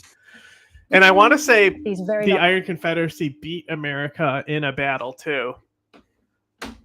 I think the Blackfoots were part of it, and they beat the Americans. Moments in our past. It's a very good question, and I like the way you asked that. I would say Canada struggled as well. We talked to Murray Sinclair, who headed the Truth and Reconciliation Commission there in Canada, in quite a bit of detail. And he told us that it was difficult there. This is not an easy process. Anytime you shine a light on a tragic history, this is the darkest chapter of America's very dark history of how Native Americans were treated. So there is nothing easy about this. True. They spent 7 years in Objectively Canada and true $6 billion statement. to come to a 4,000-page conclusion of how their indigenous communities were treated, and they concluded that it was a cultural genocide. Why is the U.S. so far behind? Again, it's not an easy process. I think things are moving forward. It is coming into the light, so to speak, in large part because of Deb Haaland, who's the first Native American cabinet secretary. It's a very personal story for her. Her own family, her own grandmother. Not Elizabeth Warren? Put on a train, taken 100 miles from her home. No one understands this story more personally than Deb Haaland, and she's bringing it to light. Dana Hedgepeth, thank you so much. This is phenomenal reporting and so important. What a story. Thank you so much for having me. All right, you want to see a map of the Iron Confederacy, how big it got? Yeah. Gotta scroll down in the wiki. Here we go.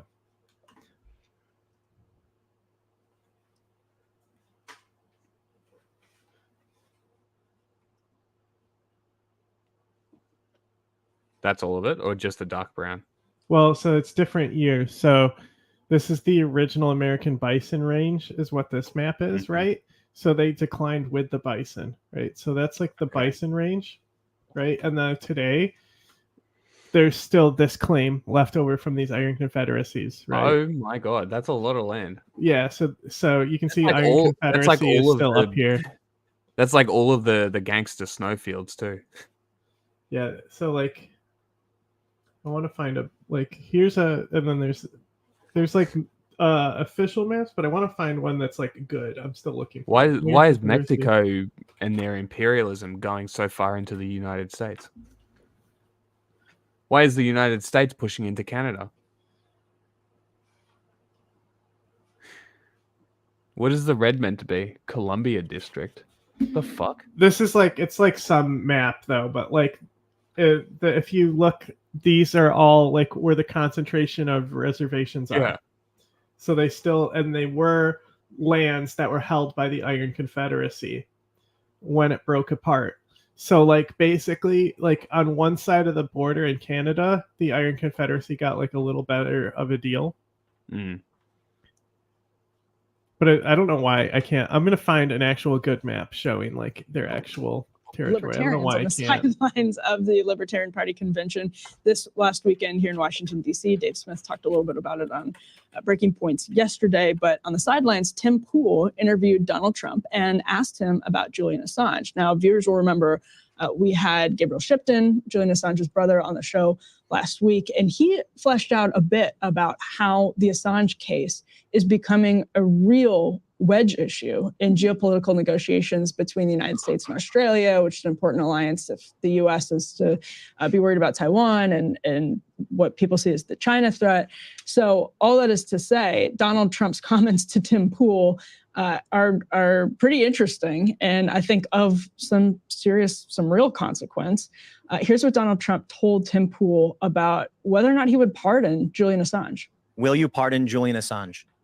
Well, I'm going to talk about that today, and we're going to give it very serious. Okay. The answer was not yes. That's a no. Thank you. We're done. Consideration. And we're going to have a couple of other things to say. If I was interviewing Trump and I said, are you going to free Assange? And he didn't say yes, I would be like, well, I'm going to stop you right there. Why didn't you free him last time? And see what he does. I can find stuff that's still like their territorial land claim of today. Because it's not like, because there was multiple tribes that aligned with them and they're like full extension. But like still today, like this is a pretty sizable chunk of territory that could be like claimed. You know, that's about the size of an American state. They could easily have their own state. Read the title. He got invited to a party at Mar-a-Lago, so I imagine he gave him a gobby in the bathroom and got an interview. The speech that I think you're going to love. I've heard some rumors, and you've gotten so much. There literally is no cost to not freeing Assange. He should have done it in his first 4 years, but he didn't. So why the fuck would anybody be like, yeah, he's going to do it this time? He said he would last time. He didn't. He's already lied. He's already showed people that even if you're going to vote for him for that issue, he's not going to do it for you. So why would you vote for him? Out of me, I should leave a little bit for the speech, don't you think? Mr. President, it is an honor and a privilege. I My really do honor. appreciate you sitting And down you're with me. very respected, I have to say, when I you. did a little research. Yeah. And some of Oh my my guys said God, that Tim I met you Pool before, is but coming in his pants. they said just a very respected guy. It's my honor. I Tim wish I Pool could also find a relayed to YouTube Donald Trump video that he- that shows the territories before I could find a Google image, because Google just sucks now. I'm literally typing in Iron Confederacy and it's like Iroquois. No. recently said he had a nice face. That Tim Pool has a nice face? Yeah, that he said that Donald Trump said that to Tim Pool, that he has a nice face. Does he? Congrats. No, I think what it is Tim Pool is into BDSM, and he would get Trump to tie him to the bed and then just fuck his mouth. That's what it would do with his tiny little micro penis and his small hands. That's what Tim wants. Does he have a nice face? It's a face. So I think all faces are nice. Yeah, there you go. There you go. Now, to unpack Trump's thoughts on Assange and also Tell Edward us, Snowden, Ryan. he was asked about this also by Candace Owens, and see if you can almost kind of see the trembling in his voice as he talks about this. Like, it's like the deep state is really in his head. Here's this back and forth he had with Candace Owens. A name that comes to mind in the news recently is Julian Assange. You know, he was exposing this corruption early on. He's had his life ruined because of it. I literally found it on Edward YouTube Snowden. faster than I could through Google. Okay, can we wait? Fucking hell, you're ruined. Like, I didn't mean to this add is it all to the gonna be. screen. I it's didn't all mean to gonna be add it like to the shit. screen. I was just No, trying to know. screen share to I bring know, it up but to save like the background. every time you jump like something in the middle of a video, that clip is now going to have an out of context random interjection in the middle. Who gives a shit? I mean, think about that bravery. For me, I was quite young when that was going on. But I mean, the idea of saying, hey, whistleblowing, actually, we've got some corruption going on. They're not being honest with the American people. You could have had a chance to pardon these individuals. Why decide not to in that moment? You have two sides of it. In one case, you have like sort of a spy deal going on. And in another case, you have somebody that's exposing real corruption. Right. I feel a little bit, I won't say which one, but I feel a little bit more strongly about one than the other. Right. And you probably understand that. Mm-hmm. Yeah, that's telling her I didn't free him because I don't believe him. That's what he just said. Thanks for sharing. I could have done it, but I will say you have people on both sides of that issue. Good people Lord. on both sides. Good and you Lord, have he some said bad the people line. on He said one the side. thing. Good But Lord, I decided oh my to let God. that one ride. Oh Let my the courts God. work it out. Oh I my love God. that one of the biggest he said controversies. the thing. Both sides. I could have done it, but I will say you have people on both sides of that issue. Good people on both sides, and you have some bad people on one side. But I decided to let that one ride. Let the courts work it out. I love that one of the biggest controversies of his presidency was the good people on both sides moment, which I still take issue with a lot of the reporting on that. And he's just still going with it. Very good people on both sides, totally unfazed. But you did see him get a little phased in that, not to be a hacky cable news body language expert, but you really don't see Donald Trump like cross his arms and get uncomfortable like that very often. But you're right, Ryan, I think to read discomfort into that question with Candace Owens. And which one is he talking about here? So it seems like Snowden.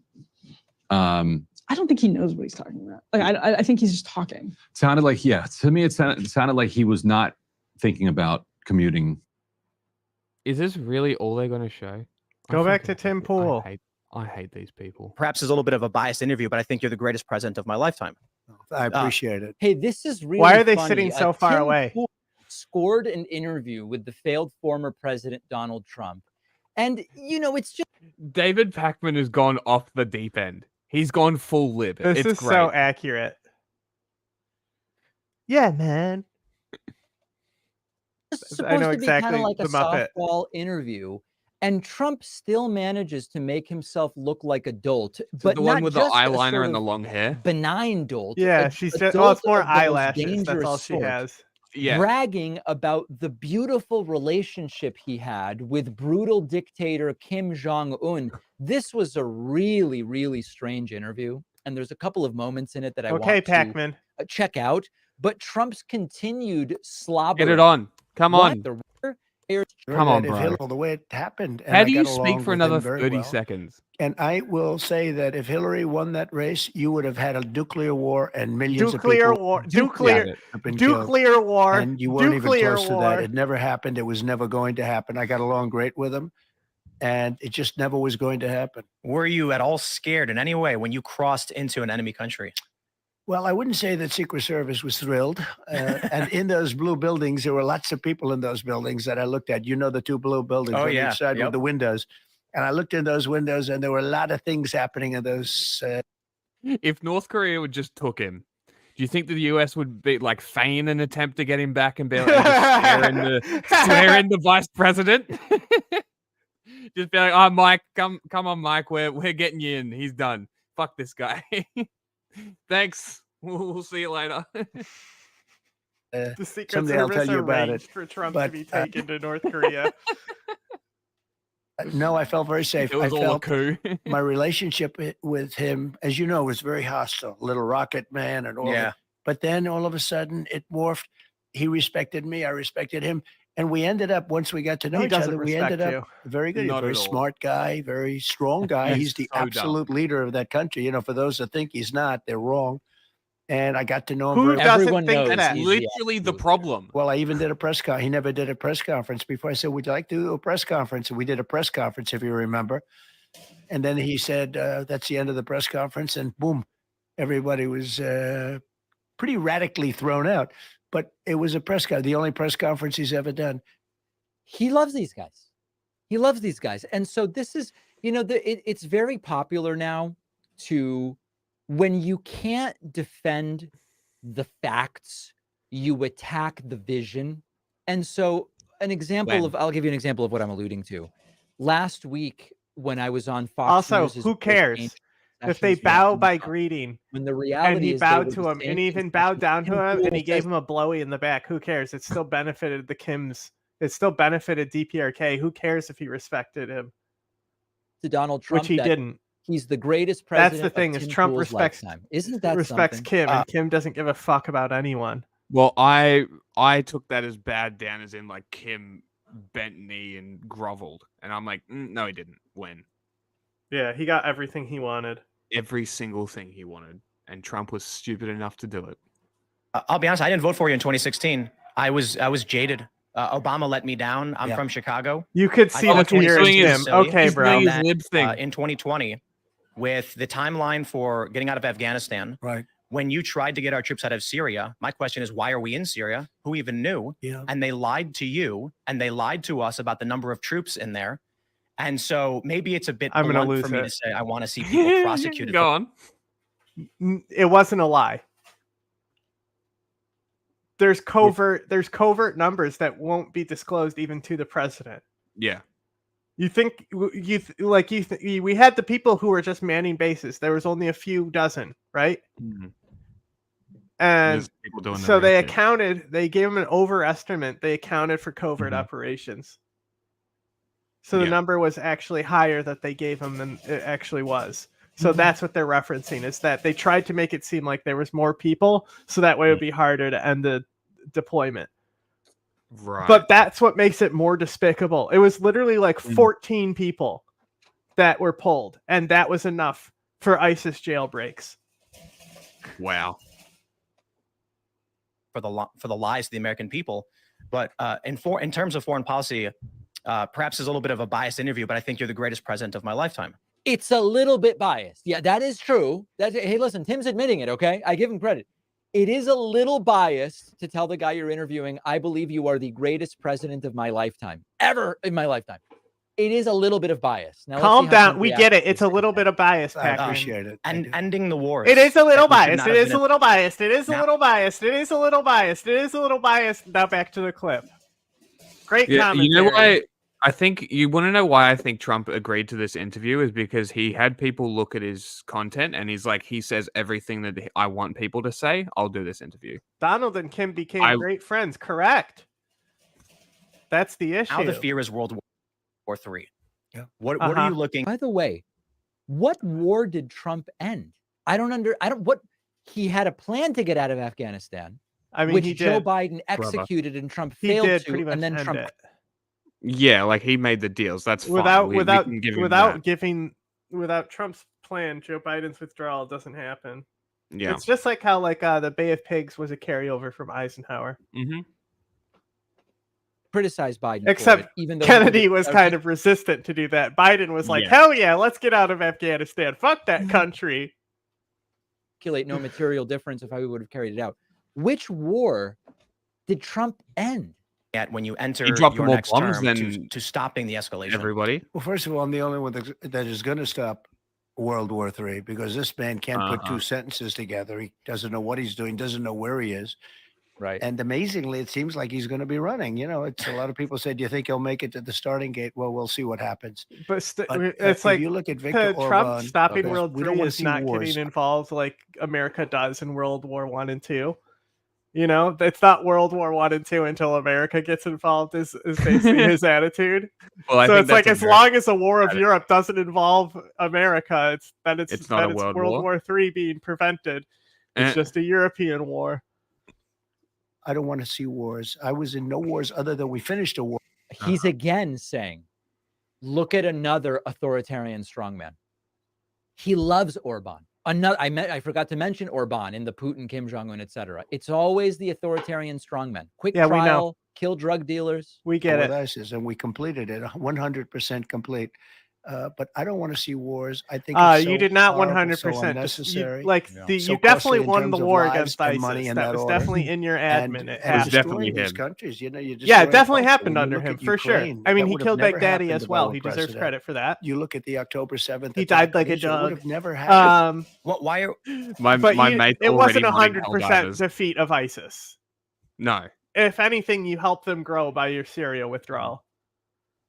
My mate's already modding Helldivers. He already has Master Chief armor. Oh, he'll get banned. Oh, really? Yes. All right, I'll tell him. Yes. It says a super heavy game protection on it. Okay. They literally say like, even if you're doing it offline, you shouldn't risk it because of how they're they basically said that they don't oppose modding, but their anti-cheat, it might flag you even if you're not connected. Okay. I'll let him know. I look at your policies, I see secure the borders, bring jobs Right. back. I look at the Democrats and many Republicans, and it's foreign war and foreign expansion. Honestly, I don't know of any Democrat running on foreign wars and foreign expansion, but if somebody can tell me who, I would love to evaluate it. Tim Pool asking a fair question. Are you going to stack the federal government with MAGA loyalists? Because that is part of Project 2025. Are we going to get some good personnel in as Attorney General, Deputy Attorney General, and in the CIA, Right. and see some prosecutions? So we had some great people because our trade numbers were fantastic. The jobs we did on trade, the jobs we did, frankly, in the military underneath the terrible television generals who were absolutely terrible. But we have incredible people. You know, we defeated ISIS, and we had no new wars because they were concerned with us. I had no wars at all. I finished off a war that we were in for 20 years, but we had no wars. I guess Trump is pretending he got us out of Afghanistan. He which did. is really weird because, of course, he didn't. He criticized did. Biden for getting us out. Uh-huh. Trump says he's considering pardoning WikiLeaks founder Julian Assange. He should. Considering. Now, honestly, this is the language Trump uses when he has no clue. He goes, "Yeah, maybe. I'm considering it." He said at his libertarian speech, "Maybe I'll pardon Ross Ulbricht, commute his sentence." I don't know. More big one. Will you pardon Julian Assange?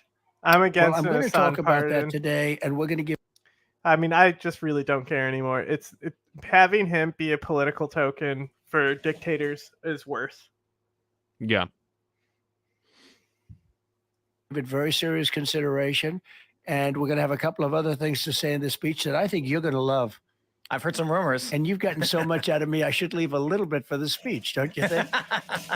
Wow, Mr. he's so President, it's an charming. honor and a privilege. I My really do honor. appreciate you sitting And down you're with very me. respected, I have to say. When I you. did a little research, and some of my guys said, and I met you before, but they said just a very respected guy. It's my honor.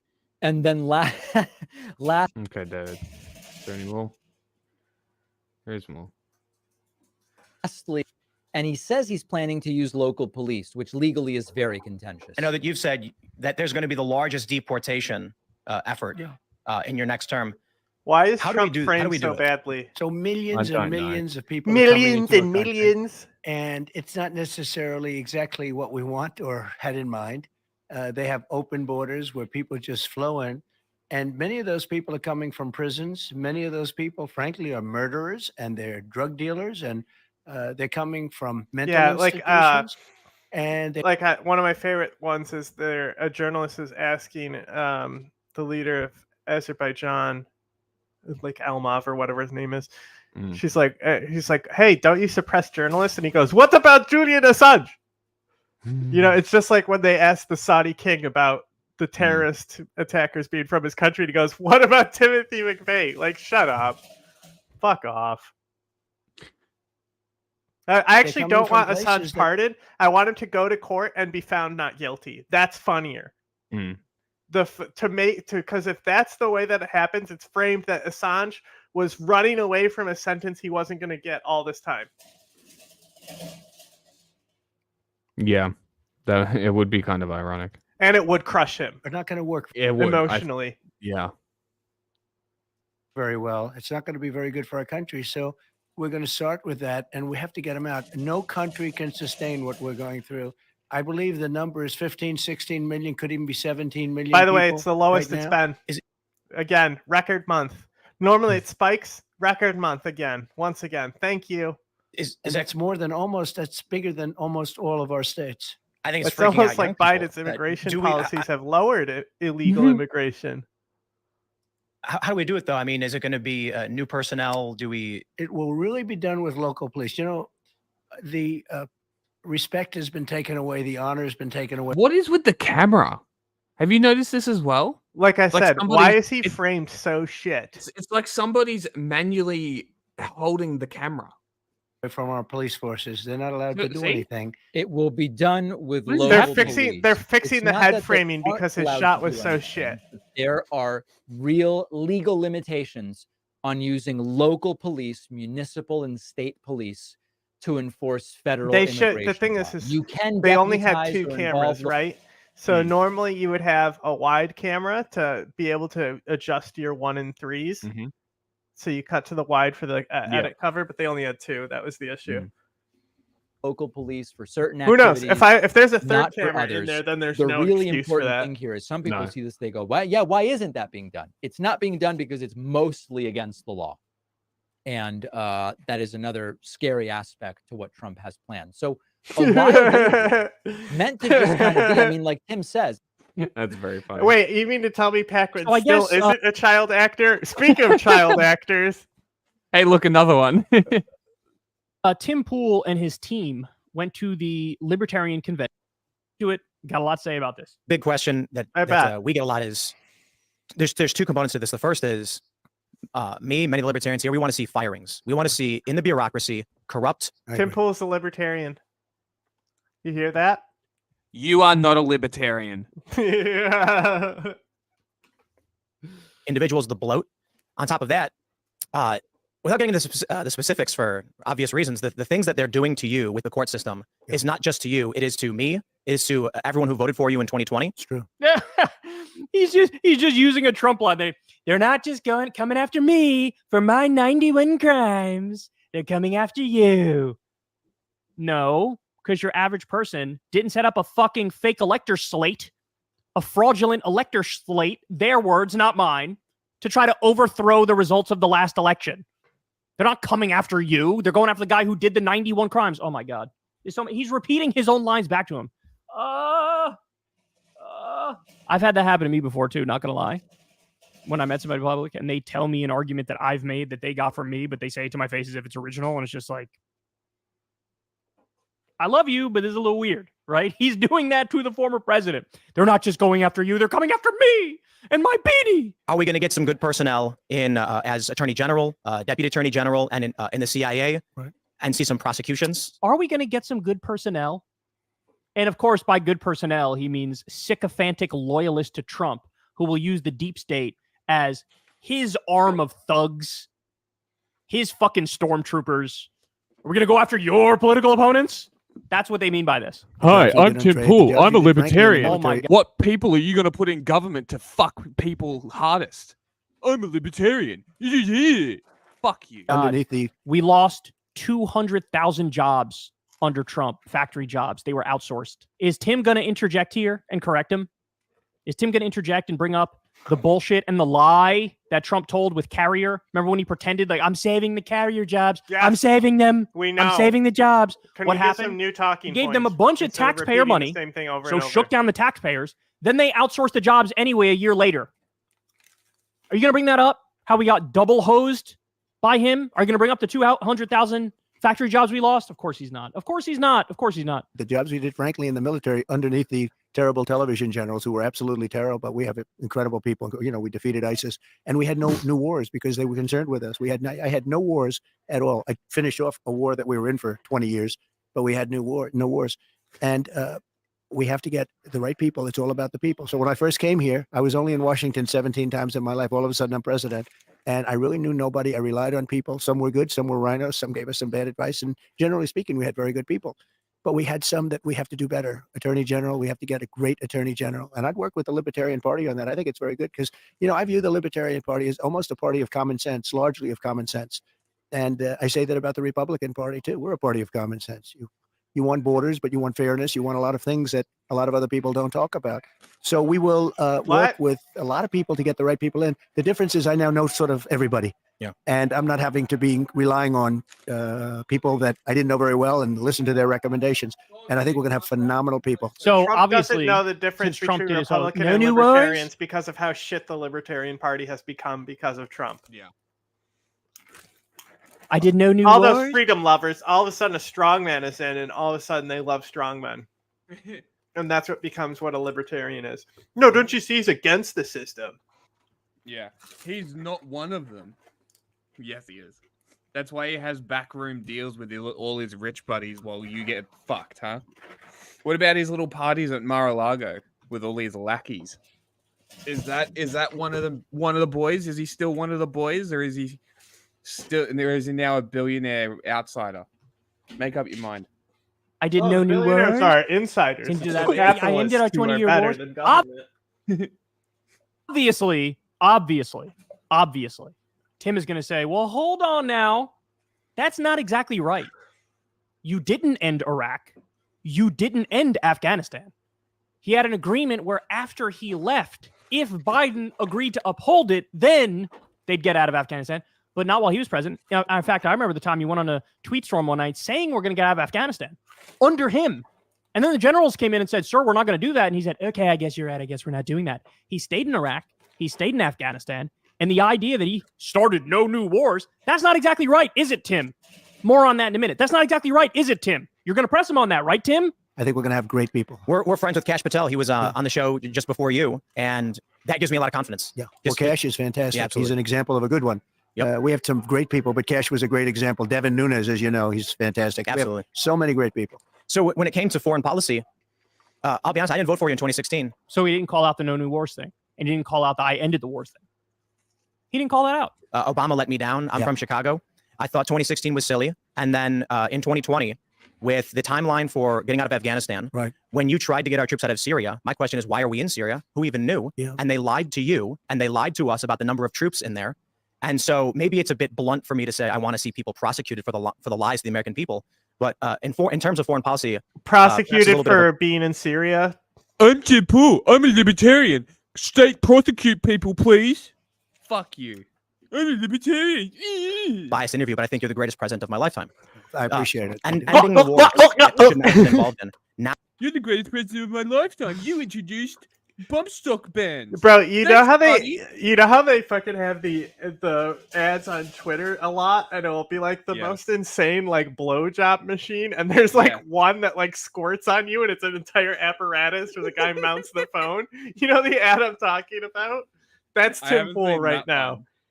I haven't seen that one. Oh my god, it's like Yes. like all of them are genuinely gross though. They're like spinning and sucking and stuff. Like all those That is ads are gross. genuinely gross. It's like, why is it so wet? now the fear is World War III. Tim, this is the most fucking embarrassing thing I've ever seen in my life. Govern me harder, The most Daddy. embarrassing thing I've ever seen in my life. Do you remember when Obama was president, and then when Obama left office, And everybody, right-wingers, left-wingers, everybody who's anti-establishment used to say all the time, what about the fucking drone war? You should be in prison because of the fucking drone war. Your illegal drone war killed so many innocent civilians, 90% the wrong people, according to Daniel Hale, the whistleblower. Everybody attacked Obama for the drones. With Trump, he did an increase of the drone strikes, 432%. Yep. Still killing 90% the wrong people. Did he bring that up? No, he gave him credit for being anti-war. How are you going to give him credit for being anti-war when we were still in Iraq and we were still in Afghanistan? How are you going to give him credit for being anti-war when he did an illegal assassination of a top Iranian commander, Soleimani, who was on the ground? Hold on, bro. That was based as fuck. What are you whinging about? That was like his only good thing. Anti-war. You want to get out of Iraq? Guess how you do it? Killing people. Okay. Around fighting ISIS. The Taliban. Yeah. You have to kill people to get out of a war. It's just how it works. Okay, Kyle? Got to kill Baghdadi. Got to kill Soleimani. Al-Shashani. He can get fucked too. Which, by the way, that attack led to retaliatory attacks against our troops in the region, and some people died. Happens. There's never retaliatory attacks. How can you credit for being anti-war when you did an illegal assassination? One time it happened. Yeah, that was the only. Kyle, you were actually making good points, and then here you are back to dipshit again. Not retaliatory attacks from an IRGC. Wow. Wait until you hear how often the IRGC bombs Kurdistan and says that Jews were there.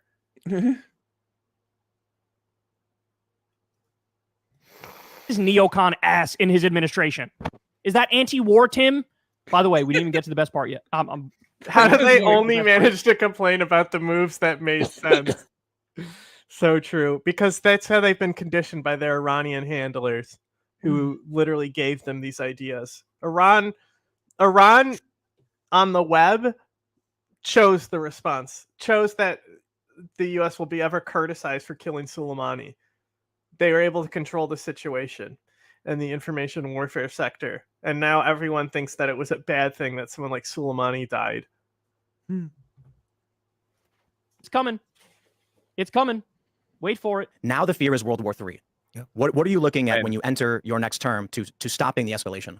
Well, first of all, I'm the only one that is going to stop. I'm going to take a big fat shit on everyone's desk. Together. He doesn't know what he's doing, doesn't know where he is. And amazingly, it seems like he's going to be running. You know, it's a lot of people say, do you think he'll make it to the starting gate? Well, we'll see what happens.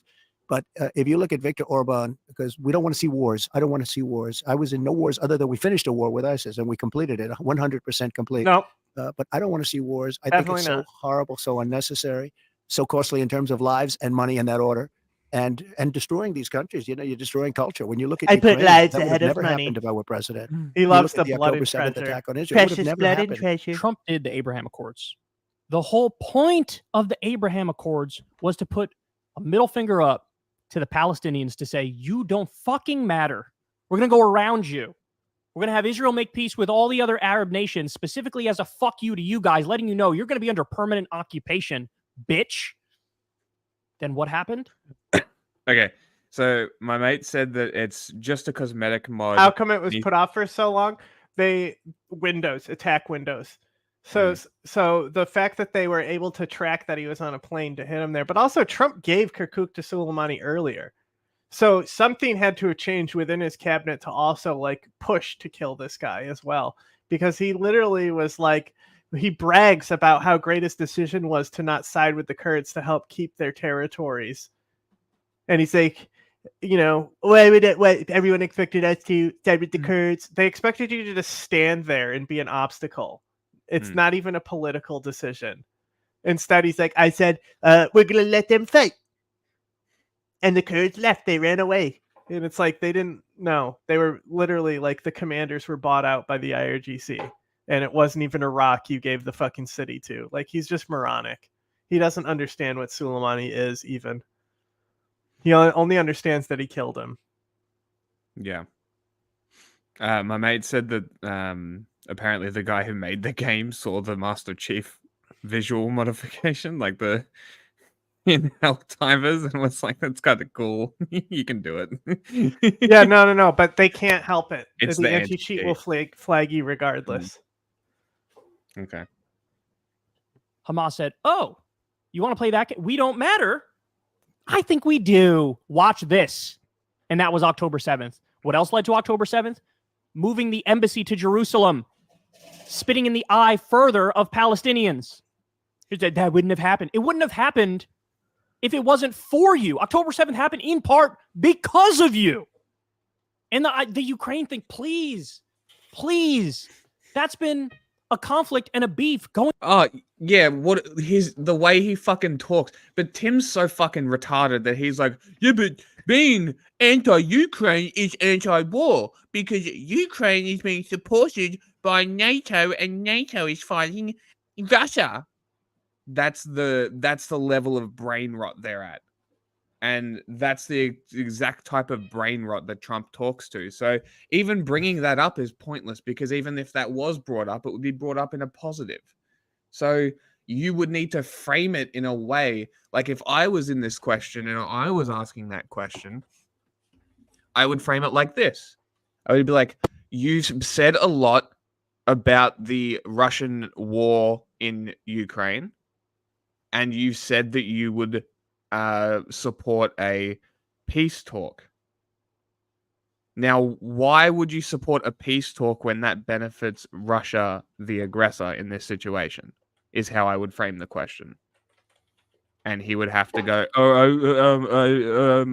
it's about the people. I'm like, Russia is killing people. Is the better solution not to get Russia out? Right? Something like that. Something along those lines. Something, it's just off the top of my head. But it seems like that might get a better answer.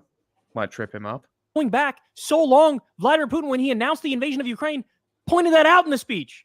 The idea that your existence as president would have blocked it in perpetuity is fucking preposterous. It's narcissistic, deranged nonsense. I look at your policies, I see secure the borders, bring jobs back. I look at the Democrats and many Republicans, and it's foreign war and foreign expansion. That's right. What is that? God, Tim, I think it's just a failed mentality. It's crazy. You know what it is, Tim? An echo chamber. You fucking moron. You actual you can solve problems over a telephone. Instead, they start dropping bombs. I see recently they're dropping bombs all over Yemen. You don't have to do that. You can talk in such a way where they respect you and they listen to you. Viktor Orban of Hungary. Responding to the Houthis, is that what you're talking about? Taking over civilian ships. Okay. He just brought up Yemen. He said, but they're dropping bombs all over Yemen. I know. Tim Pool is going to fact check him and correct him on that one because we all know Trump's record with Yemen, right? Wait for it. He's a very powerful guy. He said the problem the world has is that Donald Trump is no longer president. When he was president, China didn't play around, Russia didn't play around, nobody played around, and we had no problems. Today, the whole world is on fire. I heard that funny. There's a conversation from a phone call where you said that there was they maybe thought there was a 5% chance you'd nuke them, and so they kept him in line. That was his response. Oh Donald Trump brought up Yemen. Said they're dropping bombs on Yemen. Can you believe they're dropping bombs on Yemen? Can you believe that? Tim, everybody who follows politics knows this fact.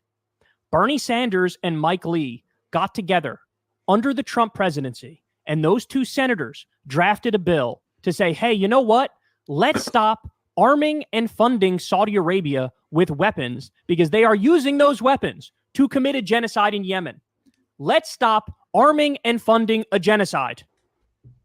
What happened? Genocide? That bill passed. It could be considered. It got to Trump's desk. Okay. He fucking vetoed it. Mainly not because of the Vetoed weapons. No, not because of the weapons. Because of the blockade.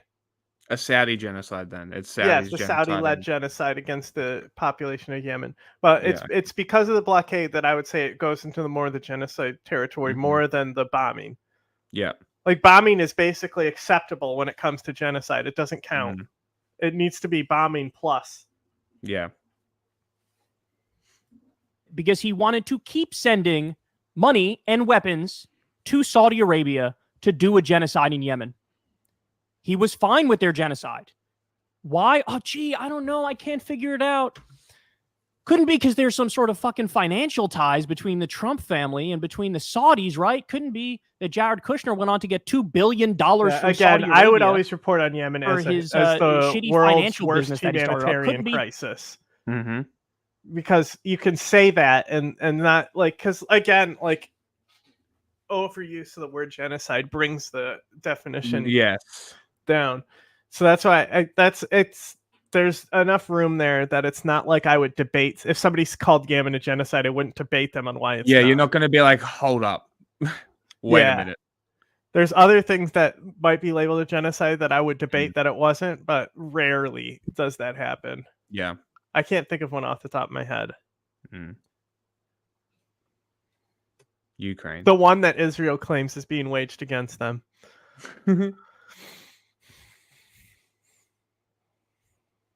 Well, wrong page. This one. That Trump got tens of millions or hundreds of millions of dollars from Saudi Arabia And to have these live golf events added. Don't care. We've seen this already. Americans will benefit if he's elected. It doesn't. Seen this already, the Bronx rally. No, different. Doesn't matter whether you're black or brown or white or whatever the hell color you are. It doesn't matter. We are all Americans, and we're going to pull together as Americans. Joe Biden told civil rights leaders in Michigan that all Americans are represented in his cabinet. We have more African Americans. We have more women. We have more minorities in our administration than any other administration in all of history. That's why we're doing so damn well. Trump and Biden are both campaigning for the support of black voters in an election where that may make the difference in swing states that could decide the outcome. Pew Research data shows the top electoral issues for black Americans in 2024 are improving education and strengthening the economy. Trump says he'll tackle both. We're going to bring success back to our schools. We're going to bring prosperity back to every neighborhood and every borough of the greatest city in our land. The Biden campaign's targeting black voters with this ad about Trump in New York. Of course I hate these people. Donald Trump disrespecting black folk is nothing new. He was refusing to rent his apartments to black families and called for the execution of 5 innocent black and brown teenagers. Biden says Trump is a vengeful candidate whose election would hurt minorities. Trump isn't running to lead America. He's running for revenge. But revenge is no way to lead a country. You can't build a future on revenge. You can't build better lives through revenge. That's why I'm running to lead America. I don't know. I've seen a lot of cool martial arts movies. In Trump's campaign.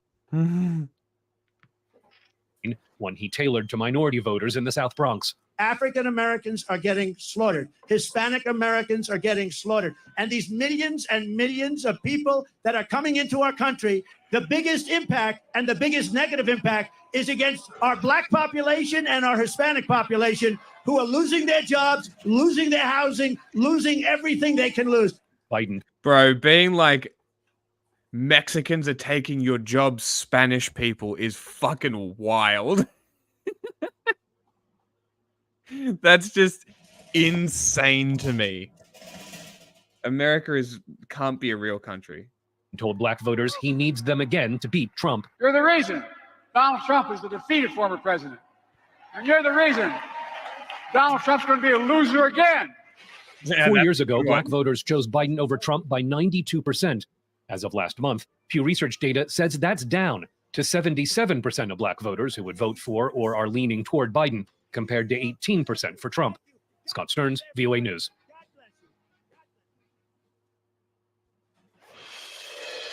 Welcome back. President Biden and Vice President Kamala Harris made a rare joint appearance on the campaign trail this afternoon, courting black voters in Pennsylvania, a crucial constituency in a key battleground state. Today was the official launch of what the campaign is calling Black Voters for Biden-Harris, and included top surrogates like Maryland Governor Wes Moore, along with visits to black-owned businesses.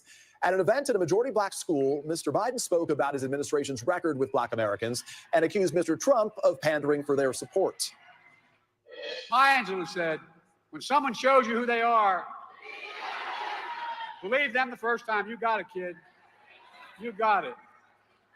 I'm showing you who I am, and Trump has shown you who he is. And today, Donald Trump is pandering and peddling lies and stereotypes for your vote so he can win. I want my kids to grow up in a racial jungle. Self, not for you. Well, Donald Trump, I have a Donald Trump said that one. Right? message for you. Not in our house and not in our watch. Today's events were the latest in a series this month geared toward galvanizing black voters as polls show Mr. Biden's level of support below what it was in 2020. And joining me now is Delaware Democratic Congresswoman Lisa Blunt Rochester. She is a national co-chair for the Biden-Harris campaign and is running for a Senate seat in Delaware. Congresswoman, we very much appreciate your being with us. The president and the vice president, as we just shared, are in Philadelphia today. They're courting black voters. They also held events this is Haram. Earlier this month. They were in Georgia and in Michigan. Is this enhanced level of outreach and acknowledgement that President Biden standing with black voters is not what it once was or what it needs to be? Well, first of all, thank you so much for having me on the show. As you know, this is my second time as a national co-chair. And so for me as someone... No offense, but it sounds like some fucking commie gobbledygook. This campaign, this person takes the black vote seriously, and it has been at the heart of his career. I mean, even in Delaware, Joe Biden will tell you that truly it has been the black vote that made him senator, vice president, and also president. And so we're not taking one vote for granted. How much of a robot he walks like. It's so funny when it's sped up. Is it sped up? It is sped up. Nice. Yeah, because he We're can't want walk. to make sure that people, as the president said, when someone shows you who they are, the Maya Angelou quote, believe them the first time. Well, we can see the difference between a Joe Biden and a Donald Trump. And I know personally because I've served under both presidents, and I know there's a big difference, particularly for black folks. So, Congresswoman, let me ask you specifically then. I think the question is, if the campaign was in such good shape with black voters, as President Biden has done in the past so many times, why would it be using its most valuable resource, the president, to hold so many events, 5 events targeting black voters in May of an election year? You know, I think part of it is to show that we see how important that vote is. A lot of times people feel like their vote doesn't matter. A lot of people are going through a lot of struggles right now coming out of the pandemic, and they are not even aware of the things that this administration has done to really uplift our communities. So is that evidence of why we're seeing some, I'm sorry to interrupt, is that evidence of why we are seeing some of the erosion right now, the need to sort of better communicate that so they can bring those black voters back? You know, again, I think a lot of people have their own pains and things that they're dealing with. And so we want to make sure that we highlight the different investments that he has made, whether it is in our infrastructure and creating jobs, the lowest black unemployment rate in 50 years and probably ever for us. Investments in our black small businesses, which is why he was visiting small businesses today. When you look at the investment in education, you know, the $16 billion for HBCUs, and also student debt relief, which is one of the top issues that I hear about from black voters. I had a Capitol police officer stop me on my way into the Capitol, asked me to roll down my window, and he said, my wife is a school teacher. She's been working for decades. We were able to get that debt relief, and it's the first time that we've been able to get out from under, and I feel like I hit the lottery. I want you to tell Joe, thank you.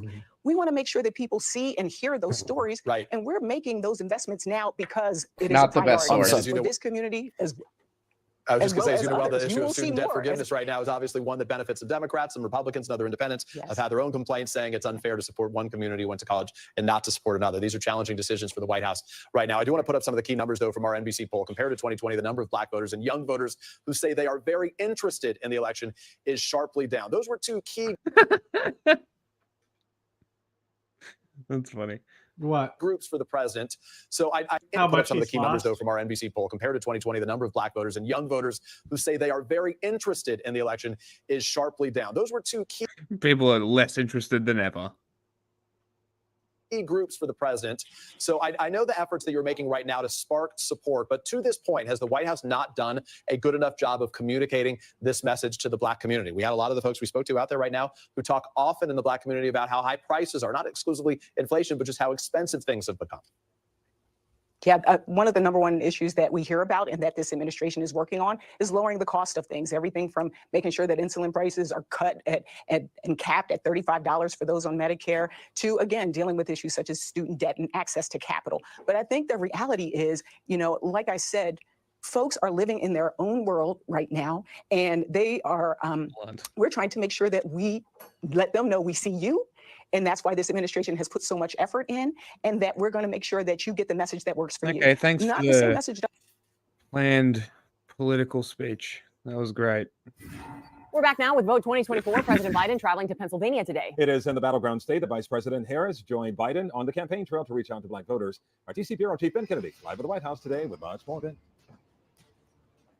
Capitol Hill, President Biden made a pitch to voters in a state he won in 2020 and hopes to have a rematch of that in 2024. President Joe Biden and Vice President Harris took their re-election campaign to Pennsylvania Wednesday. Hello, Philadelphia. It's in the Keystone State. The Commander-in-Chief campaign launched Black Voters for Biden and Harris, a program that aims to invest in Black student organizations, community groups, and faith centers. In 2020, Black voters in Philadelphia and across our nation helped President Biden and me win the White House. Yes, you did. She touted that since taking office, the administration has helped create a 60% increase when it comes to Black wealth and delivered a record Black unemployment rate. Trump continues to lie by saying Black unemployment was at a record low in his watch. The fact is, record low unemployment happened on my watch. I'm going to keep it going. But polls show former President Donald Trump making gains against Biden due in part to concerns about the border, economy, and foreign policy. In response, the Biden-Harris campaign just launched a series of TV and radio ads challenging foreign policy, rivals' aka about his Israel, accomplishments is for the not Black doing good things for the Biden Donald Trump campaign. a loser again. Today is Biden's 7th trip to Pennsylvania this year alone. With the election now 5 months away, both Biden and Trump plan to ramp up campaign efforts heading into November. Reporting live at the White House, Ben Kennedy, Local 10 News. See, I waited patiently to show the map, and you just went into the next thing. You wonder why I have to interrupt. It auto-played. Go. I'm just kidding. No, because like, it's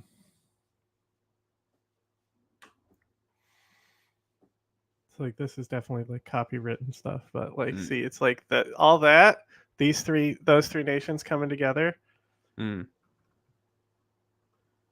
Like. See, boom, Iron Confederacy, they did it. So what I was thinking of, you can see this map right here. So it's like the Iron Confederacy is largely like this region, right? Mm-hmm. But the thing is what I was thinking of is that it was the Blackfoot that fought them. And it says right here, it says, it is the last major battle between First Nations on Canadian soil. And then approximately a year after the battle, Cree and Blackfoot made a formal peace formalized by Crowfoot, a Blackfoot chief, ritually adopting Poundmaker, an up-and-coming Cree leader, in 1873. So it's like, so literally this ends in 1906.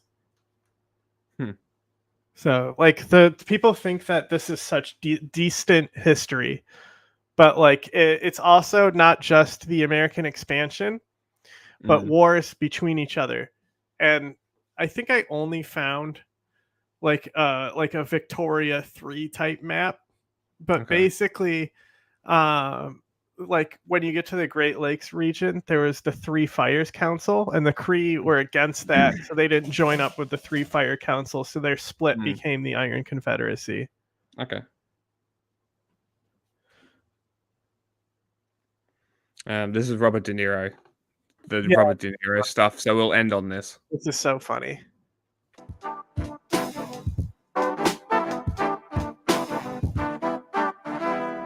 Welcome back to Free Media. I'm Amber Duke. And I'm Robbie Suave.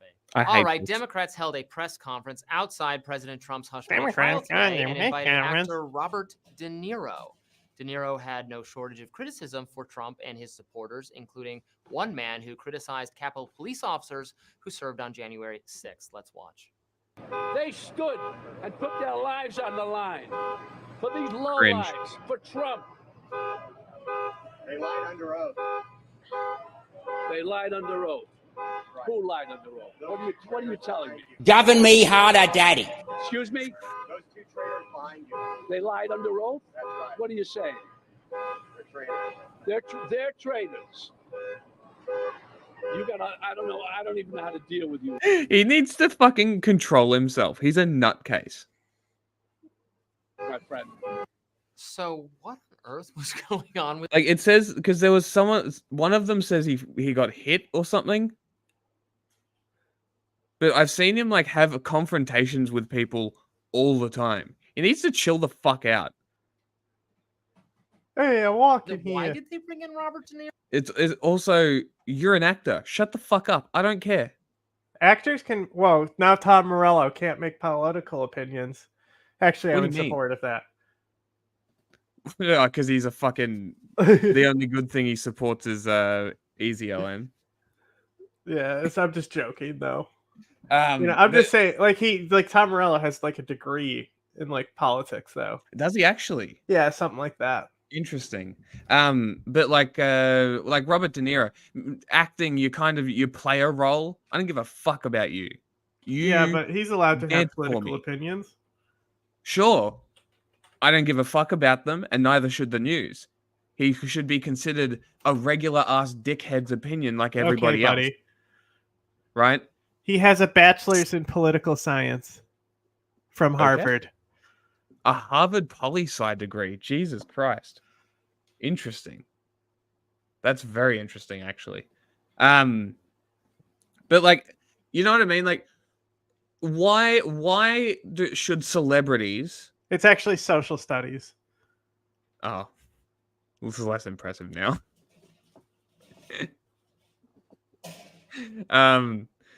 Why should a celebrity's opinion be considered above anybody else's because they have a bigger following? I don't give a fuck about your opinion. Shut the fuck up. Go and do your shit. You want to put a message out? Put it in your music. If you're an actor, suck shit. Get paid to play somebody else. Shut up. Sit there and enjoy your millions of dollars. Nobody gives a fuck. You're not special because you're on screen. I hate this. Yeah, okay, it is political science. It's just in social sciences is the okay. An honor degree. Well, an honor see, grad. they're trying to... So he was He's graduated honored. with honors. Okay. save democracy, which Child is why actor they role. definitely don't want to give the perception that Trump is at this trial because it's a media sensation. Well, I was going to say because the Biden DOJ and its allies are committed to persecuting Donald Trump, and so they're going to prove that they're not doing that by holding a press conference outside of the trial with Who De Niro? There you go. Jack, happy now? Notorious for yelling "F Trump" at award He's a shows. dickhead. Very normal stuff. Wanker what are you actor. talking about? I guess Taxi on Driver. the Capitol Police thing, that guy I think is talking. We wouldn't about have the Blaze Joker without documentary Taxi that they Driver. did Do you hate showing the Joker disparity too? Between what those two Capitol No, Police he dies officers in that testified movie. to Great. versus what was shown on camera on January 6th. And so Are you I won't talking go to as me? far to say that they lied. I know that sometimes people misremember you things when they've been talking through a to me? traumatic incident. Is he But also? there were discrepancies. What's the? Is he the movie where he's like a child who gets molested by the old lady? What? The Graduate? Is that him? I have no idea what that is. Yeah, it's about a 60-year-old woman blowing him. Ah, okay. Why are you gay? Yeah, for sure. Oh, I that's don't Dennis know what. Hoffman. Like, I don't care.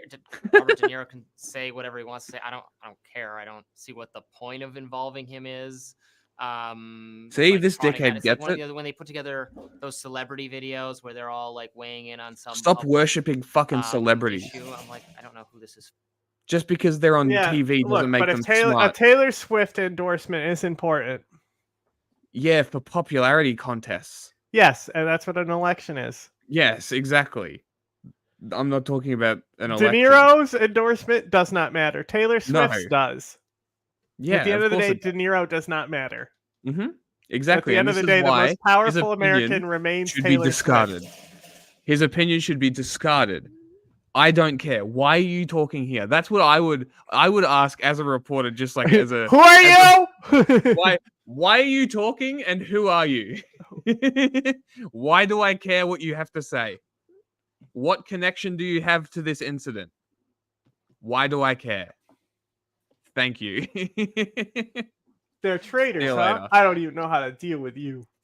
Like when they all sing "Imagine" during the pandemic. That or it's Wow, they're really getting the Are mileage you out of vaccinated? that Like one, they huh? say the same thing over and over again.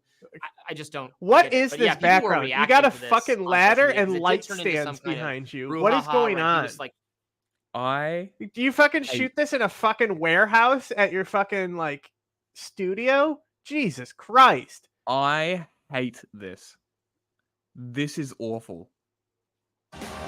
Should their speech be muted because they're celebrities? Yes. Yeah. Celebrities you- shut the fuck you- up you- challenge. You lose The only celebrity your we First care about is Amendment. Kate Middleton, right, Jack? Yes, totally the only one I care about. Who's the other one? Who's the American gold digger?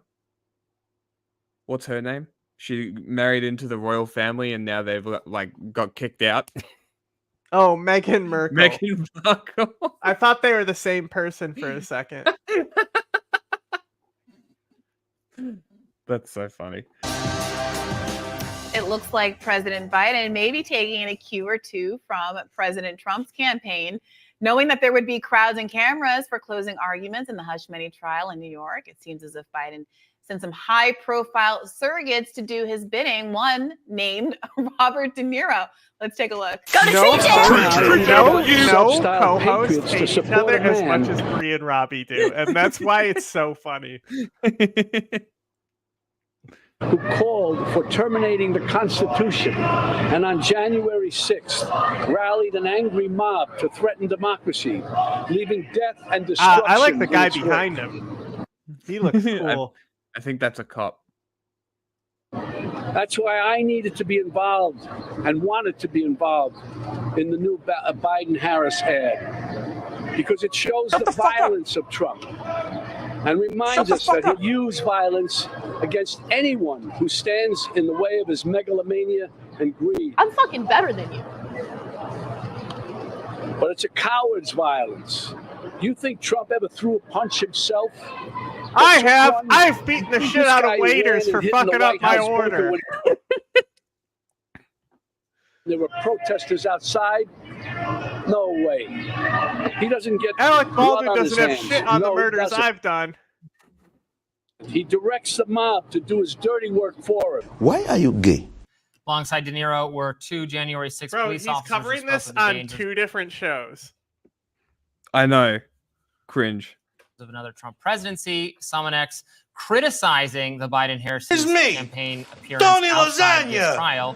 from the neighborhood. We used to play stickball together behind the Olive Garden. Now, Team Biden just politicized the Trump trial in one fell swoop.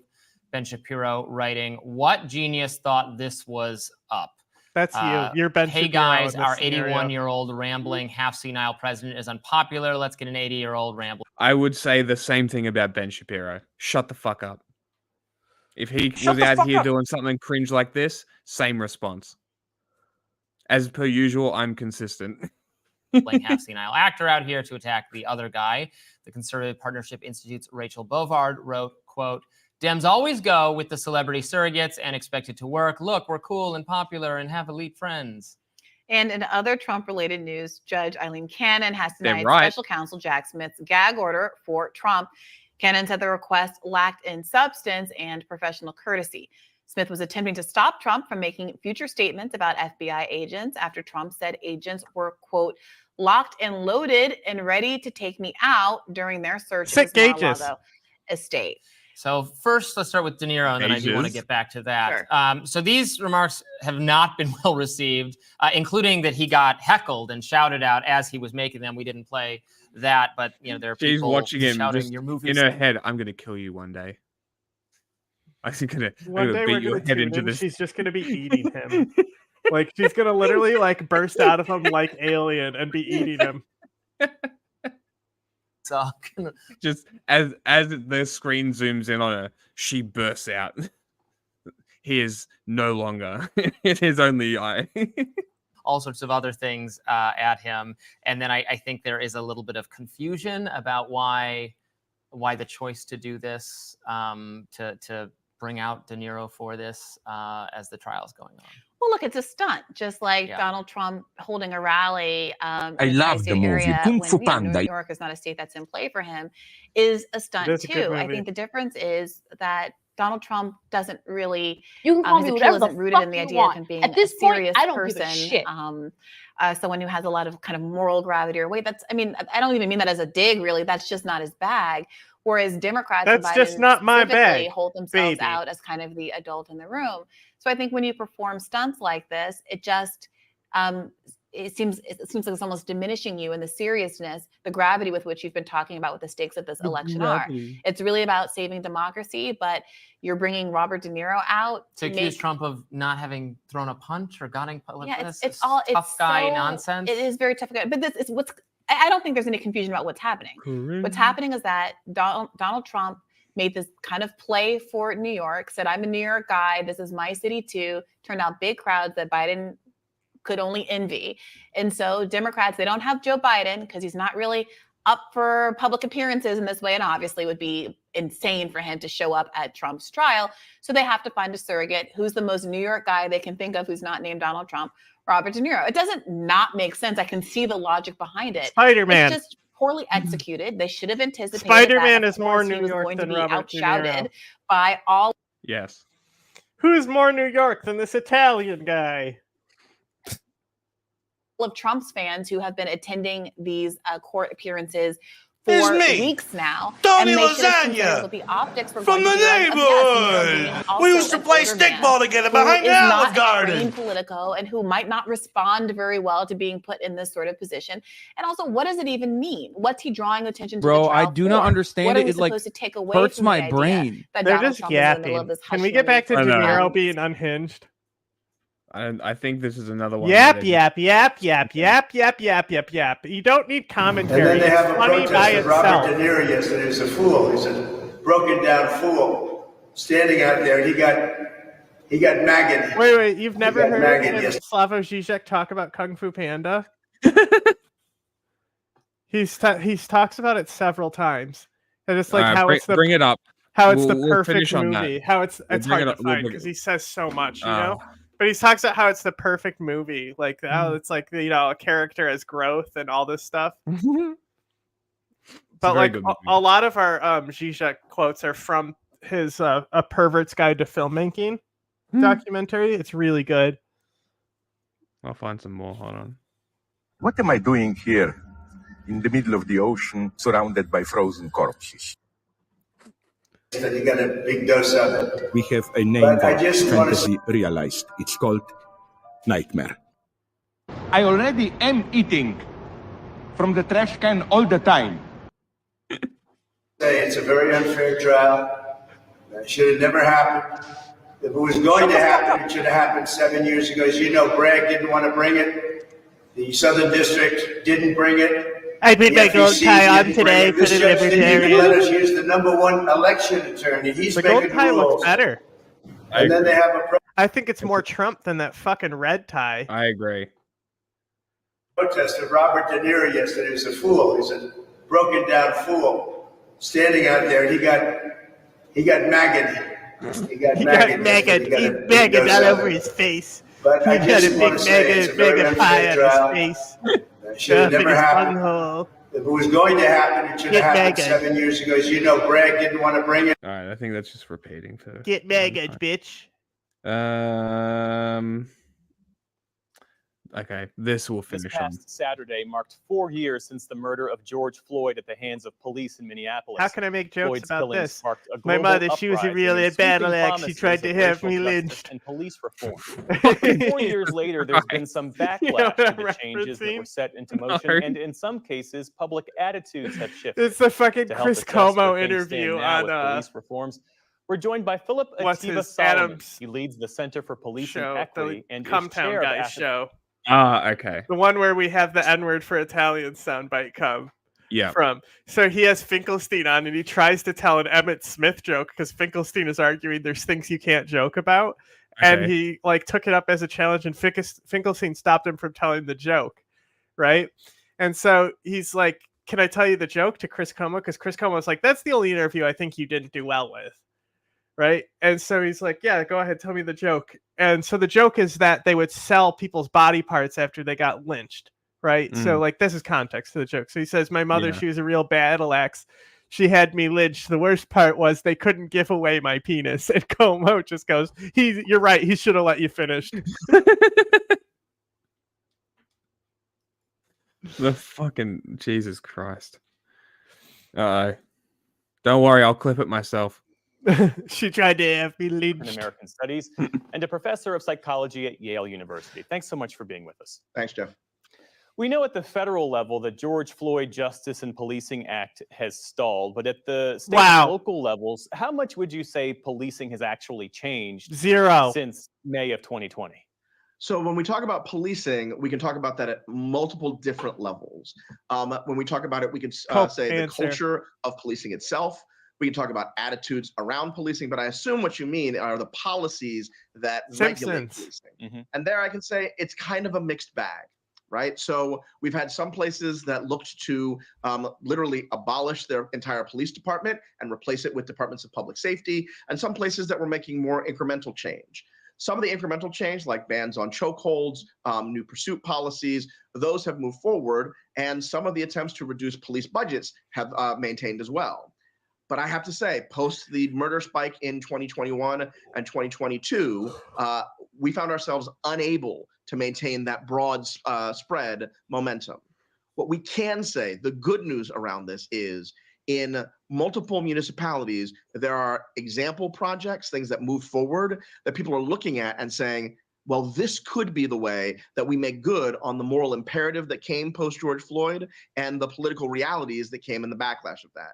Places like Denver, that's had the STAR program that has replaced law enforcement with mental health response in certain crises. Places like Austin and whole states like Washington State and Connecticut that are set to eliminate low-level traffic enforcement by police. So it's a mixed bag. There's some really exciting stuff happening right now, and there's definitely been some backsliding. I don't think that we're done with the analysis of the full consequences of that moment. Well, given your point, the degree to which the politics have changed, we've seen conservative states, even some progressive areas, pass these new tough on crime laws. At this point, are there key structural reforms to policing that are both practical and scalable that you think would be effective? Yeah, and I just want to reset here because we're talking about the term reform, and reform has a particular meaning in this context. Reform means making the systems we've got better. And there are absolutely some things that we can do that can produce reforms that are laudable and can help ensure public safety, particularly in vulnerable Black and brown communities. But there's another thing we got to be working on, which is entirely building up new systems and replacing the ones that we've got. Excellent. I was literally about to say, I was about to pause it and be like, this sounds great, except I don't hear getting rid of cops. Because in every single situation, as soon as the police get there, it gets escalated. They are the agitators. Every single time, pretty much. So get rid of them. Replace them with something. So thank you. This is good. Both and are necessary. So for instance, I talked about Washington State and Connecticut looking to ban all low-level traffic enforcement by police. This is because there's no evidence that doing that makes anything any safer. Crashes aren't reduced by it. Communities don't feel any safer. And by the way, law enforcement doesn't want to be doing it. That is a kind of reform, right? It's a change in policy, making the systems we've got better that folks can get behind and hopefully can both improve public safety and the efficiency of collecting whatever enforcement. Meanwhile, in this garbage fucking shithole of a country, they are trialing lowering speed limits and increasing fines because we live in backwards world. There's no speed limit in Germany. I wish I lived in Germany. Fees we might need, and it gets law enforcement out of the places they don't need to be. But we're not going to stop the cycle of seeing the ugliness we saw in the aftermath of the lynching of George Floyd unless we invest upstream so that communities aren't in crisis in the first place. If communities are in crisis, the things that we send in response are never going to be sufficient. And I'm glad my resolution, we've got airstrikes, like, Evanston, bomb them, Illinois, bomb them, like Ithaca, keep New York, bombing them, Berkeley, bomb them again and again. To increase their spending on the social safety net so that folks don't have to call out for emergency medical, fire, or it would be constitutional for the government. You hear that? Target from and kill Germany any saying U.S. that citizen it's bad with a drone or with a shotgun without due process. Sounds like a skill issue. Of George Floyd's murder, there were lots of promises and millions of dollars spent on racial justice. Yes, that's how authoritarians work. You give promises, you do nothing, you lower freedom further. Yeah. You give promises to quell protest, you lower more freedoms to make the next protest harder. It's a cycle of authority. Water police authority. So no shit, this happened. It's aimed at rethinking policing, What's your take on the status of those promises right now? Also, I'm more interested in those very nice 90s German cars that it would be very, very, very cheap over there that are not here. That's what I would be interested in. Right now. Yeah, you saw a lot of Twitter activism and political statements that got made, a lot of commitments of money, but those commitments of money didn't always come to fruition. There were a lot of corporations that said, we need to do better internally, and we are committed to making sure our communities get the resources they need. Uh-huh. And it turns out not as much got spent in that way. Wow. We had a lot of municipalities saying that we were going to invest in upstream resources to keep people from being in crisis, and we were going to take that from police budgets. But what we know is that police budgets have expanded in that period of time since 2020. They have not shrunk nationwide. In fact, there are very few cities where it's shrunk at all. So what I'd say is, as a country, we weren't ready yet again for this moment. It's not that it hasn't happened many times before, but we weren't ready for something on the scale of the moral outrage as what we saw in the aftermath of the lynching of George Floyd. We just weren't ready for it. And so we had great ability for acute empathy and for in the moment decisiveness and commitments. But we had not strapped in for the long haul, which is what's necessary to manage a system and reform, alter, replace a system that's $115 billion annually. That's how much we spend on law enforcement.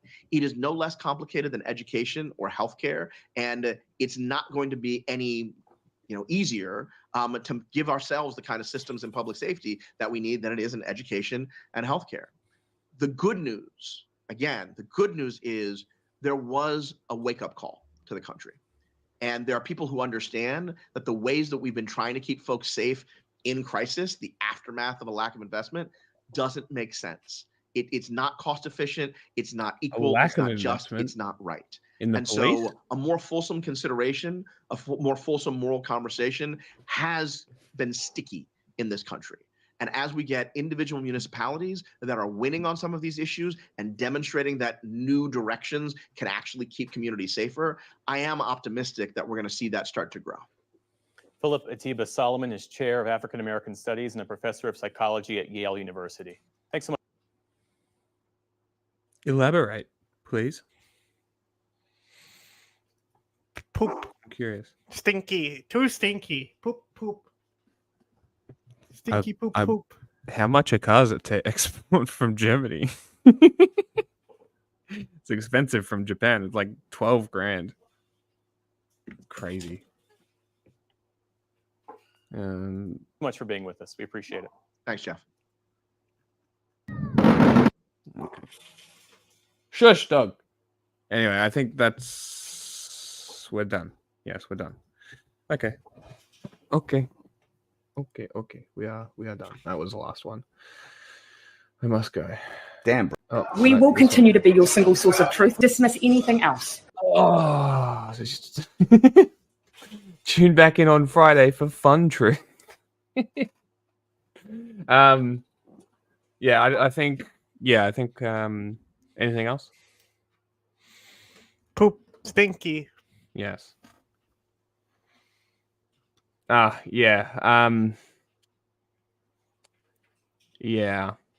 It's going to be interesting. It depends. We've been watching the elections the whole year. Not great so far. There's some promising things, but for the most part, not great. Mm-hmm. Lots of Russian influence in a lot of places. A lot of China. A lot of conflicts on influence edges. Just problems, and it's probably because the nation state is losing its grip. Honestly, people must be aware at this point. Like the people running these nation states can't be unaware of it at this point that they're losing grip. So I don't know. It's going to be interesting, but I think what the chuds say that COVID was COVID showed authorities how far we could be pushed. And I think they're going to utilize that information if they need to. So we'll see what happens. But for now, everything's fine. Everything is just fine. If Trump wins, it'll be interesting to see what happens because the allies are already pulling back from relationships with America. Just at the pure thought of Donald Trump getting back in.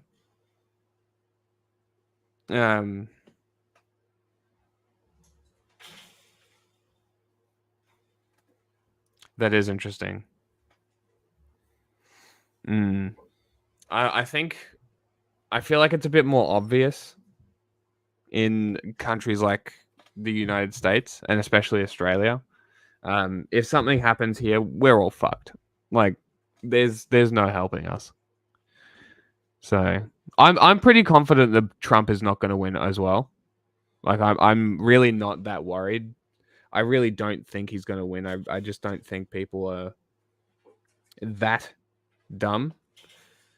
I think there's going to be a massive push by a lot of people to get a lot of information out there to make sure people can't be misled, or to a point where it can't be so badly misled that people think that Trump will be better for the economy, for example. That's the kind of stuff that people need to work to sort of get through to people. Will you shut the fuck up? Do you want to talk? Come here. Archie, come here. Come here. Come. Sit. Sit. Archie, sit. Come here. Speak. Can you speak? Speak. Yeah, that's it. Speak. Come on. He's not speaking. He doesn't want to speak. But yeah, I don't think everything's fine right now. So there's not much to worry about yet. I don't think. It's just kind of interesting things like New Caledonia is a very interesting scenario where it's France defending colonialism in 2024, which is very interesting how rabidly the French are defending it as well. There's stuff like that, just really interesting conflicts and interesting people involved in these conflicts. It's just there's more happening than we could ever possibly know. So who fucking knows? Nobody can. So I don't know. But we will see you guys. Did you later. know that people who are experts on horses said they put a little bit too much effort into the balls in Red Dead Redemption 2? And that it's actually not realistic, and they're putting way too much focus on Is that an actual thing? Yeah. What? Like, people said that. Yeah. That's hysterical. That's very, very funny.